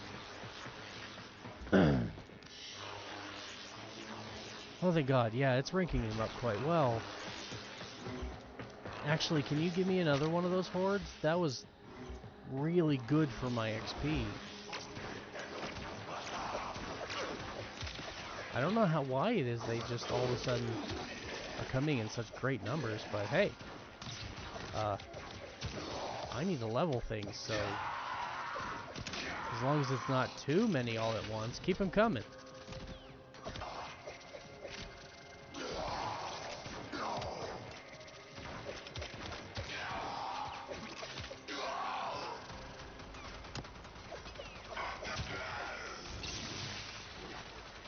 Where's the machine gun? There you are. Oh my god, we're getting so close. I want to be done with this weapon.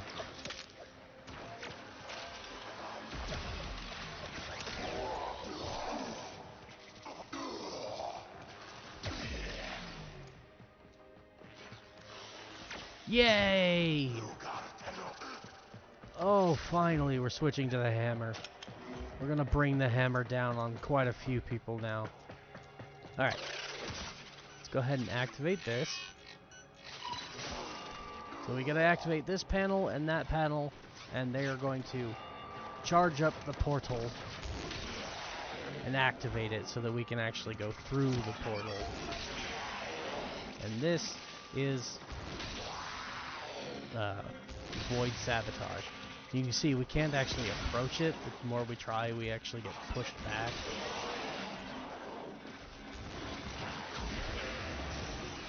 But there's a few little tricks we can do. And I like to just stand here and shoot everybody that comes through. They're trying to basically stop us from charging it up. Although it does make you wonder, like, if the whole point of us turning on these terminals back here is we're trying to power up the portal so that we can actually go through it, how are they coming through? If the portal is not actually technically active at the moment, how are they getting through? Does make you wonder. But we're not going to worry about it too much. Try to answer questions like that and it'll just make your head hurt. Whee! Goodbye, mister.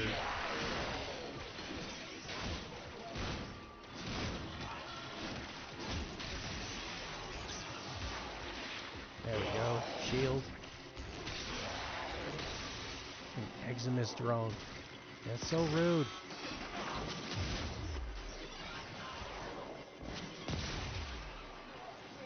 Here's how we're going to do this. I love that doing slam attacks just kind of throws you forward, and the game doesn't really have a choice at that point. Oh, look at that, right on through. So whenever you go through these portals, if you have any active abilities, any channeled abilities or persistent ones, the portal will turn them off. It's no different than if you were to, say, fall down here and get zooped back up to the top. It will turn them off. So you'll have to reactivate them once you go through the portal. Why was I able to destroy that?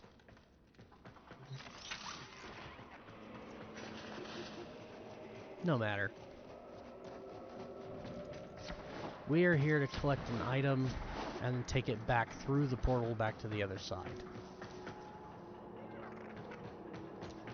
And this map, with all these broken corridors and shit, this is a crashed Corpus frigate or whatever on the side of a icy landscape. This is the tile set for Europa. When we get up there, this is what it is. It's a whole bunch of Corpus in their crashed ships sitting on the side of a glacier. Somehow Europa is cold. I mean, I know the real Europa's cold. It's kind of like, why is Venus, the second planet closest to the sun, covered in ice? Well, they did terraforming. Yeah, but really? They terraformed it and now it's super cold? When it's the second closest planet to the sun. Doesn't make a lot of sense to me.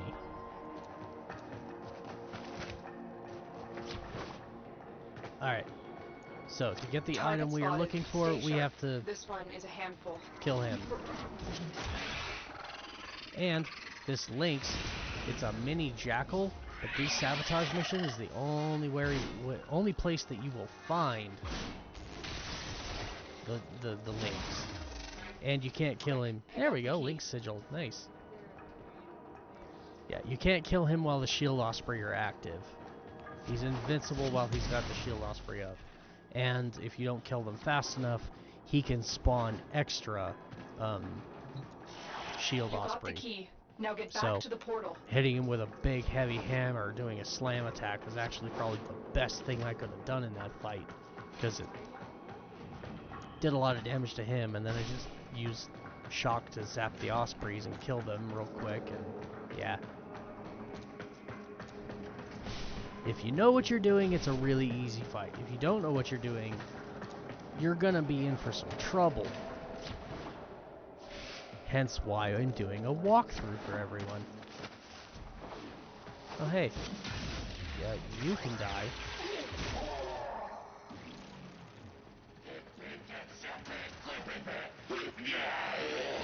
Not sure where they came from. Alright, so the thing we grabbed, you can see it in my hand.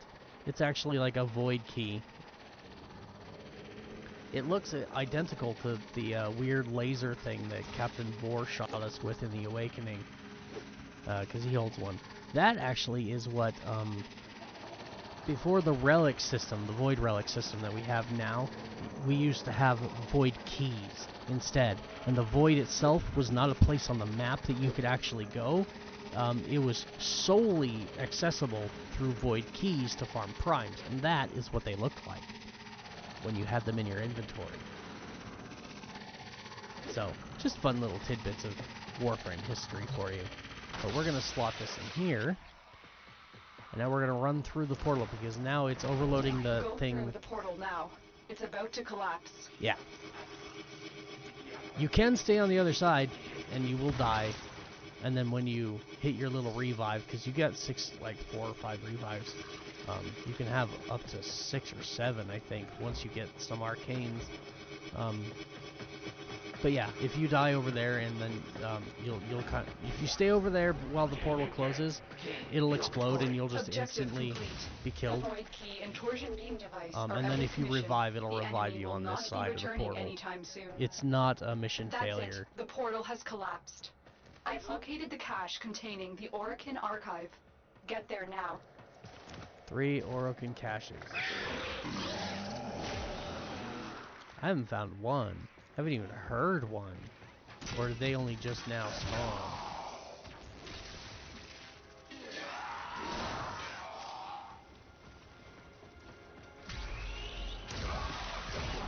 I'll be glad to get rid of this hammer too. Not a fan of the Fragor. Fragor Prime is pretty nice.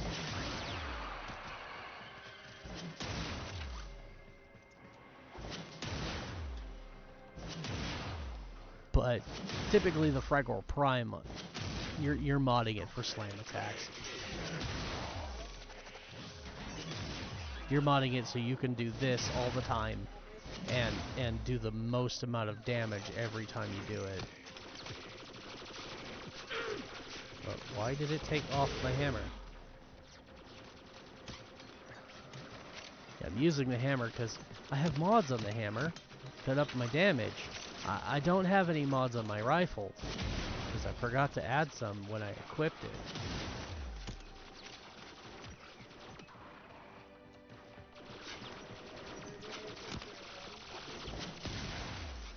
Y'all can stop shooting me now. Thank you.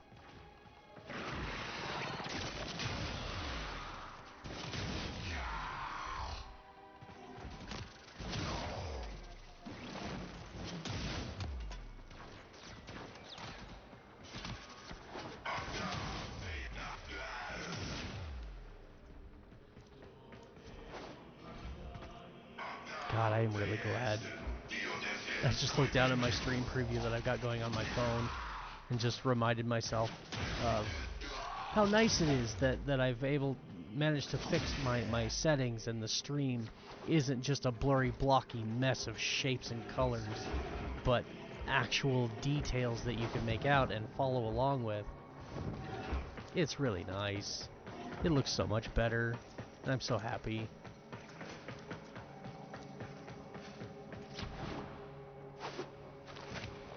Just having high quality visuals in my stream is going to make it so much better and probably a little bit easier to get to retain viewers.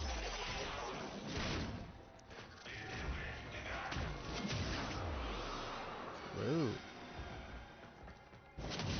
What's in this direction? Ooh, here's another fun puzzle room.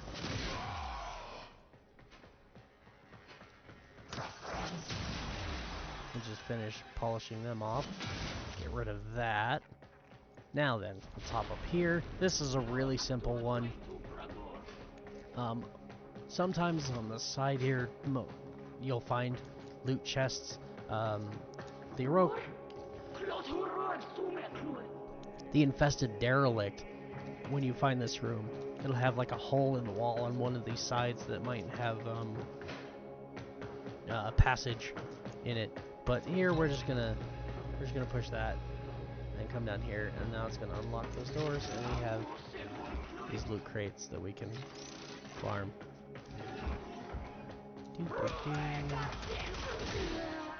Go away. I'm not dealing with you or your garbage right now. Does this go anywhere else? Oh my god, it's another one. Whoa. I don't normally have two of these in a row.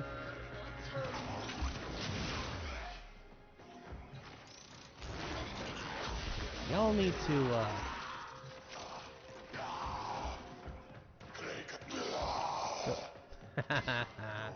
y'all need to go away.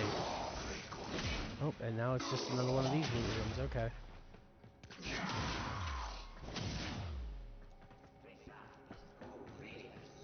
Ooh, hey, ooh, nope, there we go.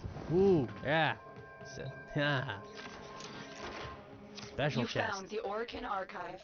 You are one step closer to unleashing the Arkwing. Oh, okay, so yeah, I have to find all of those, I guess.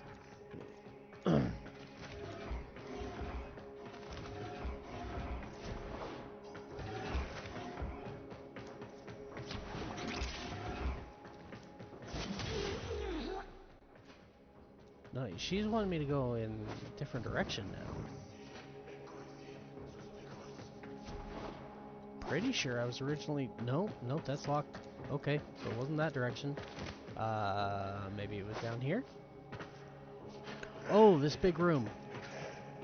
Forgot. This big room has some fun little hidey holes with loot in them.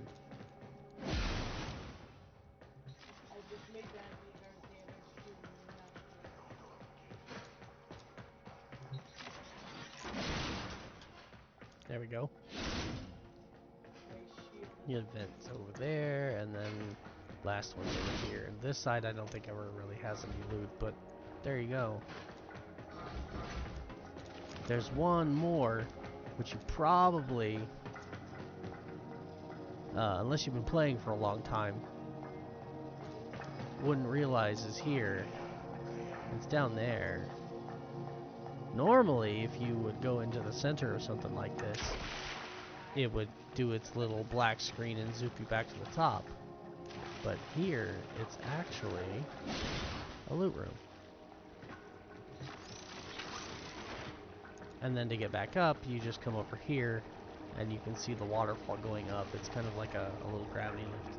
Just takes you right up.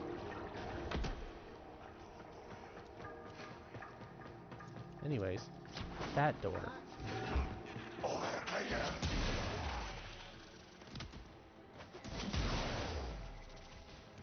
Did this one have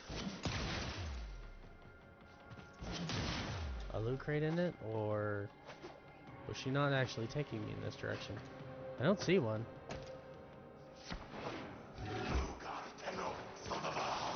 I would like to get both of the other caches, because they're valuable.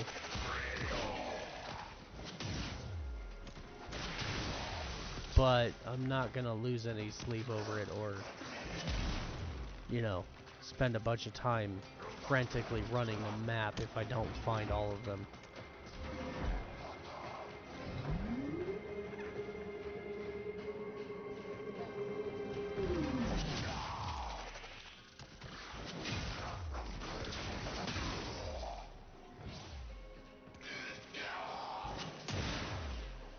I wasn't lying when I said I was gonna bring the hammer down on a bunch of idiots. Now that those kunai are freaking level 30. Here we go. What you got to say You now? found a second cache. My readings indicate one more. Ah, just back to the generic stuff? Okay, that's a dead end. I think this is where we came in. Yeah, that's the elevator. Alright, only one other direction we can go in this room. There is the loot thing under the stairs, but I don't think I care right now. Oh, and now we're at the exit.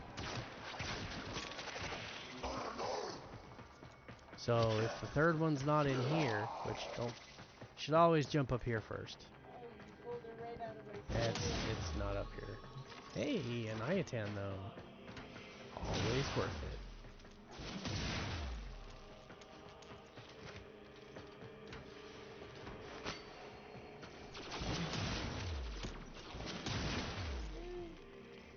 Alright, then to get out, we can just jump down here or whatever.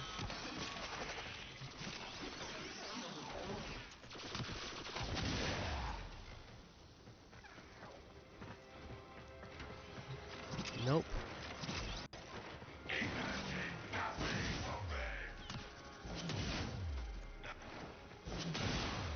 No extra cash in here. It was probably somewhere near the beginning.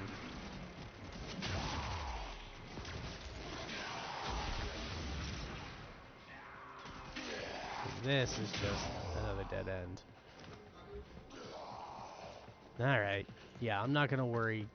We're doing the Arcwing quest, so I don't think we're gonna get any decent, like, sabotage cash rewards from this. So I'm not gonna waste my time Mission and your complete. time Excellent work, going Tenno. all the way back to the beginning of the map. Ooh, a target cracker. Ooh, that'll go well with the new Prime Pistol Gambit.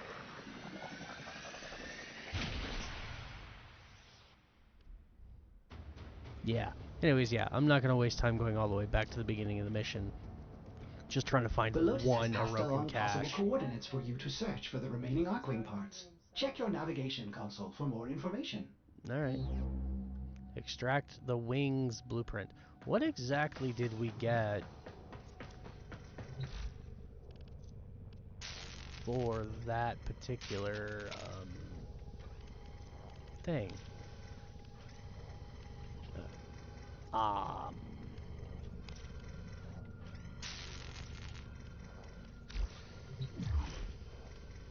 What do the mission results say? I was looking at my other loot. Oh. We didn't really... Oh. There it is. Orokin Archive. Detailing the locations of hidden archive technologies. Okay. So that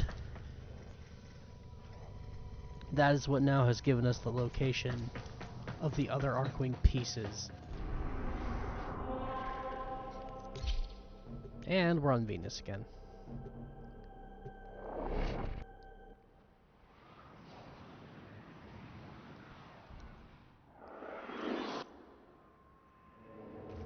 Alright. The Orokin Archive has led us to this location. Defend the extractors until you find an Arcwing part blueprint. No. It's an excavation. I forgot about that. Alright, it's not a big deal. Excavation's not complicated.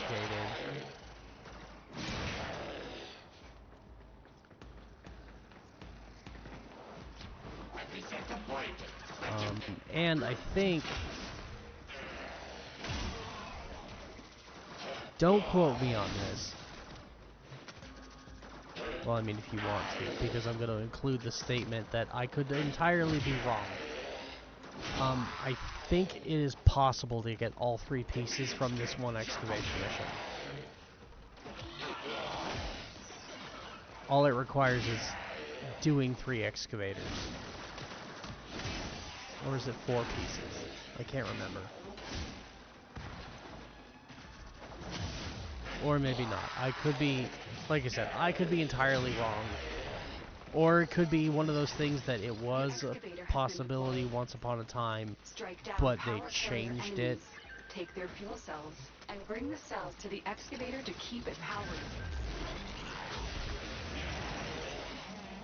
And just kind of, it was one of those little, oh, by the way, kind of things at the end of the patch notes of, yeah, we kind of changed this so that it doesn't do that anymore.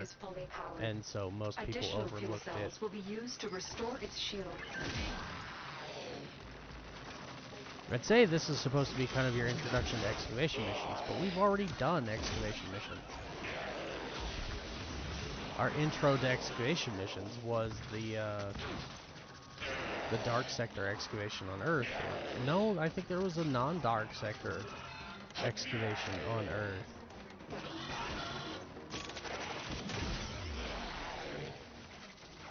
But yeah, I don't remember if it's true or not, but I think it might be possible to do extra excavators, and by doing extra excavators, we can actually get all of the Arcwing parts in a single mission.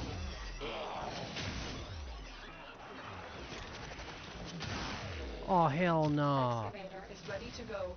Keep it powered and protect Okay, it well, from enemy now fire. there's my answer on whether or not we can do more excavators. I gotta protect that one now, too.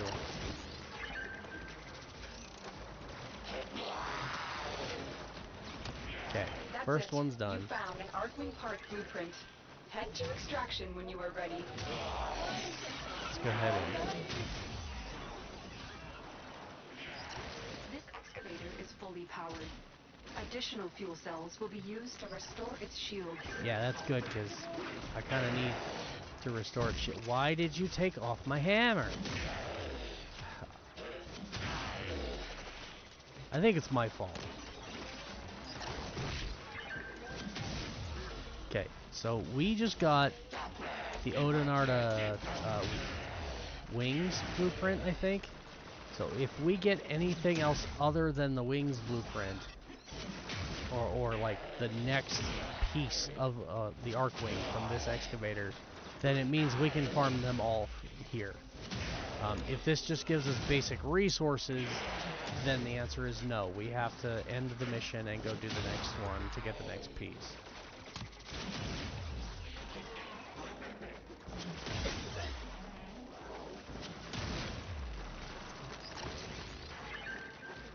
So, we'll find out in just a moment. Damn it.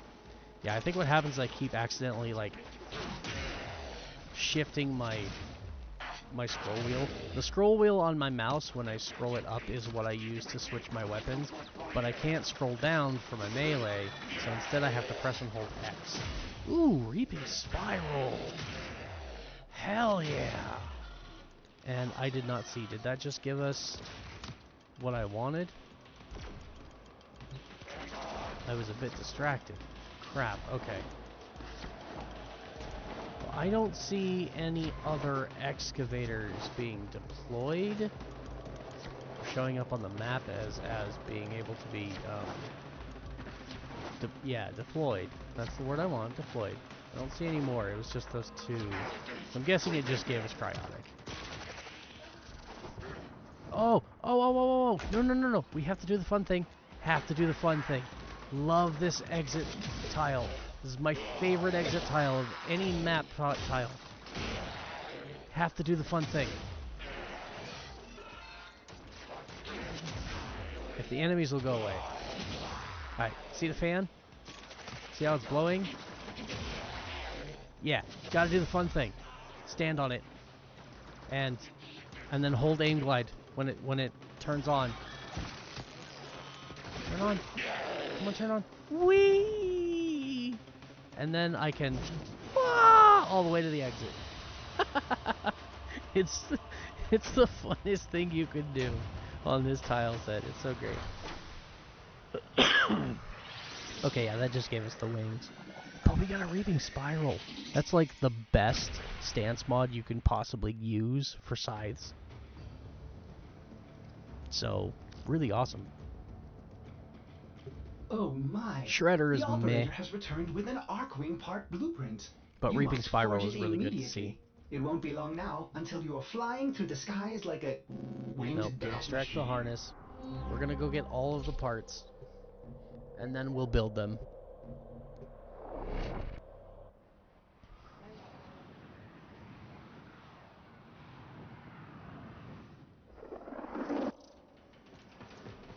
Oh, we're on Earth now. The Orkin Archive has led us to this location. Defend the extractors until you find an Arcwing part blueprint.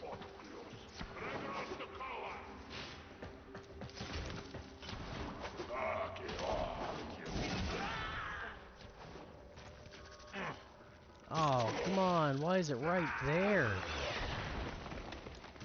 That's just rude. The excavator has been deployed. Yeah, I can see that. Strike down power carrier enemies. Take their fuel cells. I'm trying. And bring the cells to the excavator to keep it powered. I need them to actually, you know, appear. Ah, here we go. There's two.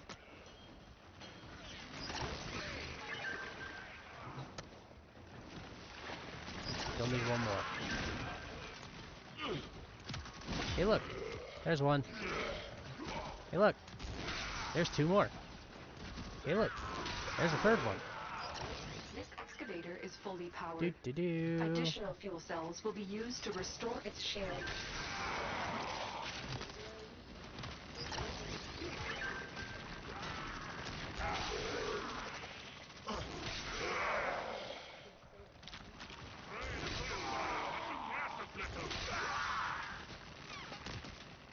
The scanner has picked up a target.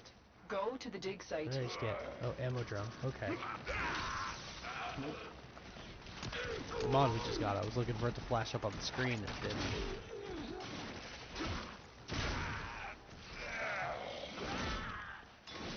Alright. 20 seconds. It's got full shield. As long as we don't completely ignore it, we should be fine. There we go.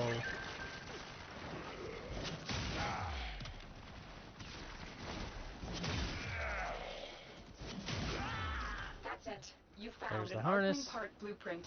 Head We've to got- extraction when you are ready. Got another excavator over here. Let's see if I can avoid it. I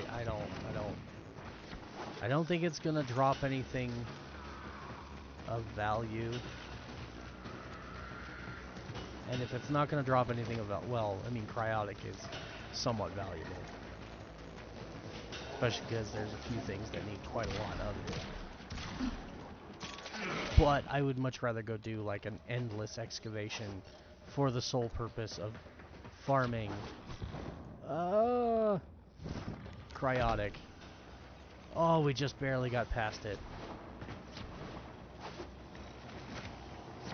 It's not a bad thing to let that go.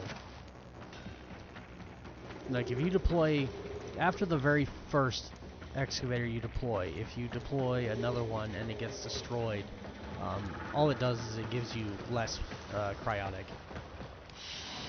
So, I mean, it's not a terrible thing to trigger it. I just don't want to. There we go. Harness.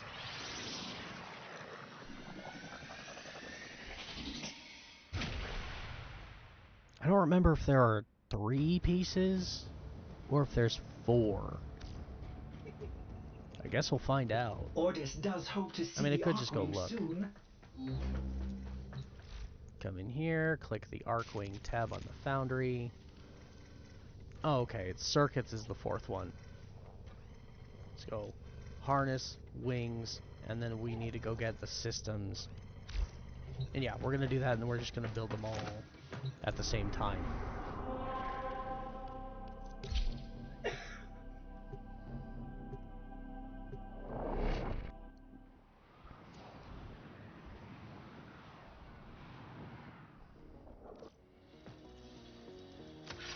The Orkin Archive has led us to this location.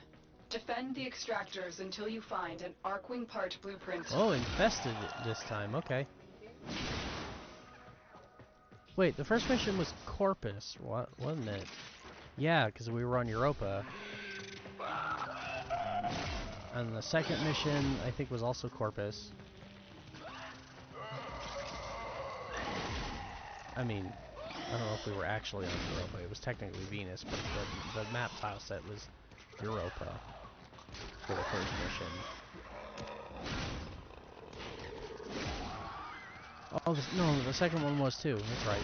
That's where we actually did open both excavators. Wow, how fast I forget. Oh no! No, come on. Oh, but get out of my way. Didn't want it to happen, but it did. It dropped the night, and I'm not leaving that behind.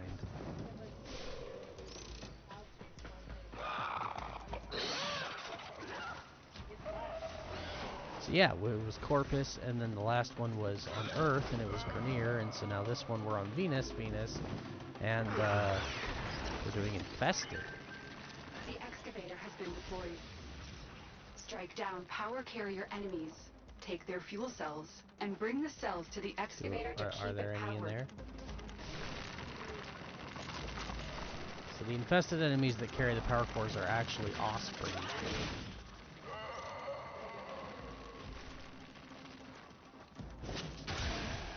There we go. Just smashed one.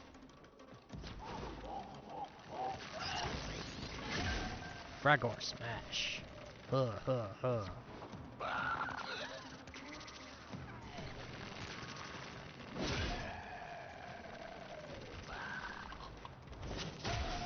There's a joke in there somewhere about an oversized meat for brains.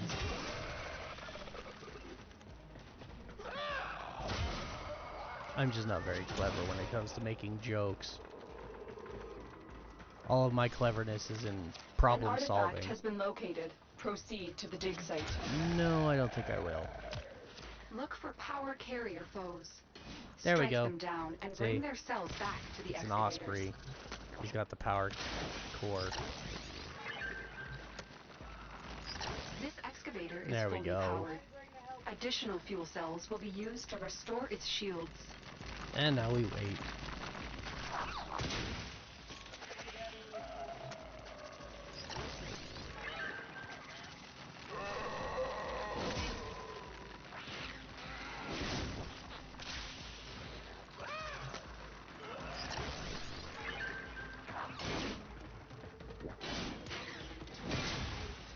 Get down.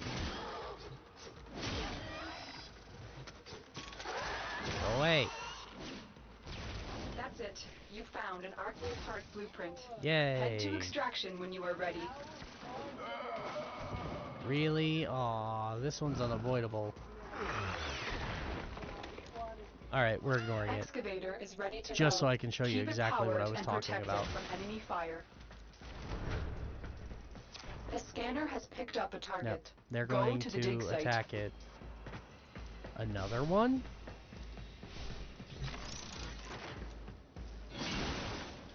You didn't give me more than Excavator 2 solved. in the other missions. Find another fuel cell and take But it to the there you go. excavator. See, it was destroyed. Oh, it didn't actually give us anything that time. Interesting. Okay.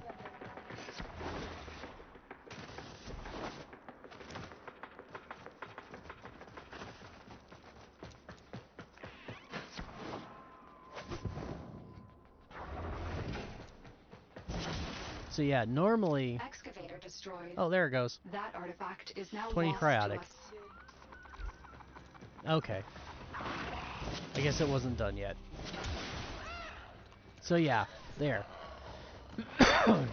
If you're ever in an excavation mission and it's really hard, but the only goal is to get a certain amount of cryotic to complete the mission, as long as you finish outright the first excavator, I think, in most cases, the rest of them you can just let them be destroyed and you'll get little bits of cryotic here and there as you go. until you finally meet your cap. Like, I think in one of the later missions, the Archon hunt, there's an excavation, there's a possibility of an excavation mission spawning as part of the Archon hunt later on. Again, if you're brand new going, what are Archons? Don't worry about it right now. We will talk about them eventually. But that mission, that excavation mission, your goal is to collect 500 cryotic. So as long as you don't die, it doesn't matter if your excavators get destroyed. All that really means is that it'll take longer to get to that 500 cryotic. Alright, we have all 3 pieces of the Archwing, and these are all only going to take 1 minute to build. Excuse me? Not enough salvage? What? Not enough salvage?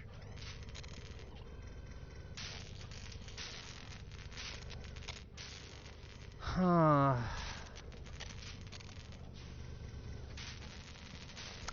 I need 500 salvage.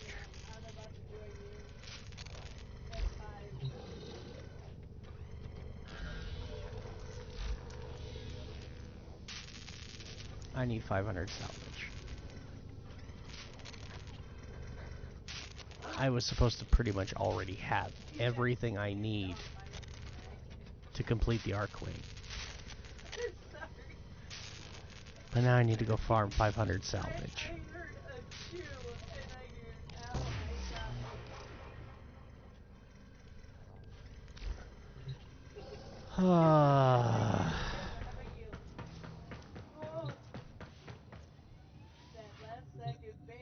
Alright.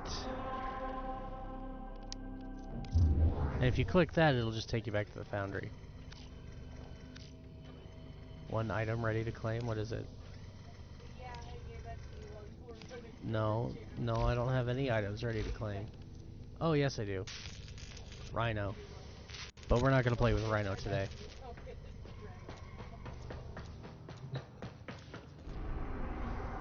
I'll save Rhino for the next stream.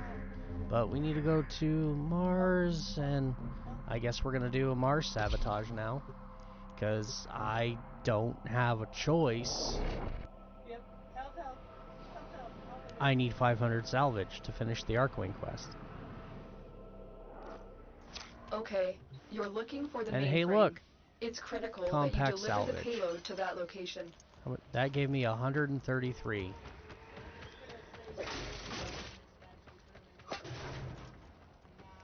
Sad part is once I get that salvage, I can't just go ahead and quit the mission. Because if you do that, you lose any resources you've collected through the mission. The only thing you get to keep is if you're in an endless mission, any rotation rewards that you collect.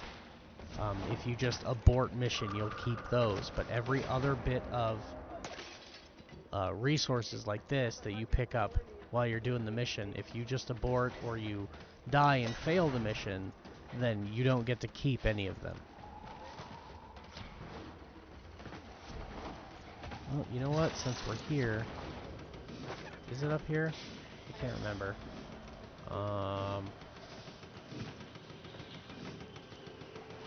No, not here. Okay.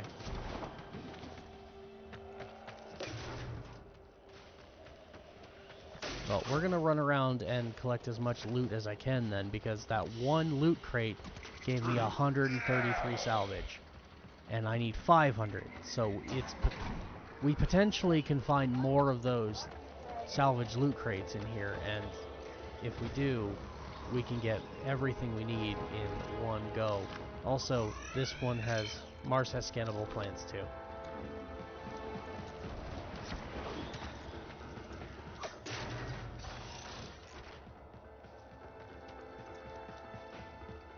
Okay, that door's closed. There's an enemy up here.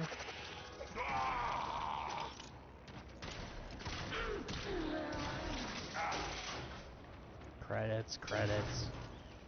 Credits are good. I like credits, but I need salvage. 1,000 affinity is nice, but I need salvage. Come on.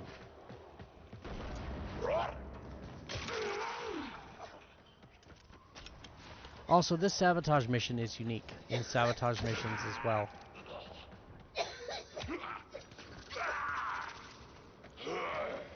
There's one.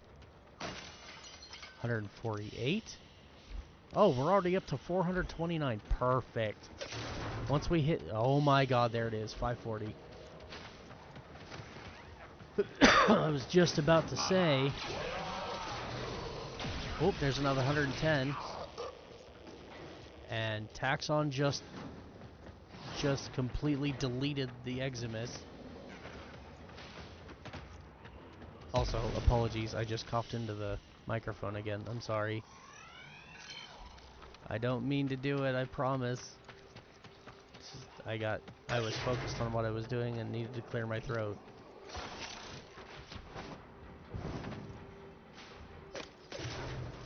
There's another 124. Real easy resource. This is why I was, like, kind of awestruck at the fact that I didn't already have the 500 salvage.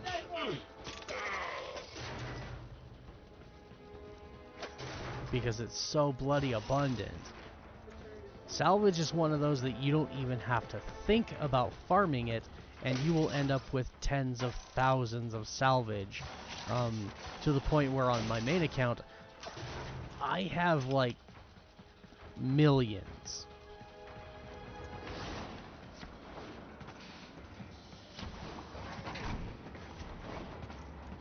Just because I've spent a lot of time in areas where salvage drops, farming missions. I have millions of salvage.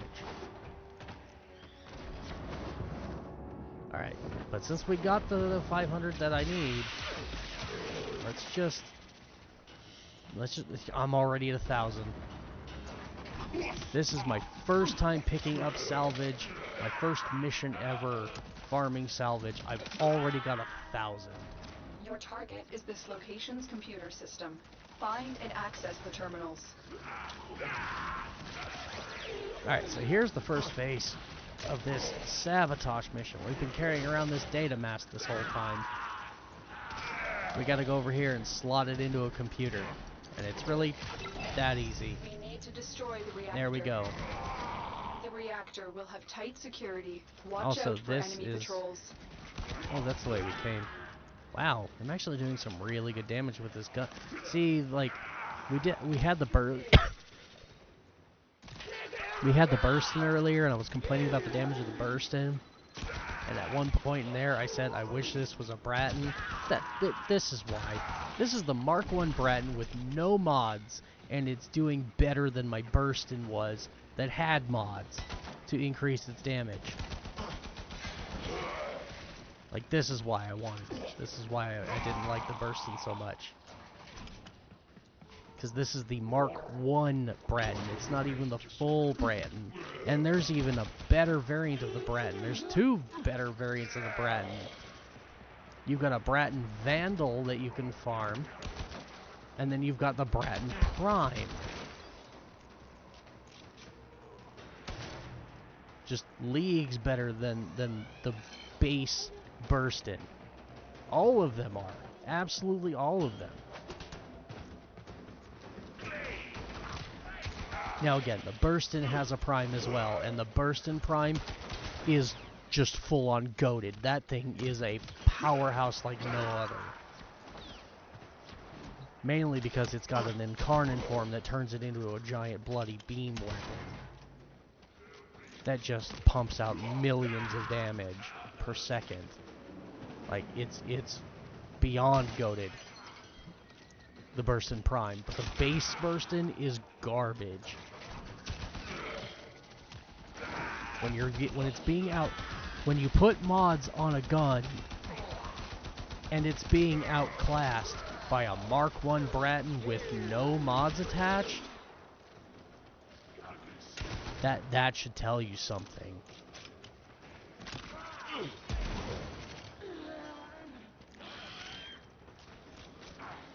Alright, this is a really big map segment with a lot of little intricate spots. We're not going to worry right now about searching them all because I really want to get the Arkwing mission done so that I can call it a night and go get some food. We're already up to 2,000 salvage. Alright. Open the door. This is new. Never had to do that before. Or maybe I did and I just don't remember. I don't know. I've actually done this mission a lot, but I'm almost always like just absent-minded when doing it because it's really easy. We're gonna turn off the security alarms. But yeah, so we slotted in the data terminal, and the only thing left to do. This is kind of like the ship heat death for the Grenier missions and the Corpus missions. So we open this up, and it's got these power rods, and we just gotta do that and smash them all. And now we leave. And just like the others, the ship sabotage and whatnot, there's now a little invisible timer running. We've got 5 minutes to get our ass to the exit, or this goes kablooey and we fail the mission. Mars found.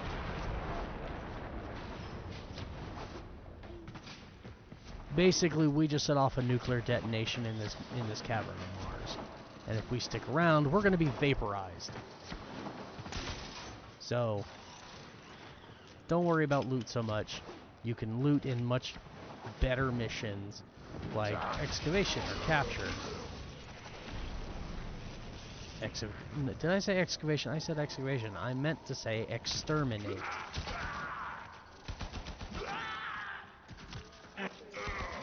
Hell, the assassination would be a better mission to go and farm resources on Mars for.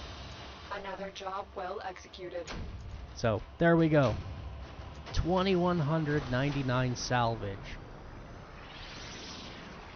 in less than 10 minutes. If you spend a lot of time on Mars. And Mars is not the only place that salvage drops. I think it actually told us. Yeah, Mars, Jupiter, and Sedna. You'll spend a lot of time on Sedna, possibly. Same with Jupiter. Yeah, you'll end up with a lot of salvage. Alright. But we have what we need to finish, finally, the Arkwing.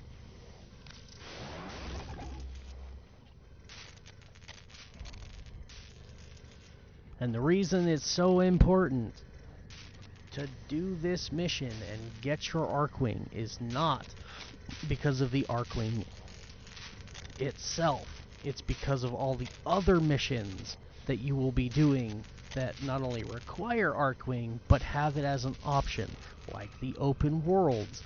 At the end of this mission, I don't know if they've changed it yet or if it's still in the works to change it.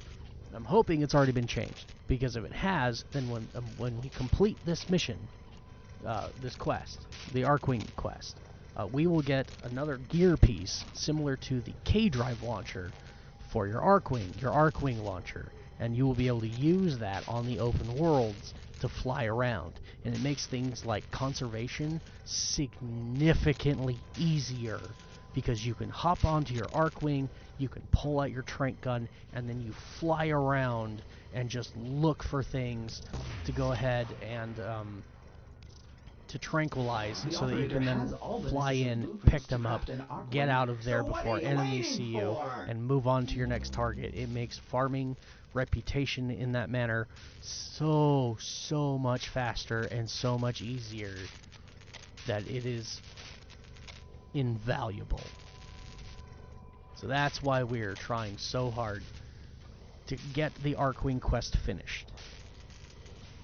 But then also going beyond that, you're going to open up a new mission type later on called Railjack, where you get to pilot a big ship and do missions in space.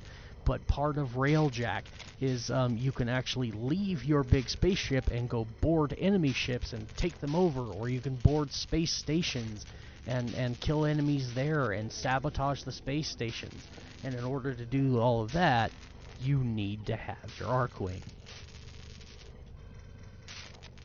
And which Archwing you have does not matter. I think there's 4 different Archwings. The Odonata, the Amisha, the Itzel, and the Elytron. Yeah, so there's 4 Archwings in the game. There we go. Congratulations, you've crafted an Archwing. Now I must commence calibration. And then there's obviously if you want to 372 hours. Oh. If you want to argue semantics, technically there are 5 Archwings because there's also an Odonata Prime. This is an urgent mission. Yeah, this Archwing has a Prime variant. About the location of the Grineer Baylor Fomorians has been located. Raid this ship for intel. We need to know everything they do. Can you stop talking now, please? Yeah, the lore on this really isn't all that important. It's all related to the Archwing, and the Archwing is just meh. But yeah, you've got 4 different Archwing types plus the Prime variant of Odonata. So Amisha is the one that's most commonly used because it just makes you invincible. That's it. End of story. It makes you invincible.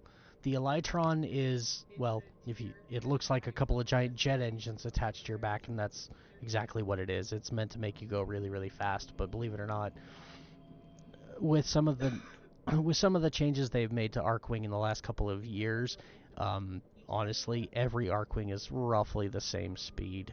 So the Elytron is not really the very best. Its big selling point is it's got a nuke per se. Its 4th ability is you fire a giant missile that gives you off a massive explosion and kills a bunch of enemies. But honestly, being invincible is far more valuable. And then the Itzel, it's all nice and sleek and black because it goes invisible. Which also is really cool. But the downside, though, is that the Itzel is only invisible as long as you're not moving. Which in Archwing, you should be constantly moving. So it's not very useful. So everybody typically goes with either the Amisha or the Odonata Prime. So, but yeah. And then for your various Arc guns, these are the ones I've talked about these before. Some of them you have to farm from various places. Like these have to be farmed from Deimos missions. This one is also on Deimos, but in a different location than the other 2. I don't remember where to get that one because I never farmed it. But the rest of these that you can see up here, you buy the blueprints from the marketplace, and then all of the pieces to actually build them come from the 6 syndicates that we unlocked when we hit Mastery Rank 3. Which is why it's really good to go ahead and do all 6 syndicates and get them all up to rank 5. Because, well, I mean, you don't have to get them to rank 5, I think, in order to get the parts for the guns. I think you only need like rank 2 or 3, which is really good because it's a pain in the ass. But then here's some extra melees. But yeah, it's still worthwhile to get to work on every syndicate because the parts, all of the parts for all of these weapons come from the syndicates. Yeah, giant melee fists, you can punch them to death, is really cool. The best of these weapons is this one, because the giant sword and shield all in one. It just has like the highest, yeah, these stats here. I think these are the highest, 25 and 2. I think that's the highest of everything. So there's 13, 15, 20, 15, 5, yeah, just because of the base crit and damage, the Centaur is the strongest. There's also a variant of the Veritux. It's a giant, just a sword. There's a variant to it called the Prisma Veritux that it actually comes from Baro Katir, which we talked about earlier today, the Void Trader. And in addition to that, there is also a variant of this gun too, called the Imperator Vandal. Now that does not come from the Void Trader. That comes from a special event that drops every now and then, which requires Archwing called the Fomorian Invasion. And we haven't even unlocked, like... Oh, there it is, right there. So yeah. So we have... Ooh. Hi. Okay, we'll focus on that in a moment. Back to what I was talking about. You can see this. These are two separate events that come based on progression. There are these missions in the game called invasion type missions where, excuse me, sorry about that, where Corpus will invade Grenier, Grenier will invade Corpus, and every now and then, like this one, Infested will invade everyone. And specifically the Corpus and the Grenier ones, when you go into those invasion missions, you have to pick a side. You can either fight on the side of the Grenier, or you can fight on the side of the Corpus. And depending on the side you pick, depends on the reward you get and the mission type that you do. But by completing those missions, it adds progress to these bars. When you do more Grenier missions, you'll get this, the Fomorian Invasion, which drops this big thing. And this is an Archwing-based mission. And the Corpus side is a boss similar to the Venus Assassination, the Jackal, only it's called the Razorback Armada, where you'll have to go in and fight this thing. Now, when these appear, we're going to get a piece of mail, and we already have for the Razorbacks, so we'll be getting the Fomorian one very soon. They'll give us a blueprint for a specific resource that we need to go and farm to build this special item. For the Razorbacks, it was a cipher, a special cipher. For the Fomorians, I forget the name of the item, but it's a gear item that you have to equip into your gear wheel in order to actually do the mission. And then when you get into the mission, you'll fly in, and it's got a couple of phases of low mob enemies, and we will be doing this mission, by the way, so don't worry. If this is all I'm describing right now going over your head, I'm just being nostalgic at the moment, because I've done it several times, and it's quite fun. In fact, we'll actually see a Fomorian in this next mission, so let me talk about it while we do the mission. But you'll fly into the Fomorian directly, like it's got some gaps in it. The Fomorian is just a giant super mega Grenier ship with really big guns, and they're very strong, and they're talked about almost like they're sentient, but I don't think they are. But yeah, you equip this Fomorian, it's called the Disruptor, Fomorian Disruptor. You get in there, the Fomorian is virtually invincible unless you use this Disruptor. You have to have it equipped in order to even do the mission in the first place. But then once you use it, you have like a limited time window to just do damage to the Fomorian until it basically explodes. And your rewards that you get are kind of based on how much damage you deal to the Fomorian. Usually the event has a damage counter, and you can do it multiple times, and the damage from each mission will accumulate in total, I think. Consider our contract cancelled. This is a hostile takeover. He's just talking smack.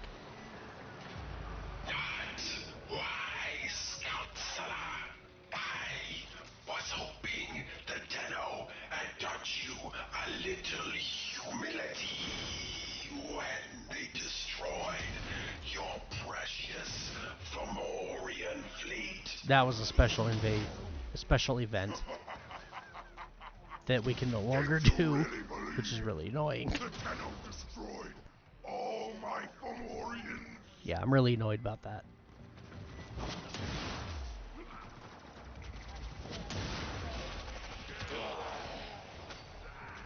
Yeah, DE has this unfortunate habit of releasing limited time events, one-time playable events that actually have lore in them that has a significant Stay impact focused. on the There's a game. heavy unit approaching.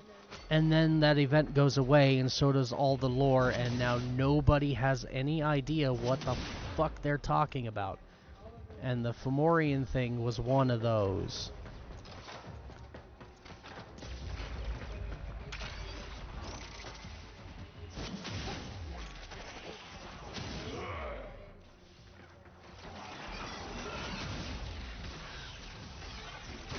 Go away. But yeah, the Fomorian thing was one of those. It was a limited time event where they brought it in, and you got to do like a special activity, and you got a special reward at the end for completing the activities. But it also brought lore, and it made changes to the overall game based on the outcome of the event. And then they took it away, and there's nothing in game to explain what happened other than maybe a couple of codex lore entries, maybe, that nobody wants to read because we don't play this looter shooter so that we can read a book. So yeah, so more or less that lore is just lost. And they're not going to bring it back at anytime soon because it was a one-time limited event. Honestly, I really think they should. I think they should go back to some of those earlier events. It would be a really good way to introduce players to some of the newer systems in the game, as well as bringing back that lore. Is they should revamp those and turn them into mini quests, much like the Arkwing quest ship here. integrity will not permit extraction at this time. But I don't think they ever will.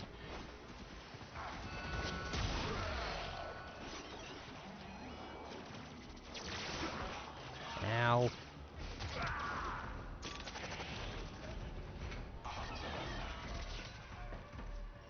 Oh, wow. The ship's falling apart. Right, okay. Anyways, and now there's Grineer on board. Yeah, that's kind of what Invasion missions are like. Because you're on a Corpus map fighting some Grineer, or you'll end up on a Grineer map fighting Corpus, and then halfway through it'll switch. Like, you'll go through this transition tile, actually, where you'll switch from a Grineer ship to a Corpus ship, or from a Corpus base to a Grineer base, or vice versa, and the whole map changes. It's really cool. The invasion missions are actually really cool to play. There's a heavy unit approaching. And they give you some decent rewards, because typically they bring you things like some special craftable resources, things like detonite injectors and mutagen masses, and there's another one, field run. Those three are craftable resources that you need to build some stuff. And typically the way to do it is you research the blueprints in your dojo, and then you have to build them, and each blueprint takes 12 hours to build. Or, alternatively, you can go do invasion missions, and at the end of the invasion mission's lifespan, it'll reward you with 3 of each of those resources. Significantly faster. But there are also several weapons that are piecemeal in the invasion missions that are worth collecting. So yeah, invasion missions are fun. And then of course, as you're doing them, you have the ability to summon either the Corpus or the Grineer assassins. Either the Grustrag 3 from the Corpus, or the assassin has what's it called? It's basic Zanuka, that's the name. It's called Zanuka. It's basically another robot dog like the Jackal, but smaller. And when you kill that thing, B to dash? No. C to dash. Thank you. Oh, I guess I can press B to dash, but no, I'm gonna use C. But yeah, when you kill the assassins, they give you parts for weapons as well. That Zeppelin just engaged an energy net. You're And stuck it's in here already until it's destroyed. Energy We're going net to deploy our dissipated. front Keep forward moving. shield. Operator, the Archwing is performing beyond expectations. I suppose my calibration So yeah, process was the not necessary Zanuka after all. hyena, it is. It's like a robot hyena again. It's like a smaller version of the Stay jackal. focused. There's a heavy unit That approaching. brings you, that gives you parts of the Detron, which is a secondary, again, it's like a shotgun, but it's an energy-based shotgun. It's pretty fun. Uh-oh. But then let's see, the Grustag 3, they give you the Brack, which I've mentioned Energy net. before. You're stuck in here until you take out that Zeppelin. And, yeah, it's really fun, really cool. You need to go away. Tenno, you have to keep moving. The net is down. Get There we going. go. So yeah, our goal right now is to just destroy these, because periodically they're still popping up and trapping us. We're trying to get there. The Fomorians' As weapons fast are as we can. designed to destroy capital ships. Don't let them hit your Warframe. Oh. Okay, we made it, and then the goalpost changed. That is a Fomorian. So, there you go. That is a Fomorian. And we have a mission where we get to go and we get to kill that thing using our Arcwing. You're almost through the debris field. Just I a was little through bit the further. debris field. I got all the way through the debris field only for you to move the goalpost and turn around and send me back the other direction. Like, hello?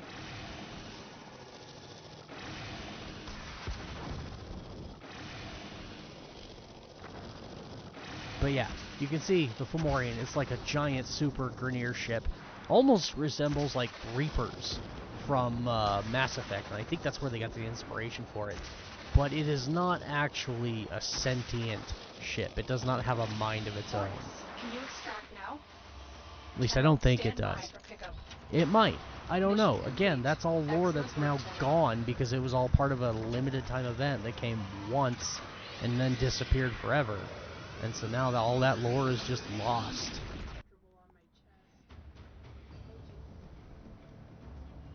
But there we go. Arcwing is done. We now have the tools to take on Vahek and his Valor Fomorians. His arsenal is Arcwing growing, but launcher so segment. are ours. Yes! There are more Arcwing designs and more weapons. Together we will take to the skies and confront this new threat. Now you have built an Arcwing of your very own. Ordis can finally dust off this unused Arcwing launcher segment. With an Arcwing launcher built and equipped on the gear wheel, the operator will be able to use it in open areas. Take to the skies, operator Ordis. These are... Yes! Oh, I'm so glad to see that. And we got the Plexus. That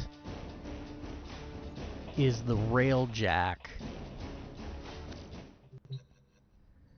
The Plexus goes over here. I don't know why it's not there yet. Maybe. Ah, yes. Install segment. Arcwing launcher. What?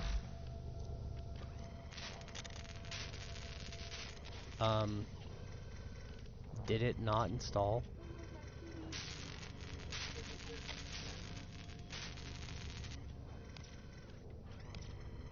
I pushed the button that said Arcwing, install Arcwing launcher, and then it was a pop-up, and I didn't read the pop-up. Operator, Ordis has been interfacing Oops. with the Foundry's AI Well, presets. best way to find you out. Could say we forged Come here. a new connection. Gear. There. It's not here.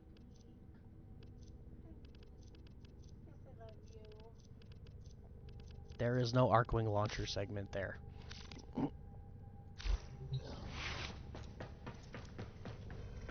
And... oh, there it is.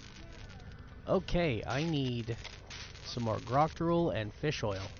Crap, I sold all my fish oil to get the Prime mod.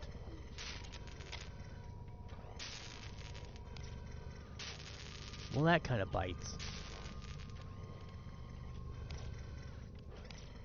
Okay, okay. But where is it here? Oh, it's going to be in gear. Duh. There it is. 30 minutes to build once I have all the resources. So I need to go get another 19 grok drool, not hard, and 30 fish oil, also not hard. Alright, I'm gonna do it.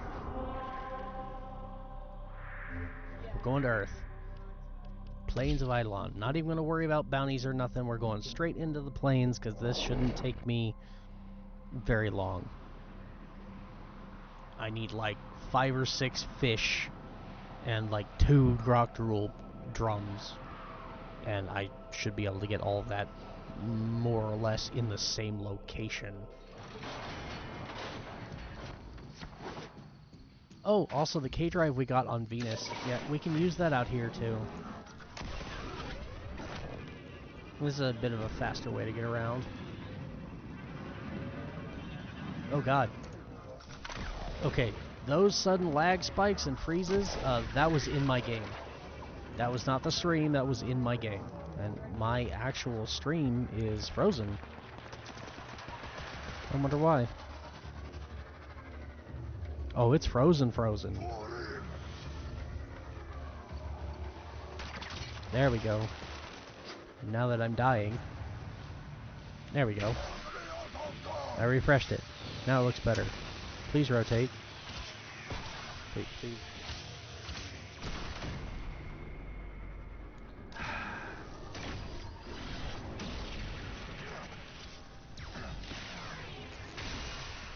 Go away. I'm trying to do a thing. Rotate the screen, please, phone. Thank you. Oh my god. Rotate. Ugh. Okay, my phone is vertical. I hit the button to rotate. It switches to horizontal. And then immediately goes right back. What the hell? Alright, I'm restarting the Twitch app. I don't care about him. He's annoying, but he can't do enough damage to actually hurt me. There. Now will you work? Rotate. Thank you. Good grief. That was ridiculously unnecessary. Alright, we're gonna come over here. Finish killing off some Grenier idiots.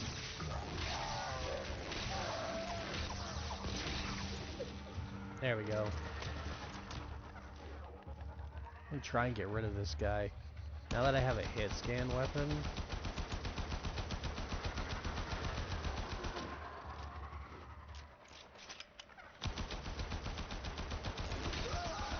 There we go.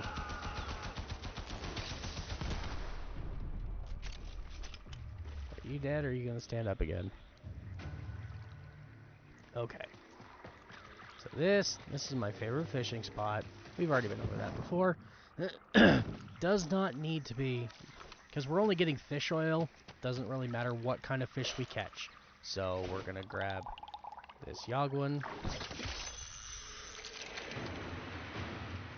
There's another one. Come on. Ugh, my aim is so bad right now. Are there any other fish? It's literally just that one. Oh, hey, there's a coot coot. Nice.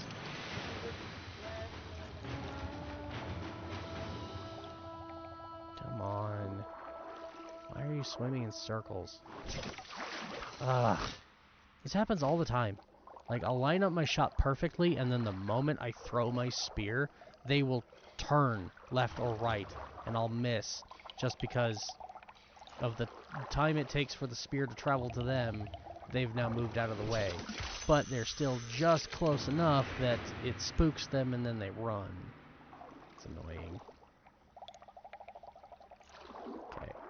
Slow down. Oh my god, he's fast, little bastard. Oh, there's one. Another Yoggler. Look at how fast they are. Holy crap. Like, that's not spooked. That's just normal swimming. Good grief. Or maybe it's just perma-spooked. I don't know. It's moving really fast, and I don't want to be bothered. Okay, we got 3. That large Coot is going to be nice, because that should give us some good fish oil. There's another one. This one's moving around really fast, too. What's going on? Why are all the fish suddenly going hyper mode? Ludicrous speed, go! Anybody else see the announcement for the new Spaceballs 2? Anybody else excited for it? Because I sure as hell am. Love the first Spaceballs. My only disappointment in the announcement is that it's in 2027. I gotta wait 2 years for it. I don't want to wait 2 years for it. I want it to come out now. I want them to have been working on it for 2 years, and then they just shadow dropped. Oh, by the way, it'll be in theaters in like a couple of months.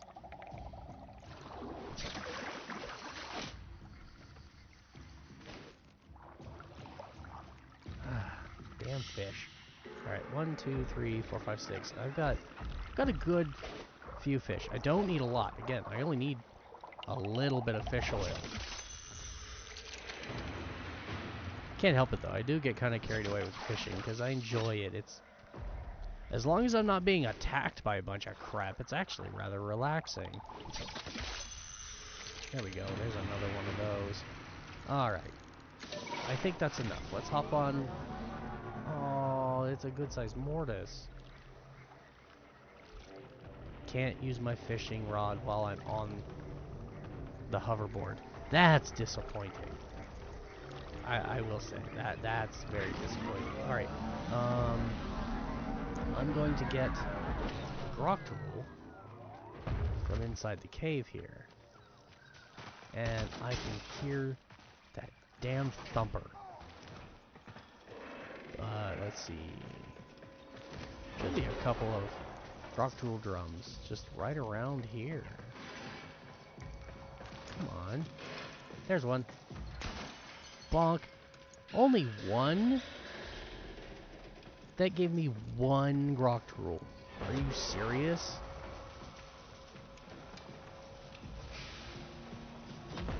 That's pathetic. 1. Oh my god. And I said I needed how much? Was it 19? I think it was 19. I had 31, I needed 50. So, yeah. 31 plus 9 is 40, and then 40 to 50 is... Yeah, I needed 19.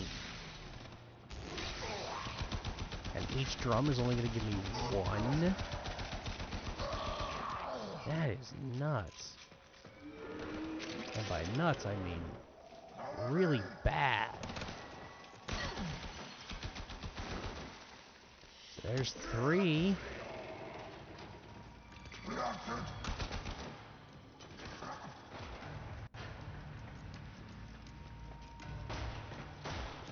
This is going to take longer than I thought. I didn't realize the Groctool drums only gave you 1 apiece. I knew they didn't give you, like, a ton. I know it wasn't going to be like the salvage where I was getting 100 with every drop. But 1? No, you're not getting away. Your cold Exum is being frozen in place. That's hilarious.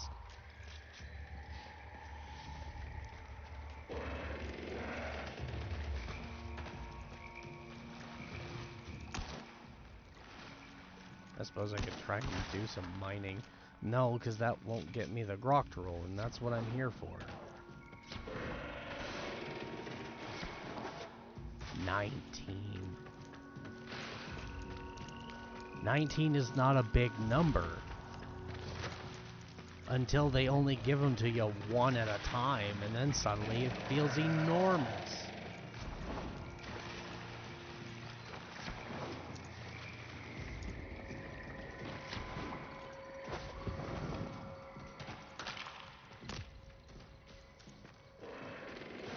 Come on, I could have swore there was more. Oh, come on! I've destroyed those in a single shock before. Oh, here's one. Is there another over here by chance? No. Damn it. That's only 4. That means I still need 15 more. Oh my god.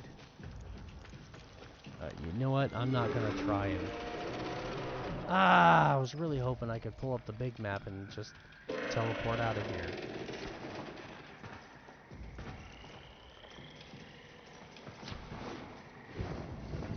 I get lost in these caves all the time. This one, not quite so much. But it's only because I've been in it so many times. I more or less know where the exit is. But in this specific cave, if you ever do get lost, just follow the yellow pipe. It'll take you right to the exit.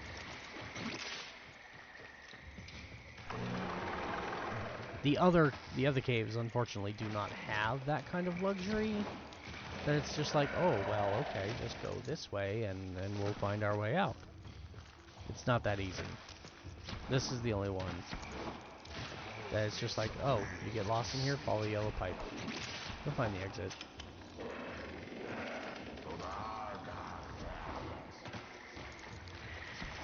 Now, don't do what I just did and start following it around in a circle.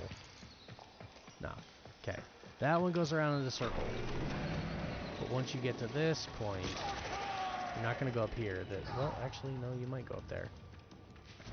Yeah. I mean, you can. This is not the way out. But this is how you explore these. There's this big open area up here that you can come and look, and there's mining nodes and maybe some loot.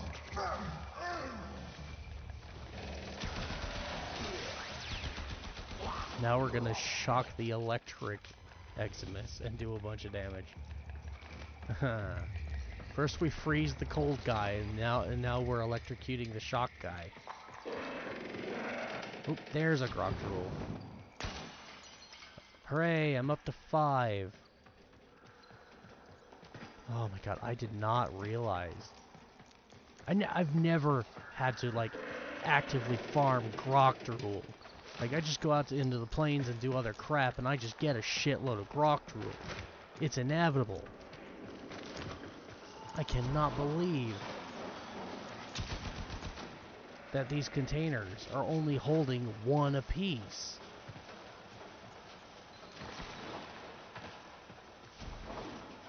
That is bad. That is really bad. And that stupid thumper is still on top of my head. And I still have no mods on my Braden. Damn it, I just want to finish my Arkham Warframe segment. Go away. I'm annoyed enough already. This was not supposed to be difficult to go get the Groctorul necessary. Oh my god, like I said, he's right on top of my damn head.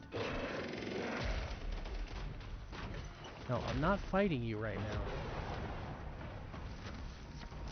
There's a chance he'll drop some Groctorul, but it's only a chance. There's a lot of different loot that he has, and all of it is randomized.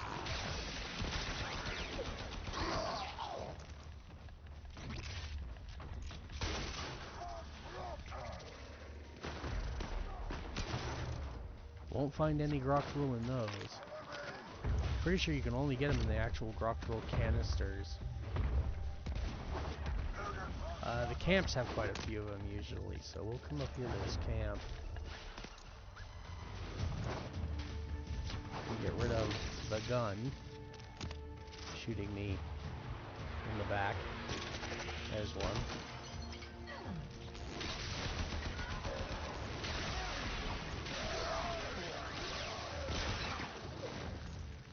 There's some more. Yeah, this is the best way to get Groktrul, is just come up to the Grineer camps, kill everybody. There's usually quite a few canisters, 3 or 4 per camp. And then of course you leave the camp, go to another camp, loot that one, and then come back to this one, and all of the loot will have respawned. So you can loot it all again. There's a Groktrul. What are we up to now? 9. Okay. We needed 19, so we just 10 more. 10 more canisters. Oh my god. And you need to just die.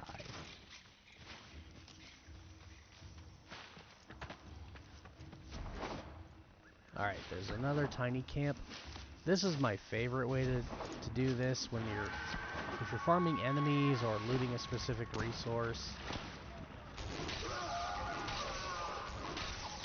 Go ahead and get rid of those.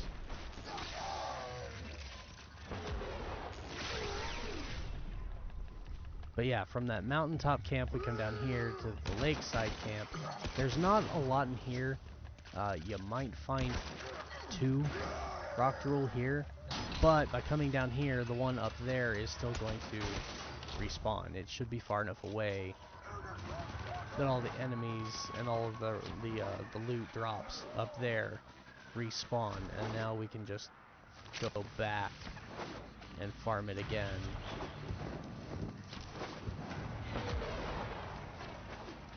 And then, of course, at the base of the mountain on the other side, there's another little tiny camp, like that one there at the side of the lake. Oh, would you look at that? It's still empty, so I guess maybe it wasn't far enough. Can you please die? I don't need you shooting me in the back. Oh, there's a canister, I forgot. Nice, that should put me at 10. Oh, I'm at 12. Even better. I need 7.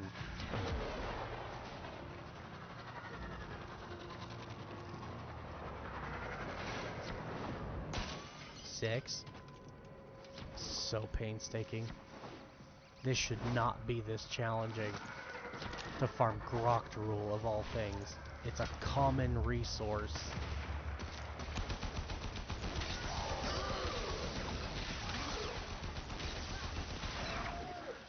Damn it, it still hit me.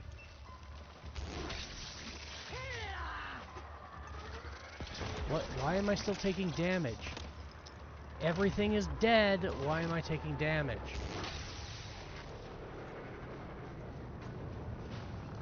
And a lot of damage.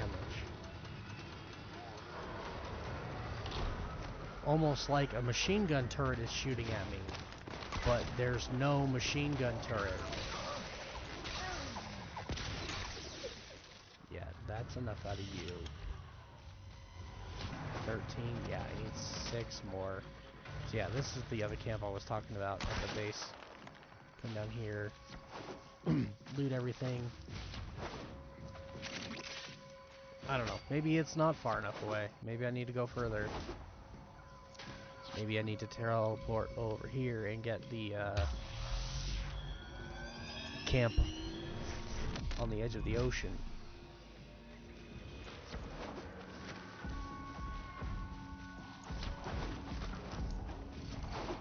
I can't believe I'm having to actually do a lot of farming for Groktrul. This is so pathetic. Oh, I just passed through an entire horde of enemies, and yet I don't see anyone. Yeah, to hell with that.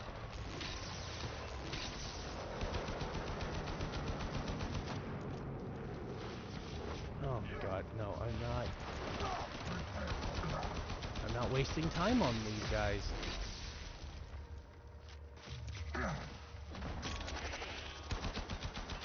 I say as I continue to kill them. That's why. He's trying to... Yeah. Okay. Nope. I don't care about you, Thumpy.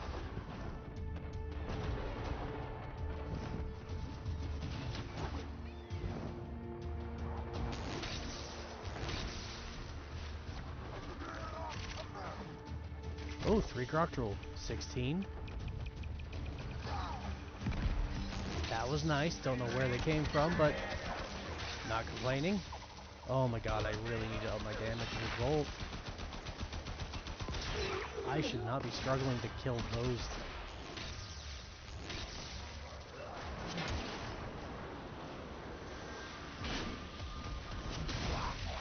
That's enough.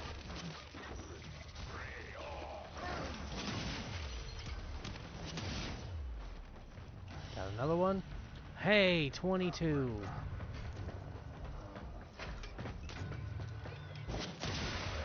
Never thought I'd be excited to see 22 Groctrol. Now we're at 25. See, that's what I mean. Like that. I should not be having to farm for Groctrol. It should just kind of... I should just kill things and run around the plains and it just magically appears in my inventory. Because it's that common of a resource. It's so silly that I had to actually go out and exert effort to farm Groctrol. But we're done. We've got everything I need now.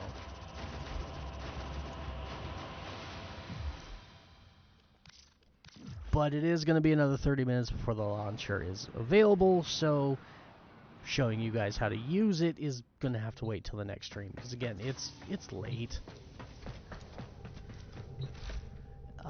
And I haven't eaten today. At least I haven't eaten in quite some time. So, gear. There we go. Oh, I forgot to go convert the fish oil. Okay, well still. I'm going to go do that, and then we'll get this building, and by the time the next stream starts, it will most definitely be done. So I'm going to go ahead and call it a night there, because I want to kind of give my voice a rest, for one, and for two, I'm hungry. I want to go get some dinner. So, thanks for joining me, everybody. It was a blast today. We had some good viewers, no less. And the stream quality is phenomenal now that I've made some changes. So, I'm really glad that I was able to get in and do that. And we were able to talk about Barrow-Katir, and we've got ourselves a puppy now.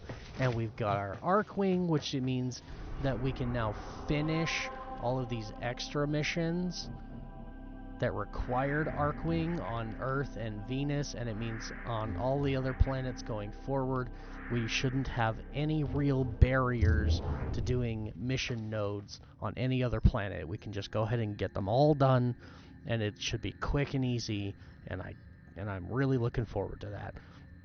So in the next mission, we are definitely going to finish doing the missions on Earth, Venus, Mercury, and Mars, and we're going to continue to our way up on the star chart there.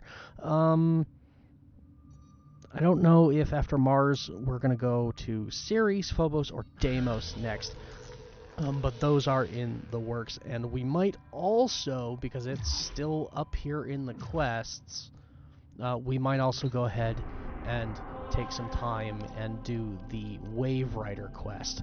Now, doing this is not going to give us anything special other than the blueprint for Yoreli. Once we have that, it's still going to be a very long time before we get Yoreli, because again, we have to farm her parts. We have to research her parts in the clan dojo via a special research lab. I think it's called the Bash Lab. But we have to, yeah, we've got to do work in our dojo before we'll have access to Yoreli. But doing this quest will give us our blueprint at the very least, and it'll get it out of our list of quests. We also have one other quest that I can do, like, immediately, that we can probably do on the next stream, because all it requires for us to actually start it is to go to any relay and talk to Darvo. So, if you guys remember Darvo from the opening quest of the game. So yeah, we might do that one too. That one's going to unlock a special weekly quest that we can do that will give us specters to summon a very special Grineer companion named Clem. So we might just do that next broadcast as well. But we'll also be finishing all of the nodes on Earth, Venus, and Mercury to just knock them out and be done, and we can just move on our way up the star chart so that we can get to some of the more important quests. So that's what we have to look forward to, and I hope you guys will join me for it. So thank you very much. If you didn't catch part of the stream here today, remember I do upload these over onto my YouTube channel, and you'll find a link to that below. So go on over there and give me a subscribe if this is something you want to see from start to finish. I have all of the archived parts. This is part 5, so 1 through 4 are already up on my YouTube channel. You can go and watch them. Again, they are kind of poor quality because I had to do some tweaking to my stream settings that I didn't know how to do before this stream. But now it's all nice and crystal clear. So those ones, they're more of an auditory thing. So definitely, if you're gonna go watch them to catch up, kind of just put them on the side and listen to them while you play the game, play Warframe or play a different game. But they are there, and you can enjoy them. And there's some good information specifically in those, so I definitely encourage that. And if you are watching this on YouTube right now and you would like to catch me live on Twitch and actually interact with me while we're going through this, you'll find a link to my Twitch in the description of this Twitch VOD. You can come on over, give me a follow, and say hi, and I would love to see you and answer any questions that you might have, or listen to any insight that you might want to share if you're a veteran player. So give that a chance, give that a consideration, and otherwise just thank you for watching, everybody. I will see you all in the next broadcast. I'm gonna go have some dinner now. Alright, bye everybody.